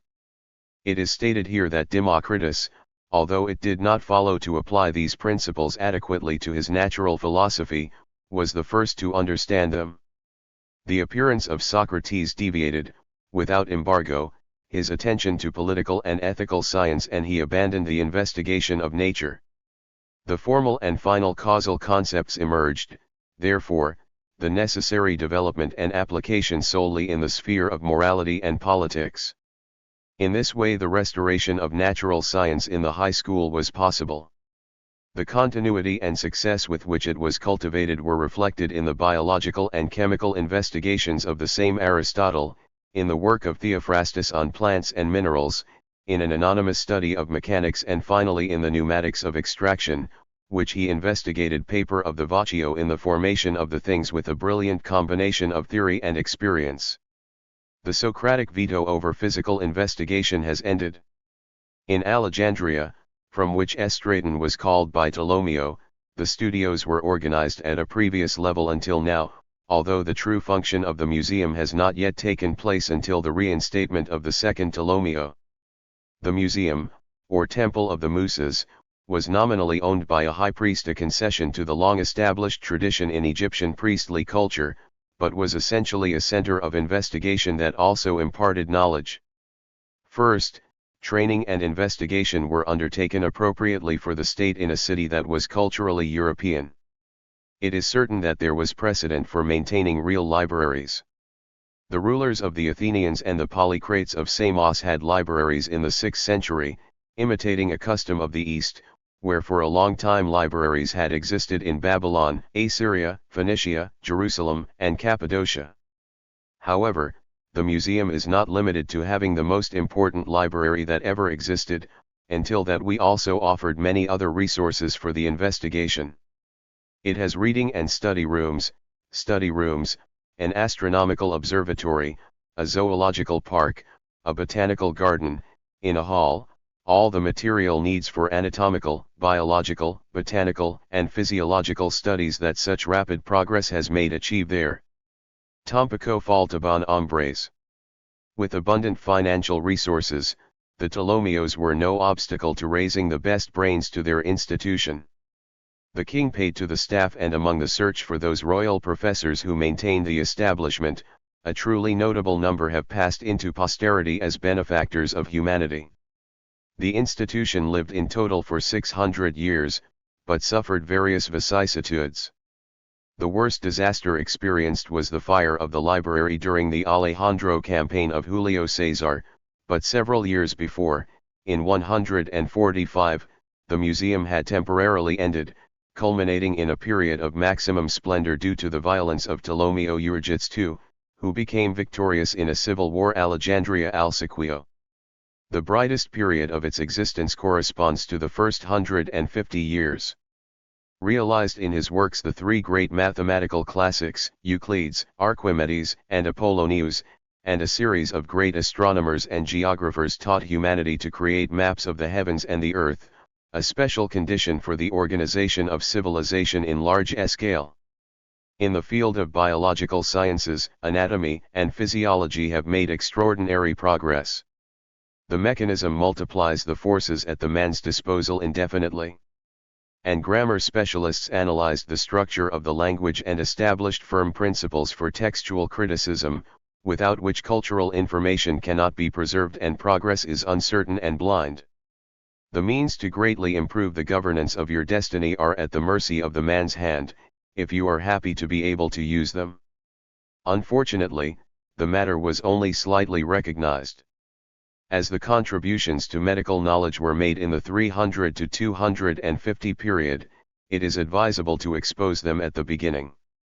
They mainly depended on the work of two men, both Asian Greys, who with numerous dissections of men and animals raised anatomy and physiology to a level that was not seriously surpassed until the 16th century of our era. Anatomical discoveries are intimately associated with the name of Herophilo de Chalcedon. His works have been lost, but later witnesses realize that his best writing is the one he dedicated to the brain. The torcular herophily is called ossi encure de suyo. He also discovered the meninges, distinguished the brain of the cerebellum and identified a depression in the fourth ventriculo, the calamus scriptorius, a term equivalent in Latin to the name God. He was also the first to understand the naturalness of nerves different from those of special feelings and the one who classified them into motors and senses. The result of his discussion was that the Aristotelian confusion between the functions of the brain and the heart was quickly corrected, turning to the point of view of Alcmaeon, according to which the brain is the central organ of the nervous system and the seat of the intelligence. The physiological system of Erasistrato de Chios is apparently less impressive because it is based on the concepts of vital and animal spirit, which since Harvey's discussion of blood circulation have definitively fallen into disuse. However, similarity was founded in vast investigations into the vascular system of humans and animals. Among the vessels described by Erasistrato, Singer mentions the aorta, the descending aorta, the pulmonary artery, the intercostal arteries, the hepatic arteries, the renal arteries, the gastric arteries, the pulmonary veins, the vena cava, the acidic vein and the hepatic veins. Erasistrato naturally distinguished the veins from the arteries, and including his erroneous opinion that the arteries contained air and no blood gave a certain idea about the connections between the venous and arterial systems. Although the works of the Alejandrino doctors have disappeared, we must not forget that we owe a large part to the multiplication and diffusion of the books in Alejandro to preserve the doctrines and texts of classical Greece, including the historical collection.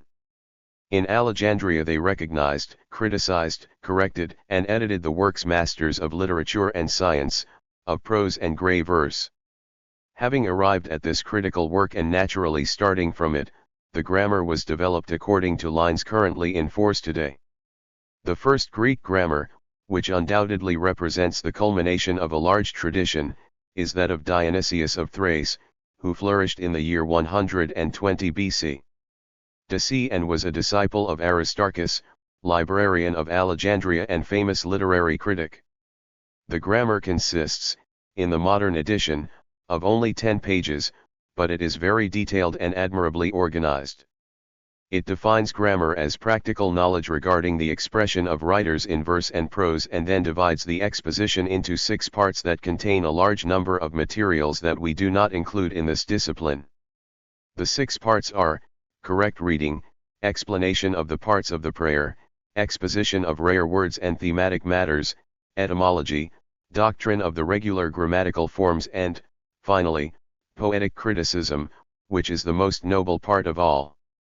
More later it deals with emphasis, punctuation, letters, syllaba, parts of the oration, declination, and conjugation.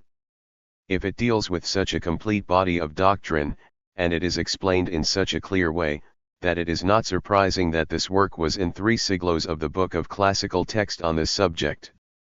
Considering the celebrity of this Alexandrino text of grammar, its fame is less than that of another product of the same environment, the Elements of Euclides. This book, one of the most famous in the history of the world, was written by a man we barely knew more than the name and the reason why he flourished during the reign of the first Ptolemy. The Elements were summarized and completed the great tradition in geometry and arithmology and were quickly converted into a classic text. Archimedes, who was born in the year 287, cites it, indicating the book and the corresponding proposition, asymism at the beginning of the symbol, was also the usual text of elemental geometry in the English-speaking countries. In addition to the 3 books of the Elements, other works of Euclides are preserved, the Phenomena, treated about spherical astronomy, and Optics, treated about perspective. It seems that he developed this last theme driven by the needs of scenic art. Astronomical investigation was not merely theoretical in Alexandria but based on observations, and led ready to progress that anticipated the Copernican revolution. The main author was Aristarchus of Samos, disciple of Lampsacus Extractor, cultivator like physics. The work that expounded on the revolutionary astronomical hypothesis has been lost, but fortunately we have at our disposal a summary of his theories contained in the writings of Archimedes, who was even younger than Aristarchus. Hypothesis, says Archimedes, is that the fixed stars and the sun remain immobile and that the earth revolves around the red of the sun, drawing a circle and the sun being the center of its orbit. It is a criticism that we do not have the arguments that Aristarchus supported in his formulation. Aristarchus also extraordinarily expanded the ideas admitted to the extent of the universe, because Archimedes continued by saying that the sphere of the physical stars located at the center of the same center of the sun is so great that the circle in which the earth revolves looks at the same proportion with the distance of the stars that the center of the sphere has on its surface. This is equivalent to saying that the distance to the physical stars is so great that the diameter of the annual orbit of the earth above the sun is, in comparison, despicable. Aristarchus' reason for making such an extravagant claim is that astronomy instruments have not reached the sufficient degree of precision to allow him to detect the phenomenon of paralysis. Naturally, the goal of the Alexandrinos astronomers was not, as in the case of Plato, to solve the problems through spheric geometry, but to discover the physical things. The only writing by Aristarchus that has come to us is titled On the Dimensions and Distances of the Sun and the Moon. I wrote it before formulating a heliocentric theory of the universe, but it should be considered as an example of the astronomical science of its era, within the extreme limits of this book. The methodical ordering of the work is worthy of the era that led to the production of the Elements of Euclides. Aristarchus tries to formulate 6 hypotheses or suppositions, based on reasoning and in which certainty or falsehood is true or flawed. They are the following. 1. The moon receives the light of the sun. 2. The earth is a central point in relation to the circle in which the moon revolves. Thus, it is proposed to consider the diameter of the earth as insignificant in comparison with the diameter of the lunar orbit. 3. When the moon appears reduced to its midpoint, the great circle that divides the bright and dark zones of the moon is located in the direction of our view. This, as shown in a diagram, means that the centers of the sun, the earth, and the moon form a right triangle with the right angle in the center of the moon. 4. When the moon appears close to its midpoint, its angular distance from the sun is 87 degrees. This is slightly inaccurate. The green corner is more than 89 degrees. 5. The shade of the earth is also the shade of the 2 moons. 6. The moon subtends an angle of 2 degrees. This is a new mistake.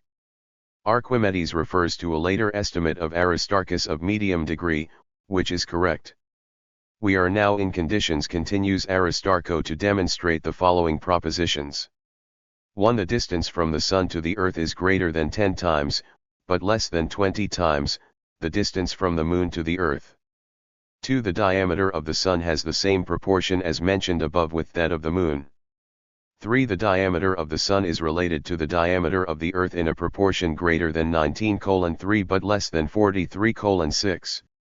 In this way, 10 more propositions are demonstrated. We play numbers 7, 9, and 15 to be those that correspond to the central theme of the song. The method of this work, it is clear, the mathematical theory applied to the observation data is not exceptional. The inaccuracy of the data is less important. The athletes were aware of these imperfections. Archimedes repeatedly states in his writings that neither eyes, nor hands, nor instruments are enough for him to achieve the precision he needs, and in one of his treatises he dedicates 5 or 6 pages to describing an ingenious device to reduce the margin of error in determining the angle that the solar disk subtends to the eye. Aristarchus estimated the relationship between the shadow of the Earth and the diameter of the Moon by timing the time it takes for the Moon to pass through the shadow of the Earth in an eclipse. The calculation, probably made with the water regulator, is too short. There is a surprising shortcoming of observation that raises a problem of such interest that it requires a brief digression. Proposition 8 of the treatise on the dimensions and distances of the Sun and the Moon states, when the Sun is totally eclipsed, the Sun and the Moon are included in the same cone that holds its vertex in our eye. Aristarchus uses this observation to justify his opinion that the diameters of the Sun and the Moon subtend the same angle to our eye. But there are tests that tend to demonstrate that the distances from the Sun and the Moon to the Earth are not constant. A late author, Simplicio, wrote in the year 536 of our era, Tras recager pruebas de la variación de las distances de los celestial bodies a la Tierra. There are also prudences of the truth that I formulated regarding the previously observed ones relative to the eclipses totals of the Sun, because when the center of the Sun, the center of the Moon and our eye are centered in a straight line, they are not always the same, because sometimes the cone that encloses the Moon and holds the Sun at the same time is invisible to us during a certain time. What otherwise does not happen is that in the middle of the eclipse there is a solar edge of a certain amplitude that travels outside the lunar disk. We must deduce from this that the apparent differences in the size of the two bodies, observed in the same atmospheric conditions, are due to it. Variation of its distances. Simplicio demonstrates, therefore, the insufficiency of the observation data in what Aristarchus bases on his conclusions. It also indicates that variations in the scale of the planets, corresponding to variations in their distance from the Earth, were known to Aristotle and even before. It is, without a doubt, an example of the tricky one which results in despising assumptions that do not fit a preconceived theory. If Aristotle granted due importance to these observations, he was not led to formulate a system of concentric spheres based on the doctrine of the immutability of the heavens and in the consideration of the sphere as a perfect figure, which was truly proven for science. It was also true to Aristarchus' reasoning that in solar eclipses the disk of the Moon sometimes covers the Sun and other times it does not. In doing justice to Aristotle, we must record, without embargo, that in metaphysics we note that their astronomical theories are provisional and dependent at all times on more precise observations by specialists. Aristarchus attempted only to determine within certain limits the relationships existing between the diameters of the Sun and the Moon and the Earth. This would provide an approximate estimate of the diameter of the Earth in absolute units. Aristotle, for example, quotes on one occasion a figure which is twice as likely to be correct. The estimate was finally realized by Eratosthenes, a more young scientist than Aristarchus, librarian of Alexandria and one of the greatest geographers of the Antiquities. This calculation was based on combining astronomical observations with direct medicines over a part of the Earth's surface. In Cyane, during the winter solstice the Sun falls vertically over the Earth at midday, as it shows the light which completely illuminates the bottom of the sky. In Alexandria, at this same time, the distance of the Sun from the sky is 1/50th of the celestial circumference. Eratosthenes estimated that these two cities were located on the same meridian and separated by a distance of 5,000 stadiums, both being approximately correct. 5,000 stadiums are equivalent to 1/50th of the Earth's circumference. Reduced to our units of longitude, it means that the Earth's circumference is 39,651 kilometers, which is a fairly exact estimate. It implies for the terrestrial diameter a value that is only 80 kilometers less than the actual polar diameter. As a strictly scientific geographer, Eratosthenes found it indispensable to use astronomical data to map the world accurately with parallels and meridians. On the other hand, as a true continuator of the Aristotelian tradition, he highlighted his contribution to geographical knowledge with a history of the discipline of Homer until his time. The Egyptians have not made important contributions to geographical science. We know that in a distant era, in the year 3200 BC, during the reign of Sneferu, a maritime expedition was organized, marching 4 boats of 50 meters from the sea to search for cedar wood in Byblos, in Phoenicia. But the maritime exploration of the East did not make much progress with the Egyptians. The most famous expedition carried out to the bottom of its auspices was entrusted to the Phoenicians, who, following a worthy honor, circumnavigated Africa in the year 600. The first extensive exploration of the Mediterranean was carried out by the Minoans, who were settled there on the island of Crete. Before the year 1500 they definitely discovered the eastern Mediterranean, and by 1200 they had extended their journeys to Sicily and southern Italy. However, the Phoenicians were the first who, during the millennium before our era, explored the Mediterranean from one extreme to another. On the other hand, the Carthaginians have, dating back to 500 years. Desi, located on the western African coast up to Sierra Leone, 1 second step from Ecuador. Immediately, beyond the Phoenicians, their rivals appeared on the Griegos. The discovery of the Black Sea, for example, was carried out by the Griegos of Miletu. The exploration began around the year 800 BC. De Cristo, and by 650 there was an important series of grey colonies along the coast of the Black Sea. For this city of explorers and merchants Anaximander was discussed on the map. However, it was not in Miletus, but in the nearby city of Phaeacia, where the great enterprise was organized which would end up transforming the Mediterranean into something similar to a grey lake. Probably in an era as early as the year 850 BC. Desi, colonists from Phocia who occupied the Italian territory of Cumia searched for Napoles, and there were many Greek people in the western Mediterranean, the majority of those of Phocian origin. The most western of these people is in Mainake, near Malaga, and the most famous in Marsella, being the first civilized nucleus of France. From Marsella he took over the Phocian captain Patis, around the year 300 BC. Desi, one of the great voyages of the Antiquity. Drawing on the vigilance of the Carthaginians, who also strived in that era to preserve the Atlantic as their own, they crossed the columns of Hercules and headed towards the north. The main objective was the mines of the Cornwall summer, which I visited and described correctly. Patis was a venerable man and a worthy astronomer, and on his travels he was valiant in scientific achievements. He was able to discover that the polar star was not exactly located on the pole, and to determine the latitude of Marsella with a few minute differences from the correct figure. Your exact observations gave later geographers reference points that allowed you to map northern and central Europe, and thanks to the information provided that Eratosthenes can locate Ireland in its correct position with respect to Great Britain. Scientific journeys like Patis were capable of calculating latitudes astronomically. The problem of lengths, without embargo, cannot be solved.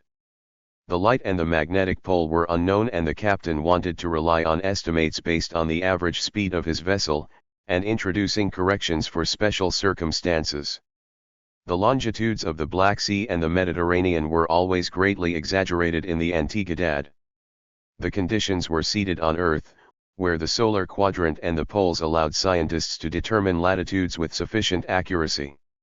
However, the distances, by general rule, were measured directly by medidors, such as those who accompanied Alejandro's army on its march in the summer. These were the instruments and data that the ancient geographers trusted for the creation of their maps. Let's look at the details about how Anaximandro created the first grey map. One of his successors, Hecataeus, also from Miletus, was born in 510 BC. C has another map as a complement to his description of the world. Hecateo grouped the lands that were known to be symmetrical in shape to the Mediterranean red. Maps of this type were widely read in the V century, and we know that Aristotle in the 4th century kept a cartographic collection in the high school. Eras thence, bringing together the results of this prolonged effort and completing them with superior scientific knowledge, calculated that the habitable region of the Earth was an area of 15,000 kilometers in length and 7,000 kilometers in length, which he divided into rectangles by means of parallels and meridians. Its two main eyes are cut on the Isle of Boeotis, and the extreme meridians are located on the columns of Hercules in the west, and in the Ganges in the east. The principles of scientific cartography achieved, in sum, a notable degree of accuracy. But it must be added that at no time in the Antiquity, due to the ability of an adequate organization, it is possible to know in detail the habitable world with the precision that its science allows. The distances are calculated by estimates and are generally inexact. Just as the map makers of Miletus of the 6th and V centuries were influenced by the practical needs of their commercial and colonizing community, the Ptolemies, subsuming the great scientific effort of Alexandria, became interested in the practical application of their results. However, among the slogans the idea prevailed that science should not have practical application, the purely theoretical aspect being the most removed by the ancient writers. He is clearly reflected in the biography of Archimedes, generally considered as the greatest mathematician and physicist of the Antiquity and one of the greatest scientists of all time. Although born in Syracuse, he belongs to the Alexandria school, because he studied in that city and always maintained close contact with its scientific circles. The majority of his life passed in Sicily as a family member and friend of King Hieron, preferring to honor his native city and defend his local patriotism with the use of the Doric dialect, including in his teacher's scientific works. We will point out, from time to time, that the style of Archimedes is at its highest, being a model of simplicity and precision. The numerous inventions he created demonstrate that Archimedes was ingeniously gifted for the practical aspects of mechanics. In his youth he built a planetarium which, in the words of Cicerone's enthusiastic enthusiast, reproduced with a single motor all the desired and different movements of the celestial bodies. In Egypt he was much celebrated for the invention of a spiral bomb to raise the water of the Nile. It is stated that the adulteration of the gold of the crown of Hieron was detected by a method that involves the discovery of the principle of specific density. He launched a large prison for Hieron through a system of military poles and, above all, defended Syracuse against the attack of the Romans by means of a series of military machines that had previously existed at that time. However, what we highlight most is our contribution to pure science. In this tube it was deduced that a sphere inscribed in a cylinder is represented, together with the formula that had been discovered to calculate the volume that a cylinder exceeds its inscribed sphere. Plutarch offers an interesting insight into the actions of the mechanical Griegos in his commentary on the Archimedes in the life of Marcellus, the Roman general who conquered Syracuse. The famous and popular art of mechanics, says Plutarch, was first created by eudocs and architects, contemporaries and friends of Plato. These men, faced with theoretical problems that undermine their capacity for analysis through reasoning and geometry, returned to ingenious mechanical constructions that solved their problems in a practical way. Plato was afflicted by him and accused him of destroying all the goodness of geometry, which by his fault had escaped as a fugitive exclave of the incorporeal and intelligible to the sensible, returning to the use of material bodies which required a common practical manipulation. In this way, Plutarch continues, mechanics was abandoned, separated completely from geometry, suffered persistent contempt from some philosophers and was relegated to the level of military art. One might suppose, by the terms he uses, that Plutarch, in the 1st century of our era, had overcome the prejudices of the previous era and deplored the exclusion of the mechanics of the union of the liberal arts. But it's not true. Unfortunately, he was an orthodox follower of Plato who worked on Archimedes for his high contempt for his practical problems. Considering that his engineering projects earned him the fame of superhuman genius, he states, his spirit was so sublime, his genius was so fertile, his genius was so rich, his theoretical knowledge was so great that he used to write a treatise on mechanics or any art that related to practice. He considered these interests as noble and vulgar and preferred to concentrate all his faculties on subjects whose attractiveness and excellence would not be contaminated by the application to human needs. This passion for pure science, and the aforementioned example of the way to produce a more mechanized civilization, seems to be derived in a certain way from the structure of the Grey Society. These words were on the machines, while they were cheated, it was not necessary to try to replace them. The hand of work lasted longer than the splendor of ancient science, thus depriving it of the economic reason for the invention of machinery. It would be an interesting question to see if humane reasons influenced the development of mechanical inventions, something that seemed unlikely in the antiquity. Although no compassionate people were lost, the comfortable belief that nature had divided men into two categories, that of thinkers and that of manual workers, prevailed, the division on which the society was based. The laborers were considered unworthy of the rights of citizens, by some authors such as Aristotle, who limited it to the ruling class and the soldiers.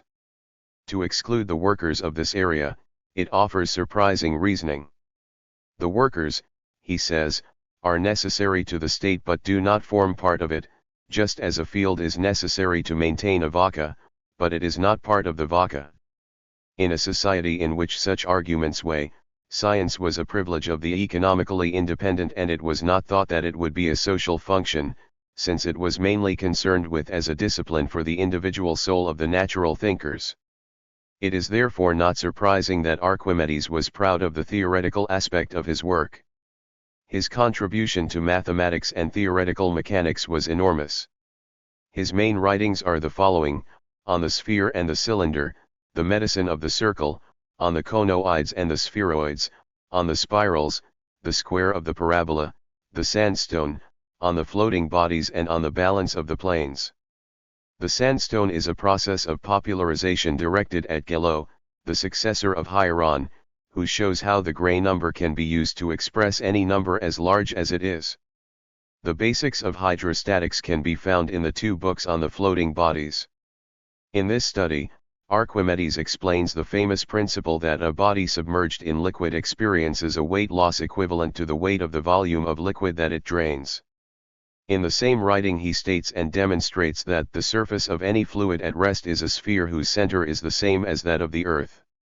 The discussion of the equilibrium of the planes, starting from one of the many postulates, such as that of equal weights at equal distances equilibrate, links with masterly logic to the fundamental theorem that 2 weights equilibrate at distances proportional to their weights. This is the principle that moved her to exclaim, "Give me a point of support and I will move the world." The same environment in which an inventor as fertile as Archimedes despises the practical applications of his knowledge also explains the useless or destructive character of many of the machines invented in this period. The least useless ones are the associations under the name of Tisabio.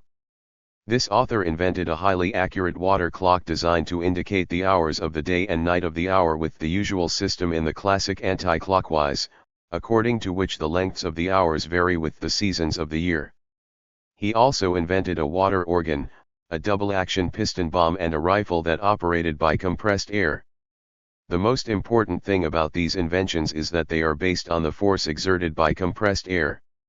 I am proud of the physical experiments that the disciples of Lampsacus extraction carried out in a systematic way. Unfortunately, the writings of Tisabio have disappeared. The oldest applied mechanical technique that is preserved is a part of a general work of the Byzantine line, which flourished in the 2 or 3 century BC. DC. The technique of architects and engineers may not allow for a written expression, and if we do so, we do not keep any text on these themes. A timely and important technical hallmark was reflected, nevertheless, in the literature, confirming the veracity of the written testimony in a modern archaeology. In the second half of the 6th century, the grey engineer Eupalino of Megara, undoubtedly in the service of the tyrannical Polycrates, built a tunnel on the hill of Castro, in Samos, to ensure the water supply to the city. The tunnel, about 900 meters long, passed through both sides of the hill, the corresponding points being determined by the existence of an arroyo on the side of the hill opposite the city and by the necessity of a climb on the side next to the same.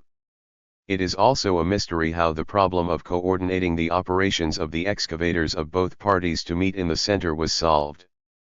They were only mistaken in a little more than a meter. A later Gray writer, Heron de Alexandria, who lived in our era, explains a problem that recalls this ancient technical realization. The formula is as follows: trace a straight tunnel across a mountain, given the two border points. After giving the mathematical solution, he confidently concludes, if the work is done in this way, the two teams will meet. But it is surprising that a Gray engineer from Megara laid down this theoretical basis in the 6th century. A famous Alexandrino engineering work, created in the year 280 BC. D.C., a few years after the death of the first Ptolomeo, was the construction in the port of a luminous tower of white marble, the lighthouse, probably of 4 or 5 steps high, which was used to guide the boats during the day. On use as it was in the modern world, it seemed like a late adaptation. Of the 3 classical mathematics of the Alejandro era, we remain concerned with Apollonio de Perga, who lived in the year 240 BC. D.C. He is mainly famous for his work in the conical sections. The theme was first approached by Menaechmus, disciple of Platon and Eudoxus, a few years ago, and later treated by Euclides and archaeologists.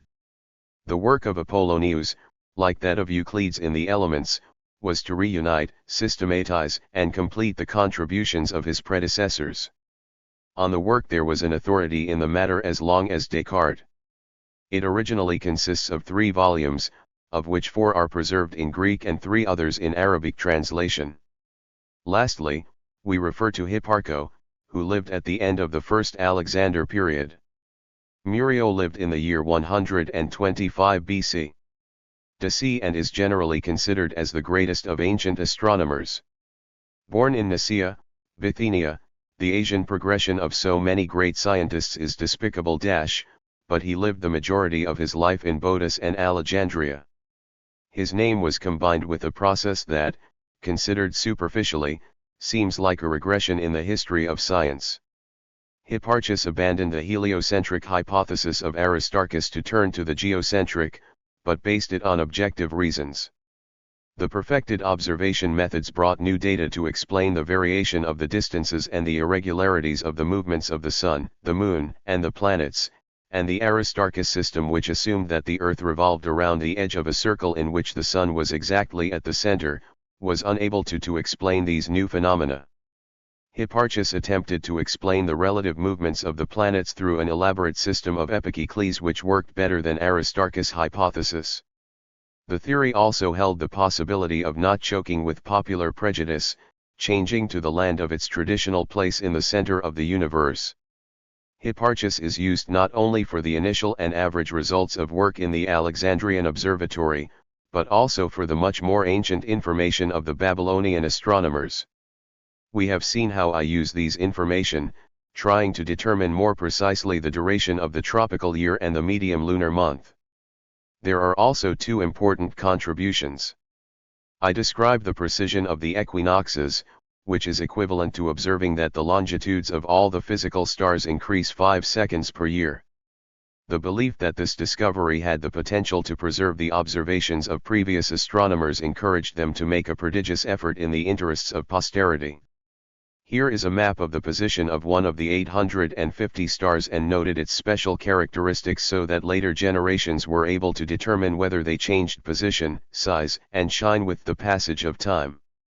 Thus, science, both at the end and at the beginning of this period of splendor, reflects on its main characteristic, which is a feeling of solidarity between generations, of cooperation between the past, the present and the future. Art is wide, life is short. 9L World Greco-Romano. The extraordinary prestige of the Griegos language and culture in the Alejandro era is manifested, among other things, by the fact that in this era they began to absorb representatives of various older civilizations. An Egyptian priest, Manetho, and another Babylonian, Berosus, wrote histories of their own civilizations in Greece, of which fragments still exist. Also a Babylonian astronomer adopted the Macedonian name of Seleucus and published his scientific works in Gray. He was the only one in his era who endorsed Aristarchus' heliocentric hypothesis, being also famous for his correct theories regarding the movement of the tides. The Alexandrino Jews also adopted the Greek language, to the point that it was necessary to translate the Hebrew writings into Greek for use in the synagogues of Egypt. A unique achievement in the history of the world was the completion of the translation of the Pentateuch and the prophetic texts, which lasted approximately 150 years. This Gray version of the Old Testament, the seventh, was, in effect, the basis of the intellectual formation and language of the writers of the New Testament. The Gray Jews, based on the ideas of the Setanta version and expressing themselves in their language, were the propagandists of the new religion which was destined to conquer the Greco-Roman world and to provide the basis of the civilization proper to modern Europe. These tales were the important conquests of the Gray language in the East. For a moment, it seemed that they were following equally important conquests in the West. At the end of the 3rd century, Rome, as powerful politically as it was weak culturally, began to write its history in Gray. But this movement, begun by Quinto Fabio Victor and Lucio Ciccio Alimento, was supported by the example and arguments of the old Cotton in the second half of the century too. Cotton joked that Romans wrote in Greek, and offered Roman writers his own history in Latin. The possibility that Gray could become the only cultural medium of Roman society in the West did not come to fruition and, after the Second World War, civilization gradually became bilingual. He entered the Greco-Roman era. This period did not see much scientific progress. The logs of the same are due to the efforts of the towns of Oblagriga, which we want to discuss in the first place. But the main task of the historian of science in this era is to confirm the failure of the Romans, who did not create anything similar to the Gray science.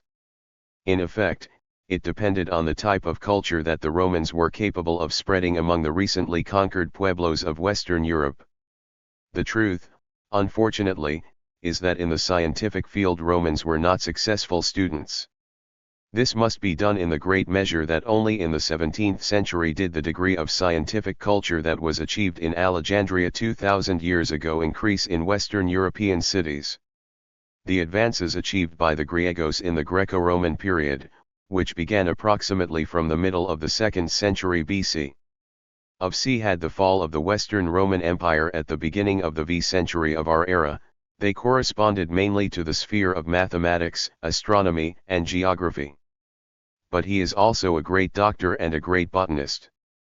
The main center of scientific studies continued to be Alexandria, where two new sciences were created, trigonometry and algebra. In what concerns the first, the main ones are the following.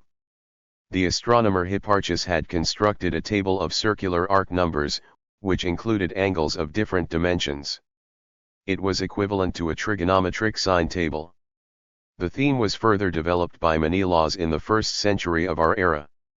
Later, in the 2nd century, the great geographer and astronomer Ptolemy, with whom we will deal more closely, prepared a detailed table of corners, which included a series of angles, filling by medium degree and increasing medium degree each time.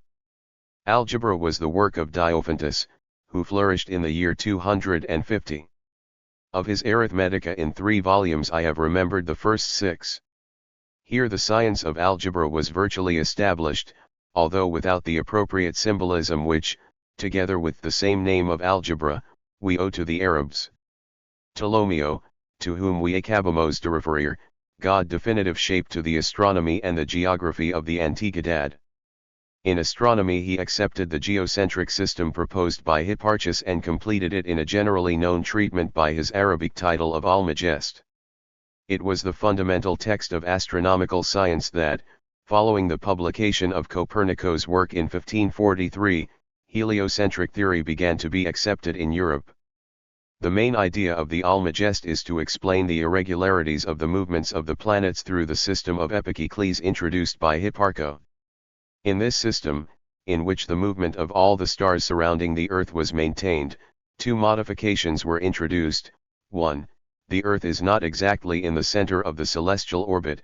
The existing eccentricity explains the 4 stations, which allows variations over the course of the year from the distance from the Sun to the Earth. 2. Each planet has its own second orbit, on an epicycle. It is said, not only does the general movement of the Earth's radar appear, but it also moves in a smaller circle whose center is located in the circumference of the orbit of the planet's radar of the Sun. This was the final formulation of the answer that the Greeks gave to the ancient problem posed by Plato. To be just with the great scientist that Ptolemy was, we must point out that surely God's perfect interpretation of what his answer was only a mathematical construction and not an absolutely correct representation of the movements of the celestial bodies. The geography of Ptolemy also reflects the tradition of Hipparchus. De Hipparco assumed the doctrine that all geographical points must be determined astronomically, the latitudes by reference to the altitude of the pole and the longitudes by a method dependent on the observation of lunar eclipses. But the norm was made too difficult for the time and means were needed for the realization of such a great undertaking. In Ptolemy's geography, 6 of the other books are dedicated to highlighting the location of one of the 8,000 places. They are located by latitudes north of Ecuador and longitudes east of the Lucky Islands. But the determinations are not made in the majority of cases astronomically, except through the information provided by travelers. Naturally, I am very inaccurate. In addition to his trigonometric, astronomical, and geographical logs, we preserve, for the glory of Ptolemy, a magnificent work of experimentation. In his optics we recognize the results of his investigation of the phenomenon of refraction. Experimented with various mediums and offered tables of reframing angles, not always correct. The technique does not seem to have reached the level of its original inspiration. Without doubt, I suggested this line of investigation into astronomical observations.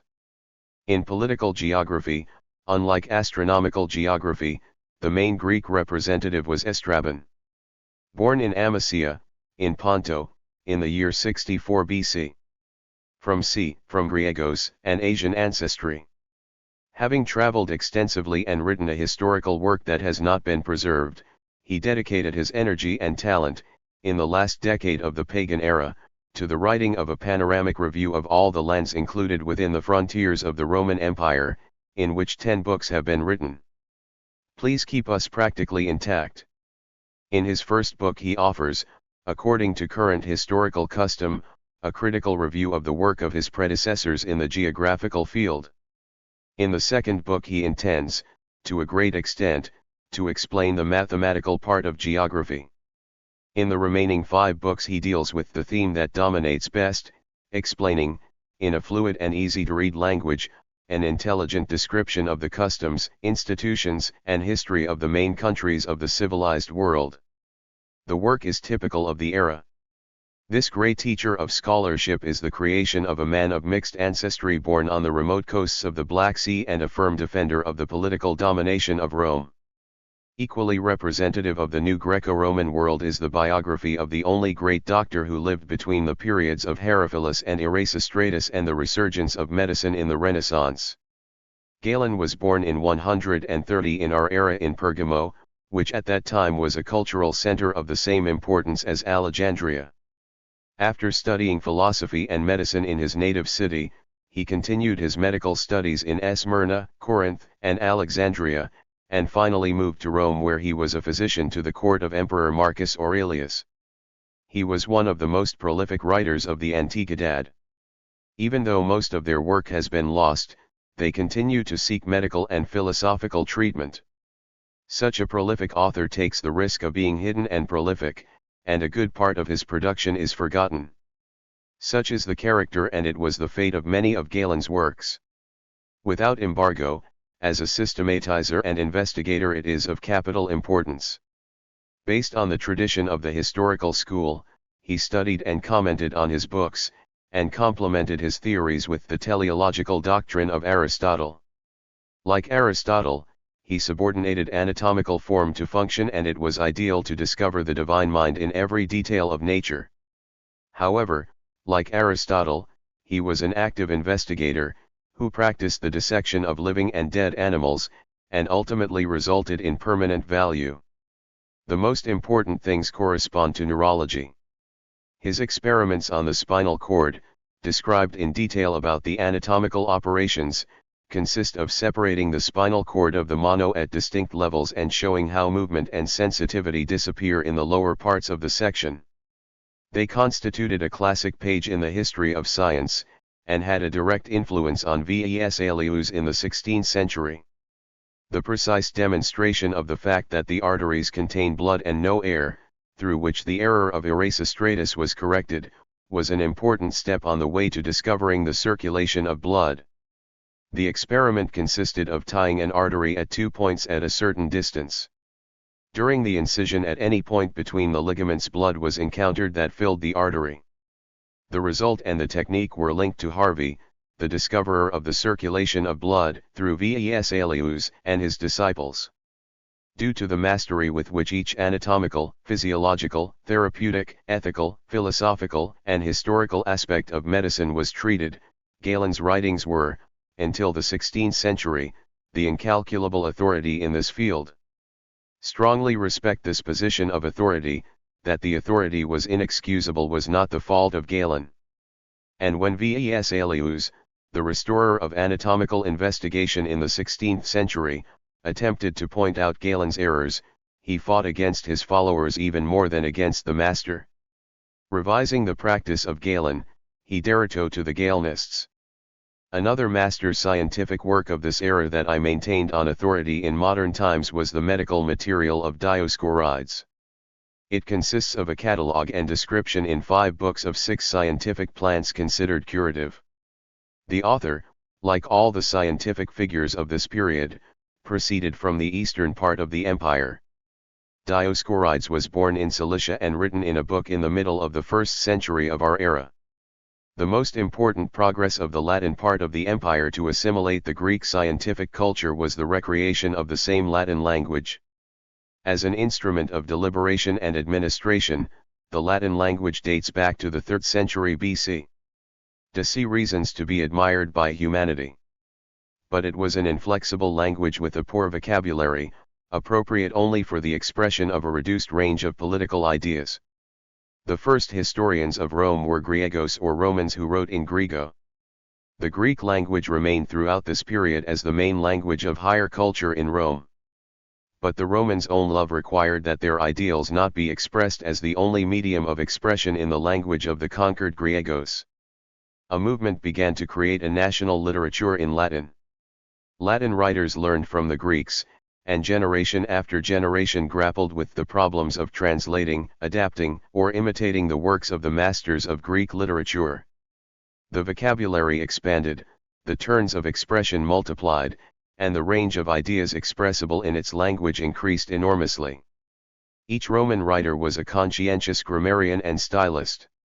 The totality of Greek grammatical knowledge was assimilated and adapted to Latin, sometimes in a dull way, while the study of Greek rhetoric gave it thoughtfulness and ability to a medium of expression that soon aspired to the height of elocution. At the end of the Republican period and even after the August era, it is said, approximately at the beginning of the Christian era, Latin literature produced a series of great master works. The ability to understand and appreciate it is still needed as a guarantee of establishing a superior literary culture. Latin was molded successively to the purposes of the poet, the historian, the orator, and the philosopher. He bore the main burden of the strength of Western Europe in these fields for as long as a modern enough time. Included in the sphere of science, the first works of modern teachers were written in this language, continuing the use of Latin for scientific purposes, in increasing competence with modern vernacular languages, until the 18th century. The first important word of the Latin language in the process of incorporating the scientific and philosophical ideas of the Greeks was the poem De Rerum Natura by Lucretio. He was also the most detached. The atomism of democracy had a new force in the Atenas of the 3rd century BC. DC thanks to the philosopher Epicurus, who created an intellectual trend diametrically opposed to that of Plato. While Plato highlighted the importance of future life, Epicurus believed only in the present. Plato fought against the scientific materialist, and Epicurus, on the contrary, based his philosophy on his own, promoting only the theory of mechanical determinism. For Epicurus, the peace of mind lies in the understanding that destructive phenomena of nature, earthquakes and lightning, earthquakes and floods, plagues, could be all explained by the action of the atoms in the void, not implying the hostility of the sinister gods Hatia el Hombre, and in a further understanding, that the soul, like the entire structure of atoms and vacancy, is mortal and therefore not subject to torture in future life, contrary to the belief that the popular imagination and the prose of Plato were presented with such terrifying vivacity. Lucretio assimilated the doctrine of Epicurus and on an atomist basis interpreted it in poetic form following the philosophical model of Empedocles. The poem does not contain any originality, except the noble and fervent eloquentia of the writer and his eminent ability for the systematic and orderly exposition of the material. She is undoubtedly a master of literature, the greatest philosophical poem of history, but from a certain angle she is also a master of scientific thought, considering that science is not just a technique but a philosophy, a mentality, a way of seeing things, a belief in reason. The sacred pleasure is found in the spectacle of nature and in the knowledge of its laws, the necessity of an understanding of these laws to be able to live correctly, the need to put the mind to the evidence of the previously observed ones. These ideas have never been explored with such power and beauty as in the austere eloquentia de rerum natura. Cicerone, who was the same age as Lucretio, also made a notable effort to incorporate into Roman literature the part he considered best of Greek thought. Magnificent and capable translator, in his youth I wrote in good Latin verses a Greek astronomical poem, the Phenomena of Aratus, which expounds the astronomical ideas of Eudoxus in popular form. But his main production was written in prose.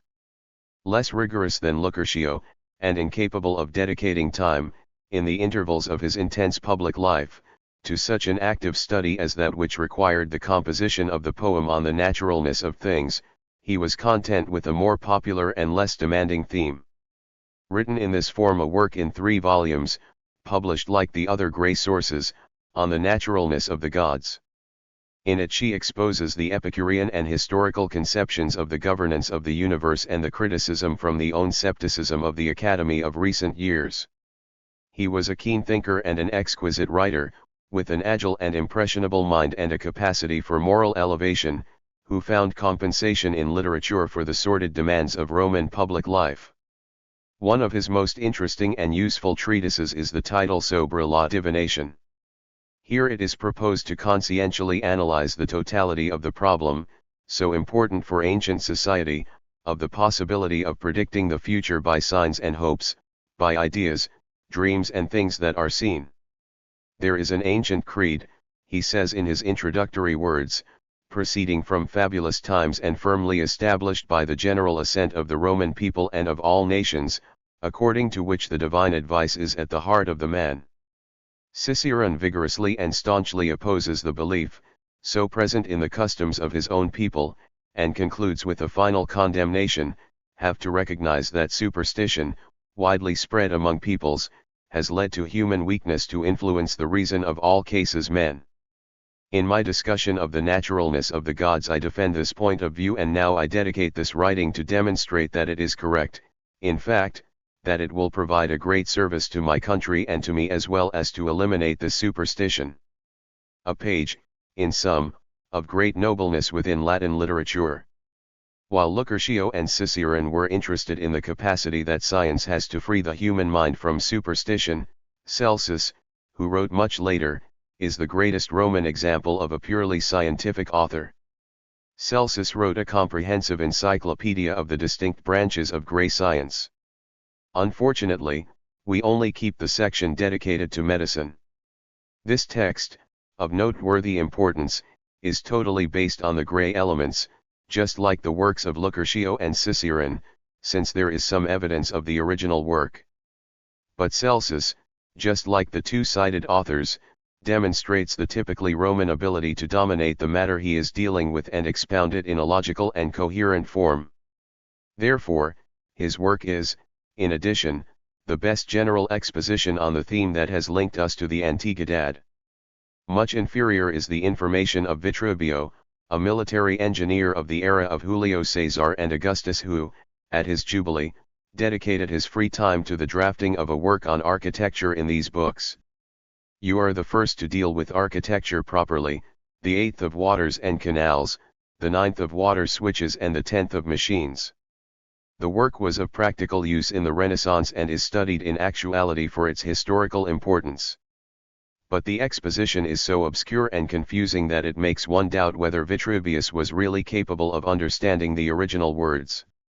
The Roman mind was more oriented towards erudition than towards investigation, because its characteristic production was the encyclopedia. Along the same lines as Celsus, also the author of an encyclopedia, was Varron, the greatest cult of Roman writers. Varron distinguished new liberal arts grammar, dialectic, rhetoric, geometry, arithmetica, astronomy, music, medicine and architecture and wrote about all of them, of his writings only if they have preserved two, a treatise on agriculture and a part of his work on the Latin language. On the contrary, a later encyclopedia, the Plinio el Viejo, has completed our story. It is a natural history in 3 and 6 books, which deal with cosmology, geography, anthropology, zoology, botany, medicine, mineralogy, magic, and art. From our point of view, it was a disorganized mixture without much thought, but it was so laborious to compile that it justifies Lynn Thorndike's statement in the History of Magic and Experimental Science that it was the source of the greatest importance for the history of ancient civilization. Pliny brought nothing original to science except his omnivorous curiosity about all the secrets of nature, a curiosity which he considered uniquely placed among the Romans. However, just passed to posterity as an exhibitor of the previous discoveries. The book is the compilation of one of 2,000 works in search of 5 authors, of which most of the third are Griegos. His father, Plinio el Joven, describes it as an important work for his extension and erudition, and as varied as the same naturalness. To Pliny, and to a lesser degree to Vitruvius, we owe much of what we know about the chemistry of the ancient world. As we understand from what we explained in our first chapter, the history of chemistry of the Egyptians and Babylonians can be known mainly through the objects that we conserve originating from their industries. It is generally admitted that the Greeks resembled the chemical knowledge of the Egyptians, but the most ancient Egyptian texts are manuscripts written in the Greek of the 3rd century of our era. These manuscripts include several hundred years of chemical recipes, but the problem consists in determining the origin and the later development of these undoubtedly traditional knowledge.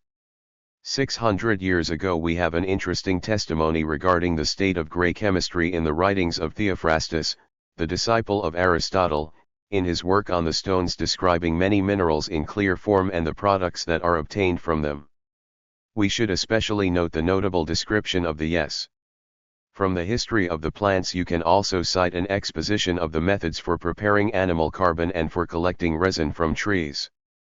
And in its work above the perfumes, the first description of the bath is as medium to have moderate heat in the preparation of these substances.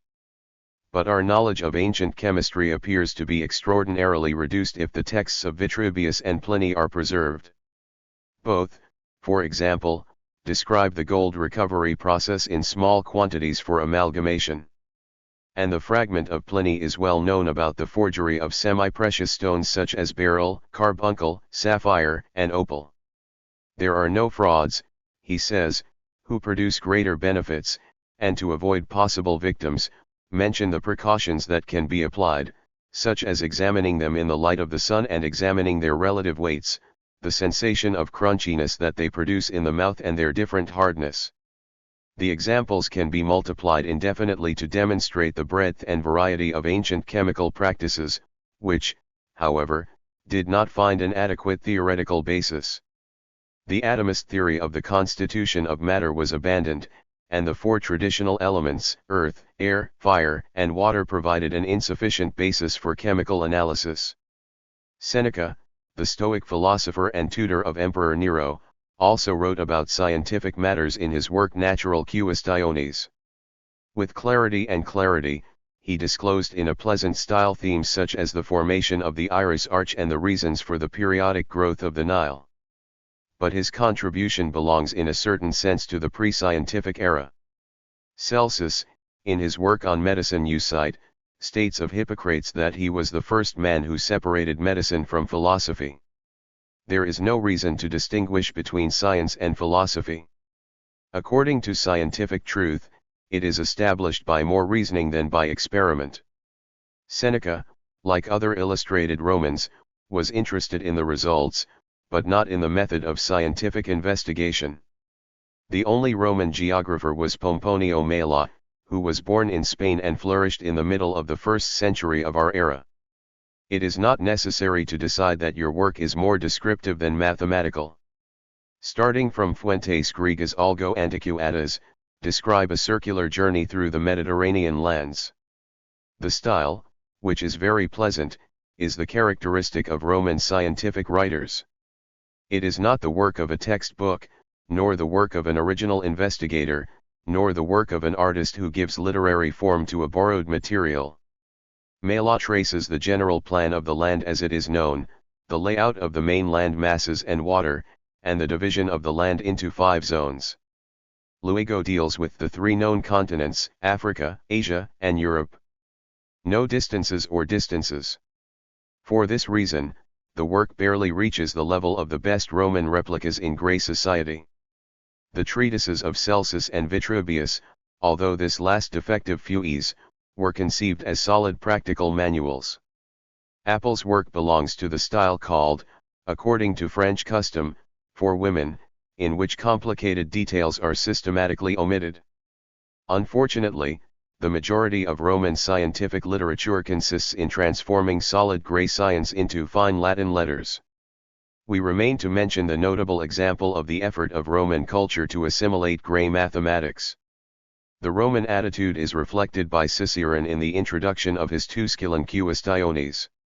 The words he observes were given to the surveyor in the highest esteem, because none of the progress was with greater splendor than mathematics. But we are stable at the limit of this art on its use in meditation and counting. No one should assume that Cicerone is here criticizing the Roman attitude. At least, if this was your intention, you should be careful not to express it openly. It was not in vain that he claimed that the Romans always showed more wisdom than the Griegos in their inventions, or even more, improved those who were given to them, in the belief that they considered them worthy of serious attention. Apparently, mathematics did not fall into this category. There is a reason why one can legitimately sympathize with the Romans. The frequent insistence of the writers on the uselessness of mathematics for practical purposes naturally acted as a brake on the practical mind of the Romans. However, the consequences of this Roman inability for mathematics were very important. They assimilated the results of Grey science but not the method, learning the statements of Euclid's propositions without worrying about the principles. Consequently, they sought the mercy of the intellectual resources of the eastern Mitat of the empire. The review of Augustus was brought to a close thanks to the help of specialists from Alexandria, just as Julio Caesar had trusted in the help of an Alexandrian astronomer, Sosigenes, to reform the calendar. However, when the Oriental myth of the empire separated from the Western one, when the knowledge of Greek diminished in the Western Mitat and Latin became the only language of culture, due to its positive scientific content, due to its uncertain understanding of the meaning and the method of science, and in this complete way to create a tradition of investigators, it is impossible to have an education based on the knowledge of nature and including what it will tell you. Education is centered more on words than on things. Disciplines such as rhetoric, grammar, and logic did not disappear completely, but naturalism was a book that was not consulted directly. Ex resumen and conclusions. La decadencia y el resurgir del espíritu científico. El papel of Christianity. A mediados del siglo III, the pace of scientific progress has slowed considerably. The final stages of our second year were that our progress had been paralyzed. If we wish to broaden the period of scientific activity leading up to the Sixth Era to include the names of Simplicio and Philippon, we tend to admit that by considering the brilliance of some theories, the commentary on the ancient texts was linked to being more important than active investigation. In those days that followed until the appearance of the Arabs, science suffered a complete setback. It is appropriate that we have a brief summary of the past experiences before attempting to understand the naturalness of decadence.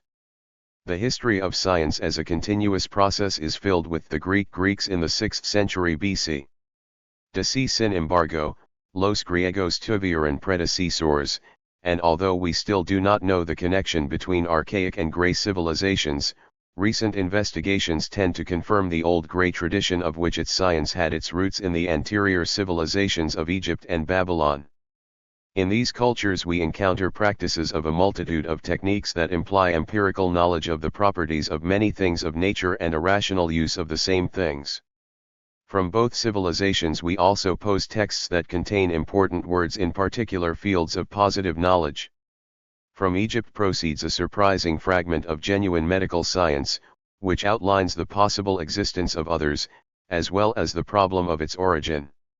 We have seen that we can never write a history of science in the ancient East, because the material is mostly fragmentary. On the other hand, astronomy reached a notable level in Babylon. The observations made over the years and interpreted mathematically led to an authentic body of knowledge that was continually verified, perfected, and improved. However, when we cross from the east to Greece we encounter a completely new atmosphere. The ancient astronomers of Mesopotamia were members of a priestly corporation whose function was revealed in the appearance or movement of the celestial bodies with such cruel joy for their country or king.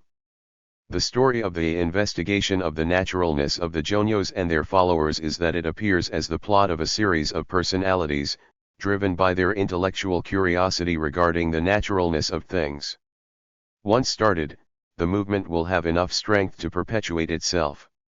It constitutes a new development of human consciousness, which vicissitudes can be reconstructed across the centuries and which influence continues today. The investigation method was as new as its motivation.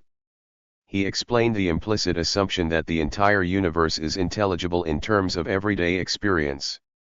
On optimism, without embargo, he was naive, because the problem was more complex than what the Jonios supposed. The difference between reasoning and what is based marked the minds of men and prepared the path for the great intellectual revolution united by the names of Socrates and Plato. The conditions of scientific knowledge were converted into the theme of analysis. The human universe was divided into mental and material, and during a period in which Plato intended to reduce science to a pure activity of the mind, Aristotle temporarily resolved the issue by creating logic and psychology. The result of the Aristotelian analysis of existence was to differentiate between the two elements, matter and form. The form is the intelligible aspect of what exists, the material is the tangible one. The object of science is linked to the knowledge of forms. The doctrine of form, applied to the world of plants and animals, leads to valuable results. Plants and animals allow us to observe a process, a life cycle, in which, starting from a relatively small and chaotic beginning, a perfect individual grows, which then eventually dies.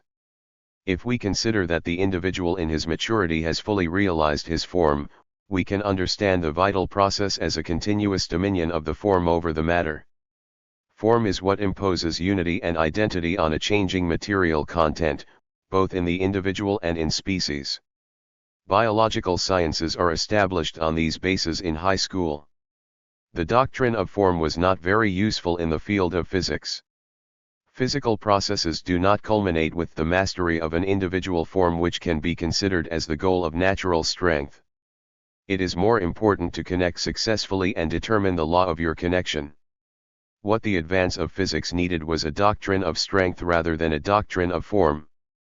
Neither the teleological conception of Aristotelian biology nor the model of logical intelligence required for mathematical sciences was useful for the progress of a science, which development in the Renaissance would be achieved solely through observation and experiment, accepting the fact that one success happens to another without pretending to know why it happens like this.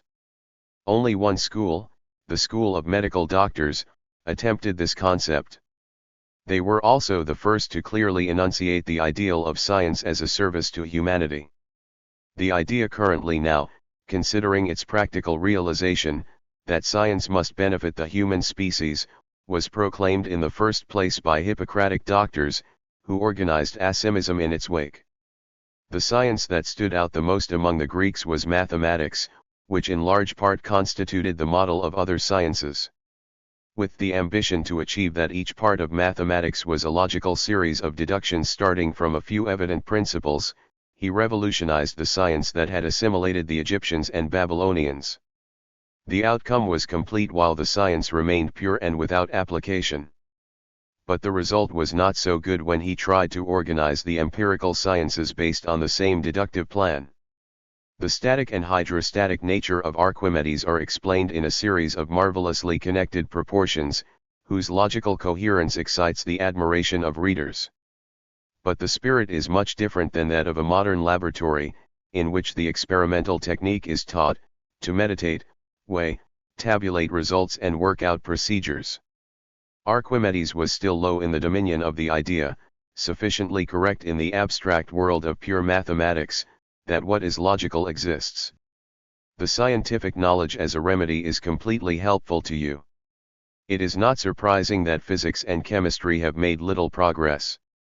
The Griegos experimented with vapor and compressed air, they investigated the laws of refraction, they reflected on the problem of the transformation of one substance into another and they formulated an atomist theory. But they never practiced the medicine of physical health in a systematic way. The connection between mathematics and physics disappeared. At the beginning of the 3rd century BC, at the beginning of the Alejandro era, the prestige of science was so great that the rulers saw it as an instrument of power and incorporated it into their policy to promote progress. In Alexandria, one can once again begin the results of a powerful state in the hands of scientists. Where progress was possible, it was achieved with extraordinary rapidity. The great practical words of the Alexandrinos were the medicine of space and time. They made heavenly and earthly maps, they concluded that the calendar had a marvelous precision, they perfected the clock of the sun and the clock of water to such an extent that the Roman Empire was converted into a society regulated by the clock. But when we look at the causes of the paralysis of scientific progress we must conclude that it was essentially an internal phenomenon. The Grey Society was not assured until it died. You have reached the limit of possible expansion within the mold you have conceived. A central question is the reason why theoretical knowledge was not applied to the invention of machines that provided conveniences, and the reason why the machines that were invented were better played than those invented that saved money. The appropriate response seems to be that you have to refer it to the validity of the esclavitude. The barring of the esclavos in a time when the necessary knowledge was available deprived society of reasons for this development. It would seem incredible, for example, that no machinery was invented to extract minerals, if we did not realize the deception that resulted in the labor of esclavos and criminals. Overall, pure human stupidity can explain a lot. In the problem of transport, to cite another example, recent investigations have revealed the surprising fact that during the entire anti-guidance the method of engaging animals was so ineffective, that animal tracking was found to be inadequate to transport the heaviest loads and this task was to be carried out by men. A lucky victory, meaning it? Exclavit of the broken army, it was the right opportunity to undertake a broad exploration of caves, move huge blocks of stone and build temples to the gods. Piracy, as a permanent source of provision of esclavos, was tolerated by the Roman government. It was an integral part of the social system. The aversion to manual labor among freemen also negatively affected the development of science. Experimental scientists cannot ignore their hands. the great advances in biology made by Aristotle and in human anatomy and physiology by Herophilus, Erasistratos, and Galen, were achieved at the cost of harsh and despicable personal work, dissecting living and dead animals. In the knowledge of the structure and function of the human body there was no serious advance between Galen and Vesalius, which Vesalius categorically attributes to the abandonment of the personal practice of dissection, due to the contempt of the free-born man who has done manual labor. When the most fashionable doctors in Italy, in imitation of the ancient Romans, despising manual work, they began to delegate in exclavos the manual attentions that they considered necessary for their patients, it was, when the medicine was finished. When the practice of all manual operations was trust the barbers, not only did the doctors forget the true knowledge of the viscera, until they quickly disappeared the practice of dissection, without doubt because the doctors did not attempt to operate, while those who had trusted the manual skill were lacking ignorant to read the works of the masters of anatomy. Once again he reiterates his accusation, exhorting young people to turn to the practice of the ancient Greeks and affirming that their own practice of restoring the anatomy in the right place within medicine must be completed in their personal practice of dissection. In the limitations of the Greek scientific ideal, in the ineptitude of the Romans for the study and in the social conditions of the era, we can highlight, therefore, suitable and valid reasons to explain the paralysis of scientific progress and the problem in the application of knowledge theoretical for practical purposes. But it was still necessary to explain the reason why they end up losing the scientific logs you have gained. From the 6 to the majority of the texts of the ancient science Paritio, the rest that was archived in monastic libraries, but which ones were also disappeared, therefore for the minds of men. Let us continue to deal with this phenomenon. It has become a fashion to attribute the decadence of ancient science to the influence of Christianity. The primitive church, with its apocalyptic vision of the proximity of the end of the world, was undoubtedly hostile or indifferent to science. But Christianity was only one of several rival religions, and it seems more in keeping with reality to consider the destruction of science as one of the conditions that favored the propagation of these religions, which saw in the triumph of one of them the explanation of the extinction of science. The most important of these religions were the adoration of the godly mother Cybele, of Attis, of Bacchus, of Isis and Osiris and of Mithras. All these cults gained numerous followers in the Greco-Roman world before the triumph of Christianity. The main difference between the latter and the former was that they worshipped deified natural powers, while Christians worshipped a god external to nature, which was to be of great significance for the revival of science. More prejudicial to the development of science than any of the religions mentioned, was the pseudo-scientific superstition that inundated ancient society with the blessing of its most eminent scientists, and indeed all its philosophical schools, in the inertia of its own decadence. An example of this superstition is the astrological conception of the governance of the universe. We will summarize it with an exposition by the historian Diodorus Siculo.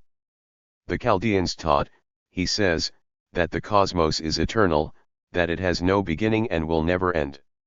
It is a whole order under the control of divine providence. Not a single thing in the heavens happens at risk or for such a thing, until all are brought to the edge of the mind with a definite decision, established by the gods. By observing the stars for a long time and learning the movements and powers of each one, the Chaldeans could predict the greatest part of the human future. We paid special attention to 5 planets, which called performers, because through their various paths between the stars they revealed to men the mind of gods. Under the dominion there are 3 stars called gods' advisors, with duty to supervise heaven and earth. These gods have a special authority, and each one is assigned to one of the zodiac signs. The movements of the sun, the moon, and the planets have a decisive influence for good or bad on the man at the moment of birth. There are also veins of stars called juices, which play to the living and the dead. In general terms this doctrine is in sufficient harmony with the astronomical religion defended by Plato in his last years. It was fully assimilated by the Stoicism that became the characteristic philosophy of Rome. Don't forget that it offered some effective packages. To weigh its superstitious aspect, due to the astronomical knowledge it included, was the most scientific religion of the antiquity, and by replacing the local deities who presided over the different communities by the celestial stars as objects of adoration, he prepared the path for the advent of a universal religion and favored the centralized policy of a great empire.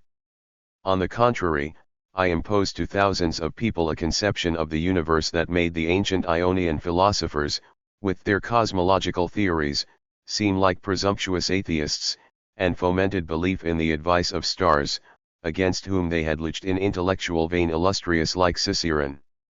A further misfortune was that this astrological cosmology extended to the human body. We saw before that the positions of the sun, the moon, and the stars were supposed to have a decisive influence on the man at birth. He imagined that there was a sympathy between the parts of the human body and the signs of the zodiac. The human body is divided into two parts, each has a relationship with the sign of the zodiac, and it is assumed that the planets, the moon, and the sun influence each man following the sign they meet at birth. When we talk about what a man has a jovial temperament, or describe him as having a Saturnian disposition or call him lunatic, we are using the language of the astrological conception of character and human destiny. This esquema, known in the media as the doctrine of the macrocosmos, could be found in Plato's time. Unfortunately, this fantastic dialogue, part of which was translated by Cicerone and which in the 4th century was translated by the Christian writer Chalcidius, was in the High Middle Ages the guide to grey natural philosophy. On the basis of the doctrine of the macrocosmos and the microcosmos, it was a misfortune, because this doctrine completely destroyed the Hippocratic and Galenic tradition in medicine. The translation of the Hebrew Bible also had a negative impact on the development of science. The specific history of the Griegos was an authentic science of nature. The writers of the Old Testament, interested in the actions of God in history, were not natural philosophers and shared the ideas about nature in force at their time in the Near East. But the writers of the New Testament, interpreting the Old Testament as they prophesied about Moses inspired by God, granted them infallible authority over any natural cues. Upon accepting the story of the creation of Genesis at the foot of the letter, the door opens to an extra detail. By a curious logical process, it was argued that since God created the world in 6 days and 1,000 years, there were no more than 1 day in the vision of the Lord, the complete duration of the world must be 6,000 years. Between him the millennium would come, which corresponded to the Sabbath on which gods disappeared, and during which the saints would reincarnate on the earth. Luego would sell the final juice, and heaven and earth would disappear. This limitation of the history of the world to 6,000 years, begun with the Syrian thinker Bartsanesh, has given rise to an extraordinary acceptance. But the limitation of the trajectory of this perverse world to 6,000 years, although it should have been a consolatory result for thousands of men tormented in that context, was a fatal coup for the leaders of science. In the 4th century, a Latin father, Quinto Julio Hilariano, agonized by the fact that some Christians thought that the world lasted more than 20,000 years, drew a chronological esquema that dominated the Middle Ages and lasted for as long as modern times. The final points in this example were creation or beginning of time, nativity or plenitude of time, and jus or finale of time. In the exact chronology traced by Hilarion, God created the world 6 years ago at the point of the morning of the spring equinox 5,899 years ago. According to the calculations based on biblical history, from the creation to the flood it took 2,257 years, from there to the Exodus 1,389, from here to the death of Jerusalem and Caution 1,168, from now to the Passion 719, and that lasted 101 years before the millennium. This chronology is based on something lacking in sentimental ideas such as the discovery by Herodotus, following which it could take 10 or 20,000 years the formation of a territory such as the Nile Delta by the river deposit of a river, or the exploration by Plato of a new 1,000 years before the Attica there was a leafy area, rich in fertile soil, which slow erosion had stopped. There were more complications when the mile was completed. Every year that the world lasts after the 101 permits by Hilariano will have to be discounted from the beginning. In this form, while Hilarion had proposed 5,550 years between creation and birth, Uslar was obliged in the 17th century to reduce the interval to 3,999 years, 2 months, 4 days, and 6 hours, which would give any time of birth before the end of the world. However, there has not been enough time for the previous history of humanity. Same as history, he covered other branches of knowledge. The literal interpretation of the Bible produces surprising results. The best illustrated by the Griegos fathers, Origenes, in the 2nd century, striving to find a site for all the animals in the Noah's Ark, drew curious conclusions about his story. He calculated them to be 54,000 meters wide, 1,500 meters wide and 500 meters high, which made Noah the greatest naval engineer in history. But once the ark grew, the world became filled. Saint Augustine, at the beginning of the V century, was forced to deny the existence of men in the antipodes because, being inaccessible to the evangelical mind, they would be deprived of the hope of salvation. And a little later, Cosmas Indicopleustes, in Christian topography, learned the task of refuting the theory that the earth is redundant. The objective was to test the concept in force for decades in the Church, according to which the tabernacle of Moses was the model of the universe. Based on the undisputed authority of the Bible, he affirmed that the earth must be a plane with high murals to the north, south, east and west, centered on a semi-cylindrical cube or sky. In the north there is a very high mountain above which the celestial bodies are transported by angels, thus producing the phenomenon of night and day, eclipses, etc. Shelley was more exact than he had suspected, when he wondered that the advent of Christianity had converted the world into an indistinguishable heap. In reality, physical science is not slowed down by the Bible. Another concern is, the salvation of the people and the individual for rectitude. The miracle impregnates the contents of both testaments. And Jehovah's heaven can easily seem to be directed both against natural philosophy and against false gods. The series of questions with the silent response to Job is very significant.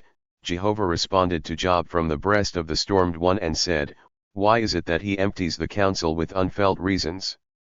Let us ask you like a man, I go to question you and you will challenge me. Where are you when I found the land? So what are the bases? Can you touch the sea with the rein? Can you find the ropes? Orion's eyes?" Job, of course, understood the perfection that was hoped for by him, and Job replied to Jehovah, "I spoke to the light, so why should I answer?"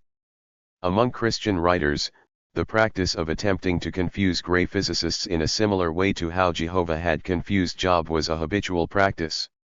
The victim of this habit was the sympathetic author of the Epistle to Dionysius, work of the first siglo, in which the most positive aspects of Christianity were reflected, such as on charity, on mansardiness, and on the security of inner peace. "Do you consider," he says, "the vain chatter of your philosophical authorities, some of the people who say that fire is God? They confuse their own destiny with divinity." On the other hand, Hermias, who published a joke of the pagan philosophers, devised Pythagorean mathematics, among other things, as the object of his attacks. Is Pythagoras the universe? I feel that my enthusiasm is extreme. I am no longer worried about my home or my country, my wife, and my children. I return to the heavens, I return to Pythagoras's vessel and I begin to meditate on the fire. That Zeus has meditated on him is not enough. Yes, I am, great creature as I am, excellent breathe as I am, no, I go back to heaven and the Medo, everything has ended for the providence of God. In this way the presumption of natural philosophers was censured. In the work of the Christian doctrine of Saint Augustine, the struggle of pagan wisdom against Christianity received a solution, destined to fix the mental structure of the New Europe for more than 1,000 years. For Saint Augustine it is not necessary to know the world until knowing God, and to know God it is not necessary to study naturalness until the sacred writing. All knowledge should be subordinated to this purpose. Greek and Hebrew should be studied only because they are the languages of the sacred writing.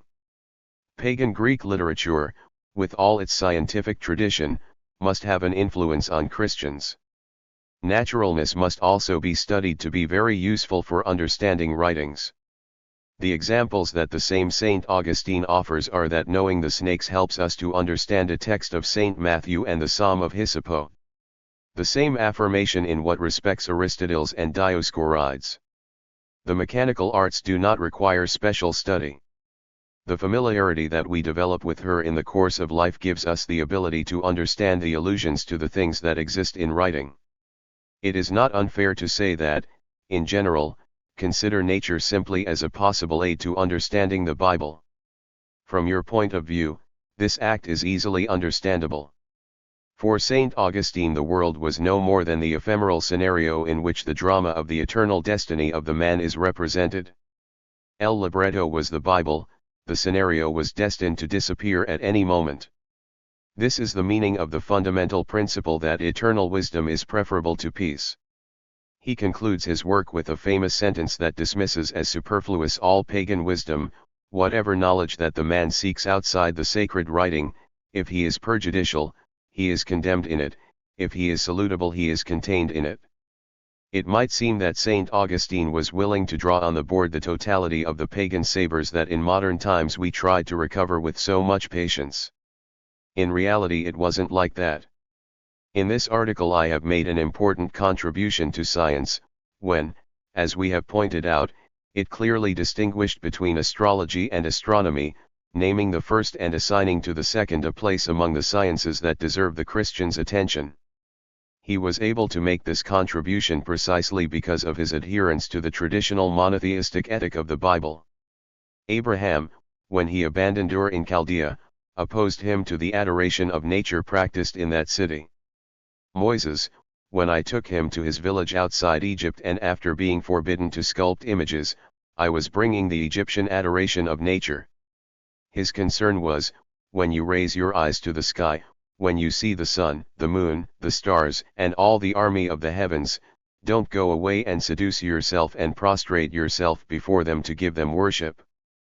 This rebellion was, on the other hand, based on a call to the individual conscience, because these mandates that I prescribe to you today are not superior to your forces, they are not outside of your strength.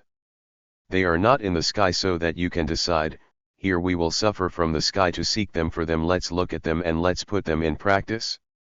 Are we not on the other side of the sea, so that we can decide, who will come to us on the other side of the sea to look for them and let's put them in practice, put it in practice.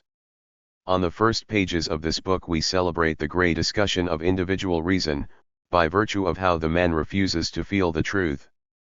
The Jewish discussion of individual conscience was no less important, by virtue of such obedience or receiving a mandate. Our conduct depends not only on what we believe to be true, but also on what we consider sacred. Science can be ethically neutral, but it cannot be deprived of conscience. The pursuit of the adoration of nature by Jews and Christians would always follow again. The worst error of Aristotle arose directly from the astral theology proceeding of the Chaldeans and defended by Plato in his last years. Intending to improve the theological astronomy of his master, Aristotle replaced the geometrical constructions of the Academy with a system of crystalline material spheres. Therefore, two distinct mechanical systems were flawed: the celestial mechanics, which was based on the properties of the ether or fifth element, whose natural movement was circular, and the terrestrial mechanics, which was based on the rectilinear natural movement of the other elements. No result was applicable to the celestial sphere in any observation of the sublunar world.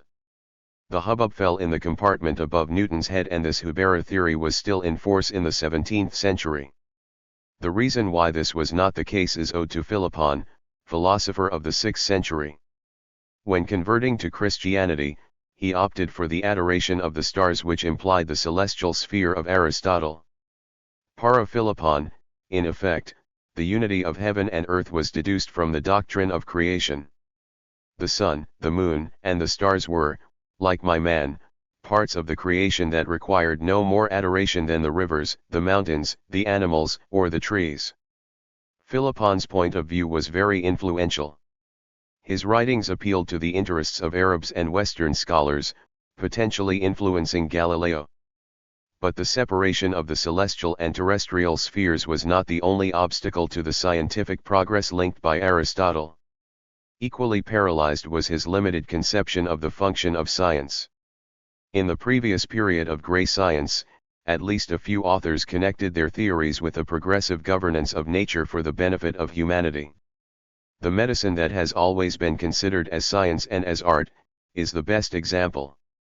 But later, in the period of decadence of the gray civilization, science began to be considered as the cultural privilege of a minority of citizens maintained by the work of men and women. This is purely theoretical and therefore its practical applications. For Aristoteles, this stadium represented the birthplace of civilization and science.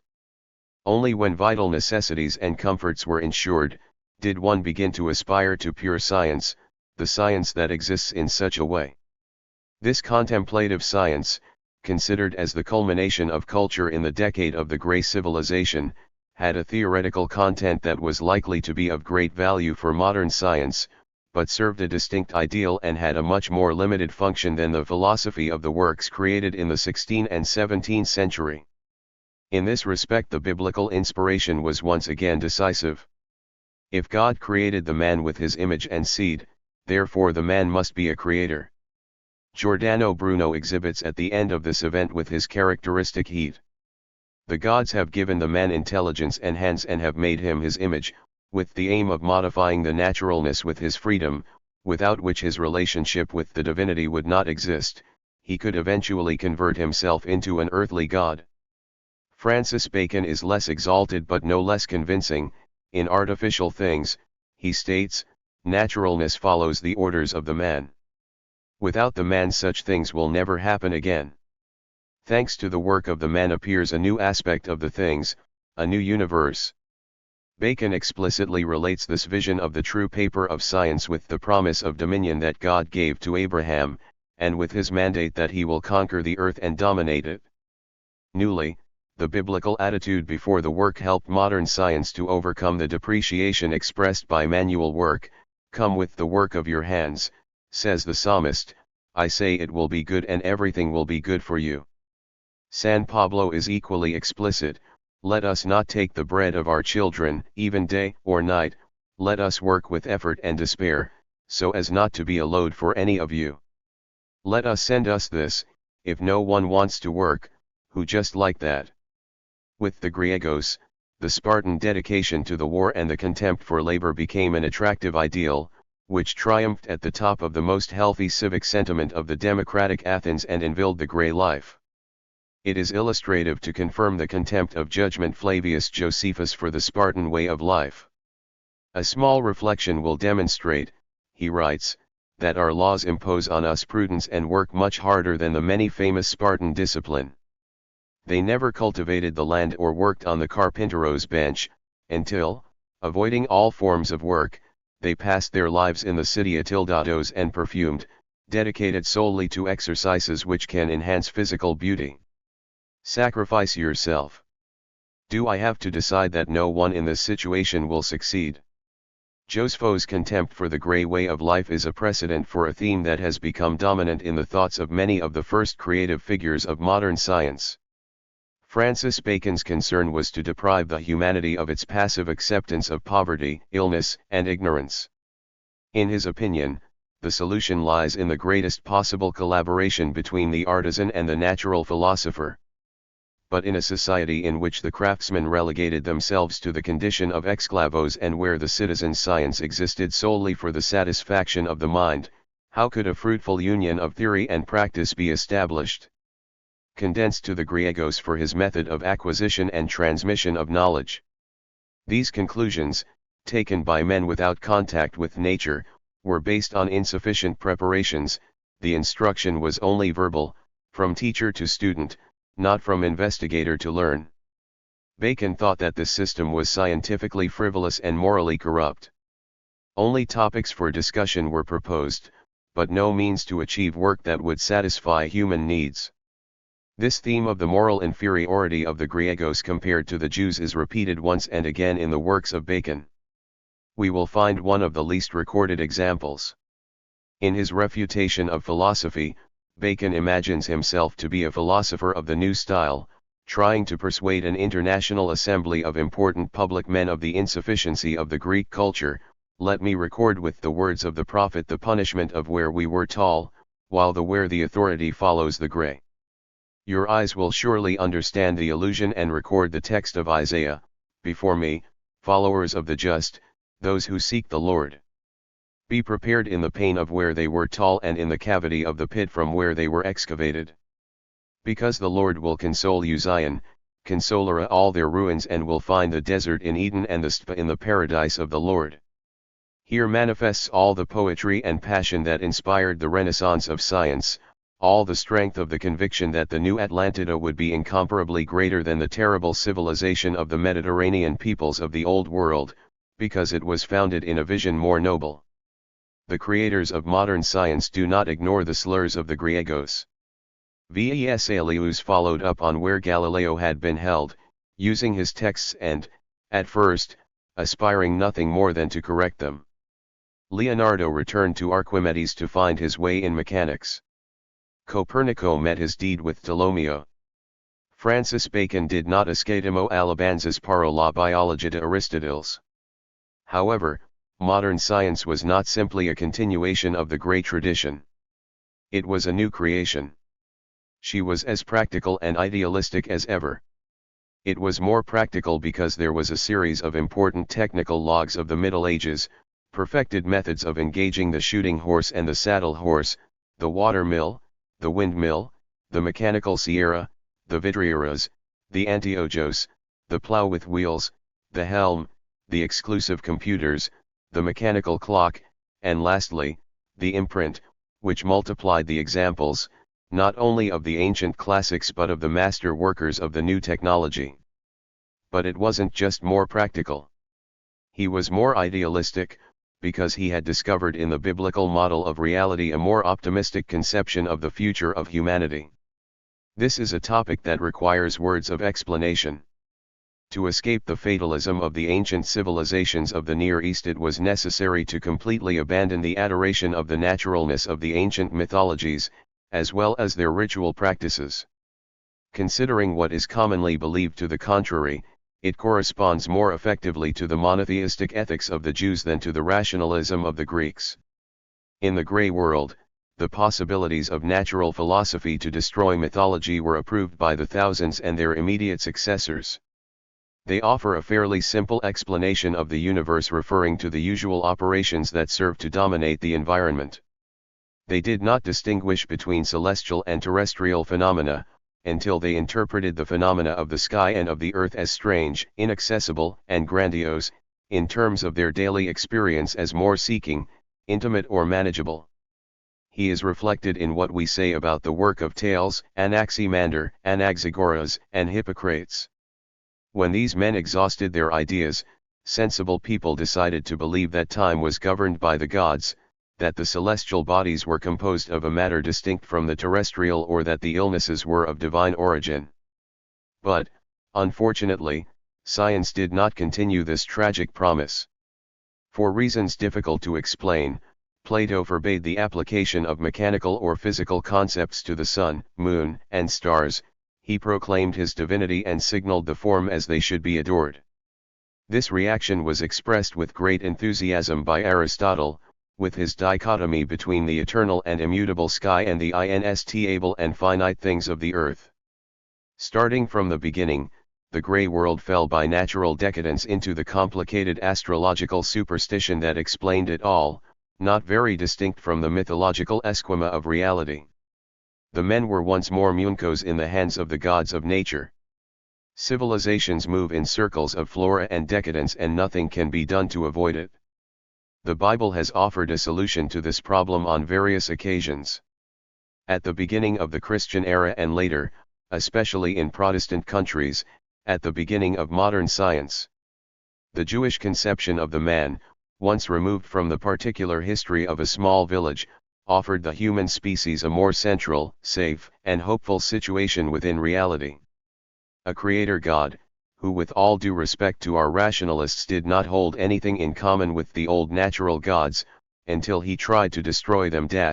So afraid of identification with natural things, and who, deprived of the name, created the world, so that it was good and placed on the man as the master of creation.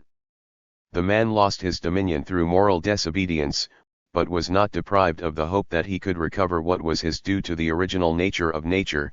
He turned to obedience, created an adequate natural philosophy through persevering investigation, and used it always and solely in the service of humanity, government in the charity, according to Bacon's phrase.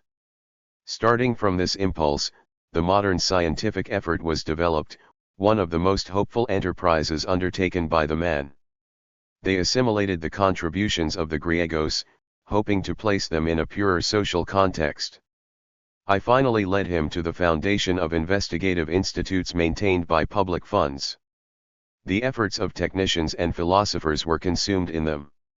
God especially cares about the rapid publication of the results and the collaboration among all the people sufficiently advanced and illustrated to be incorporated into the new program.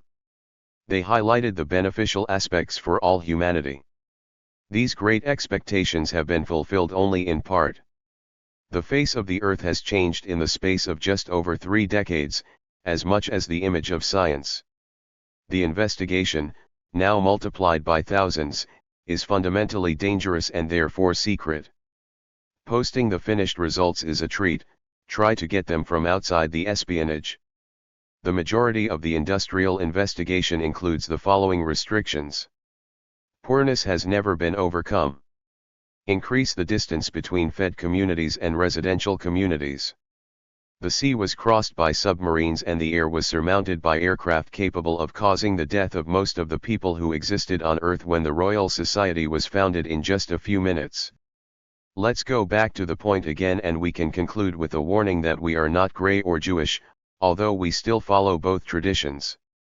Plinio el Viejo, the mayor of the encyclopedists of the Antiquidad, celebrating the destruction in his days of some mythological divinities, states, "For the man, Dios means helping his seedlings." Humanity must still give political expression to this ideal. Chronological Appendix A. Ancient Cultures of the Near East. 4000 YDC. It is linked to an exact knowledge of the periodicity of the growth and descent of the waters of the Nile, the Tigris, the Euphrates, and the Indus. The introduction of the Egyptian calendar, certainly in the year 4236, is linked to this knowledge. 3000 YDC. Writing hieroglyphic in Egypt, cuneiform in Mesopotamia was used as an instrument to organize political and economic life. The Egyptian pharaohs had been exploiting the Sinai copper mines for a long time. 3000 to 2500 BC, C period of the construction of the Great Pyramids. 2000 YDC. Feudal era in Egypt. The papyrus of science and mathematics pertain to this period, as did the Code of Hammurabi. 1400 BC. DC. He invented metallurgy probably in Asia Minor. The Phoenicians invented the phonetic alphabet. The Greek and Hebrew alphabets derive from this, starting from the year 800 BC. DC, approximately, permits the development of Jewish and Grey literature. B. Main works and literary authors. Epic, the Iliad, the Odyssea, and the Theogony are prior to 700 BC. DC. Lyric, Arquiloco, flourished in 648 BC. DC. Sappho and Alceo, in 600 BC. DC. Ancient tragedy, Aeschylus, Sophocles, and Euripides lived between the years 525 to 406 BC. DC. Historiographia, Herodotus c. 484 to 425 BC. DC. Thucydides, 471 to 401 BC. DC. See Greek scientific principles, next to others mentioned in the text. Tales, Fluid 585 BC. DC. Anaximander, c. 610 to 546 AD. Anaximenes, FLC 546 BC. DC. Pythagoras, c. 572 to 500 BC. DC. Xenophanes, c. 580 to 480 BC.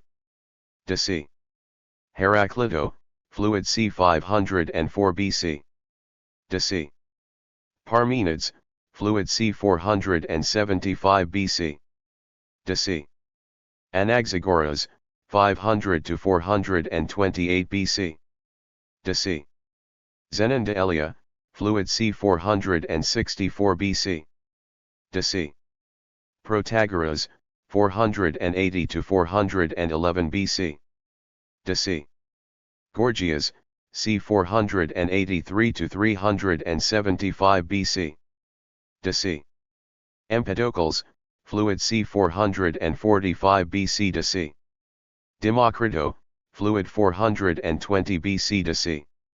Hippocrates de Chios, fluid en Atenas, c. 450 to 430 BC. DC. Hippocrates de Cos, c. 460 to 380 A. DC. Socrates, 469 to 399 BC. DC. Archytas, FLC 380 BC. DC. Platon, 427 to 347 BC. DC. Eudoxodonitus, c. 408 to 355 YDC. Heraclito de Ponto, c. 388 to 312 YDC. Aristoteles, 384 to 322 BC. DC. Theophrastus succeeded Aristoteles in 322 BC. DC. Epicurus, 341 to 270 BC. DC. Straton, succeeded Theophrastus in 288 BC. DC. Pisius de Marcella, fluid 330 BC. DC. Euclides, fluid between 323 and 285 years. DC. Hierophilo, fluid between 323 and 285 years. DC. Erasistratus, fluid something after Hierophilo. Archimedes, 287 to 212 BC. DC. Seleucus, Babylonian astronomer, fluid c. 250 YDC. Eratosthenes, c. 273 to 192 YDC. Apollonio, fluid c. 228 AC. Dionysius of Thrace, fluid 138 AC. Hipparcho, fluid 125 YDC. Marco Terencio Varron, 116 to 27 AC. Lucretio, 98 to 55 BC. DC. Ciceron, 106 to 43 BC. DC. Celsus, fluid c. 30 DC. Pomponio Mela, fluid 43 DC. Seneca, died in 65 AD. C. Plinio el Viejo, 23 to 79 AD. C. Dioscorides, fluid 50 DC. Plutarch died in 125 AD. C. Ptolomeo, Murio después del 161 DC. Galen, 129 to 199 AD. C. Bartzanesh, 154 to 222 AD. C. Origens, c. 185 to 254 DC. San Augustine, 354 to 430 AD. DC. Q. Julio Hilariano, fluid 397 DC. Cosmas Indicopleustes, fluid c. 540 DC.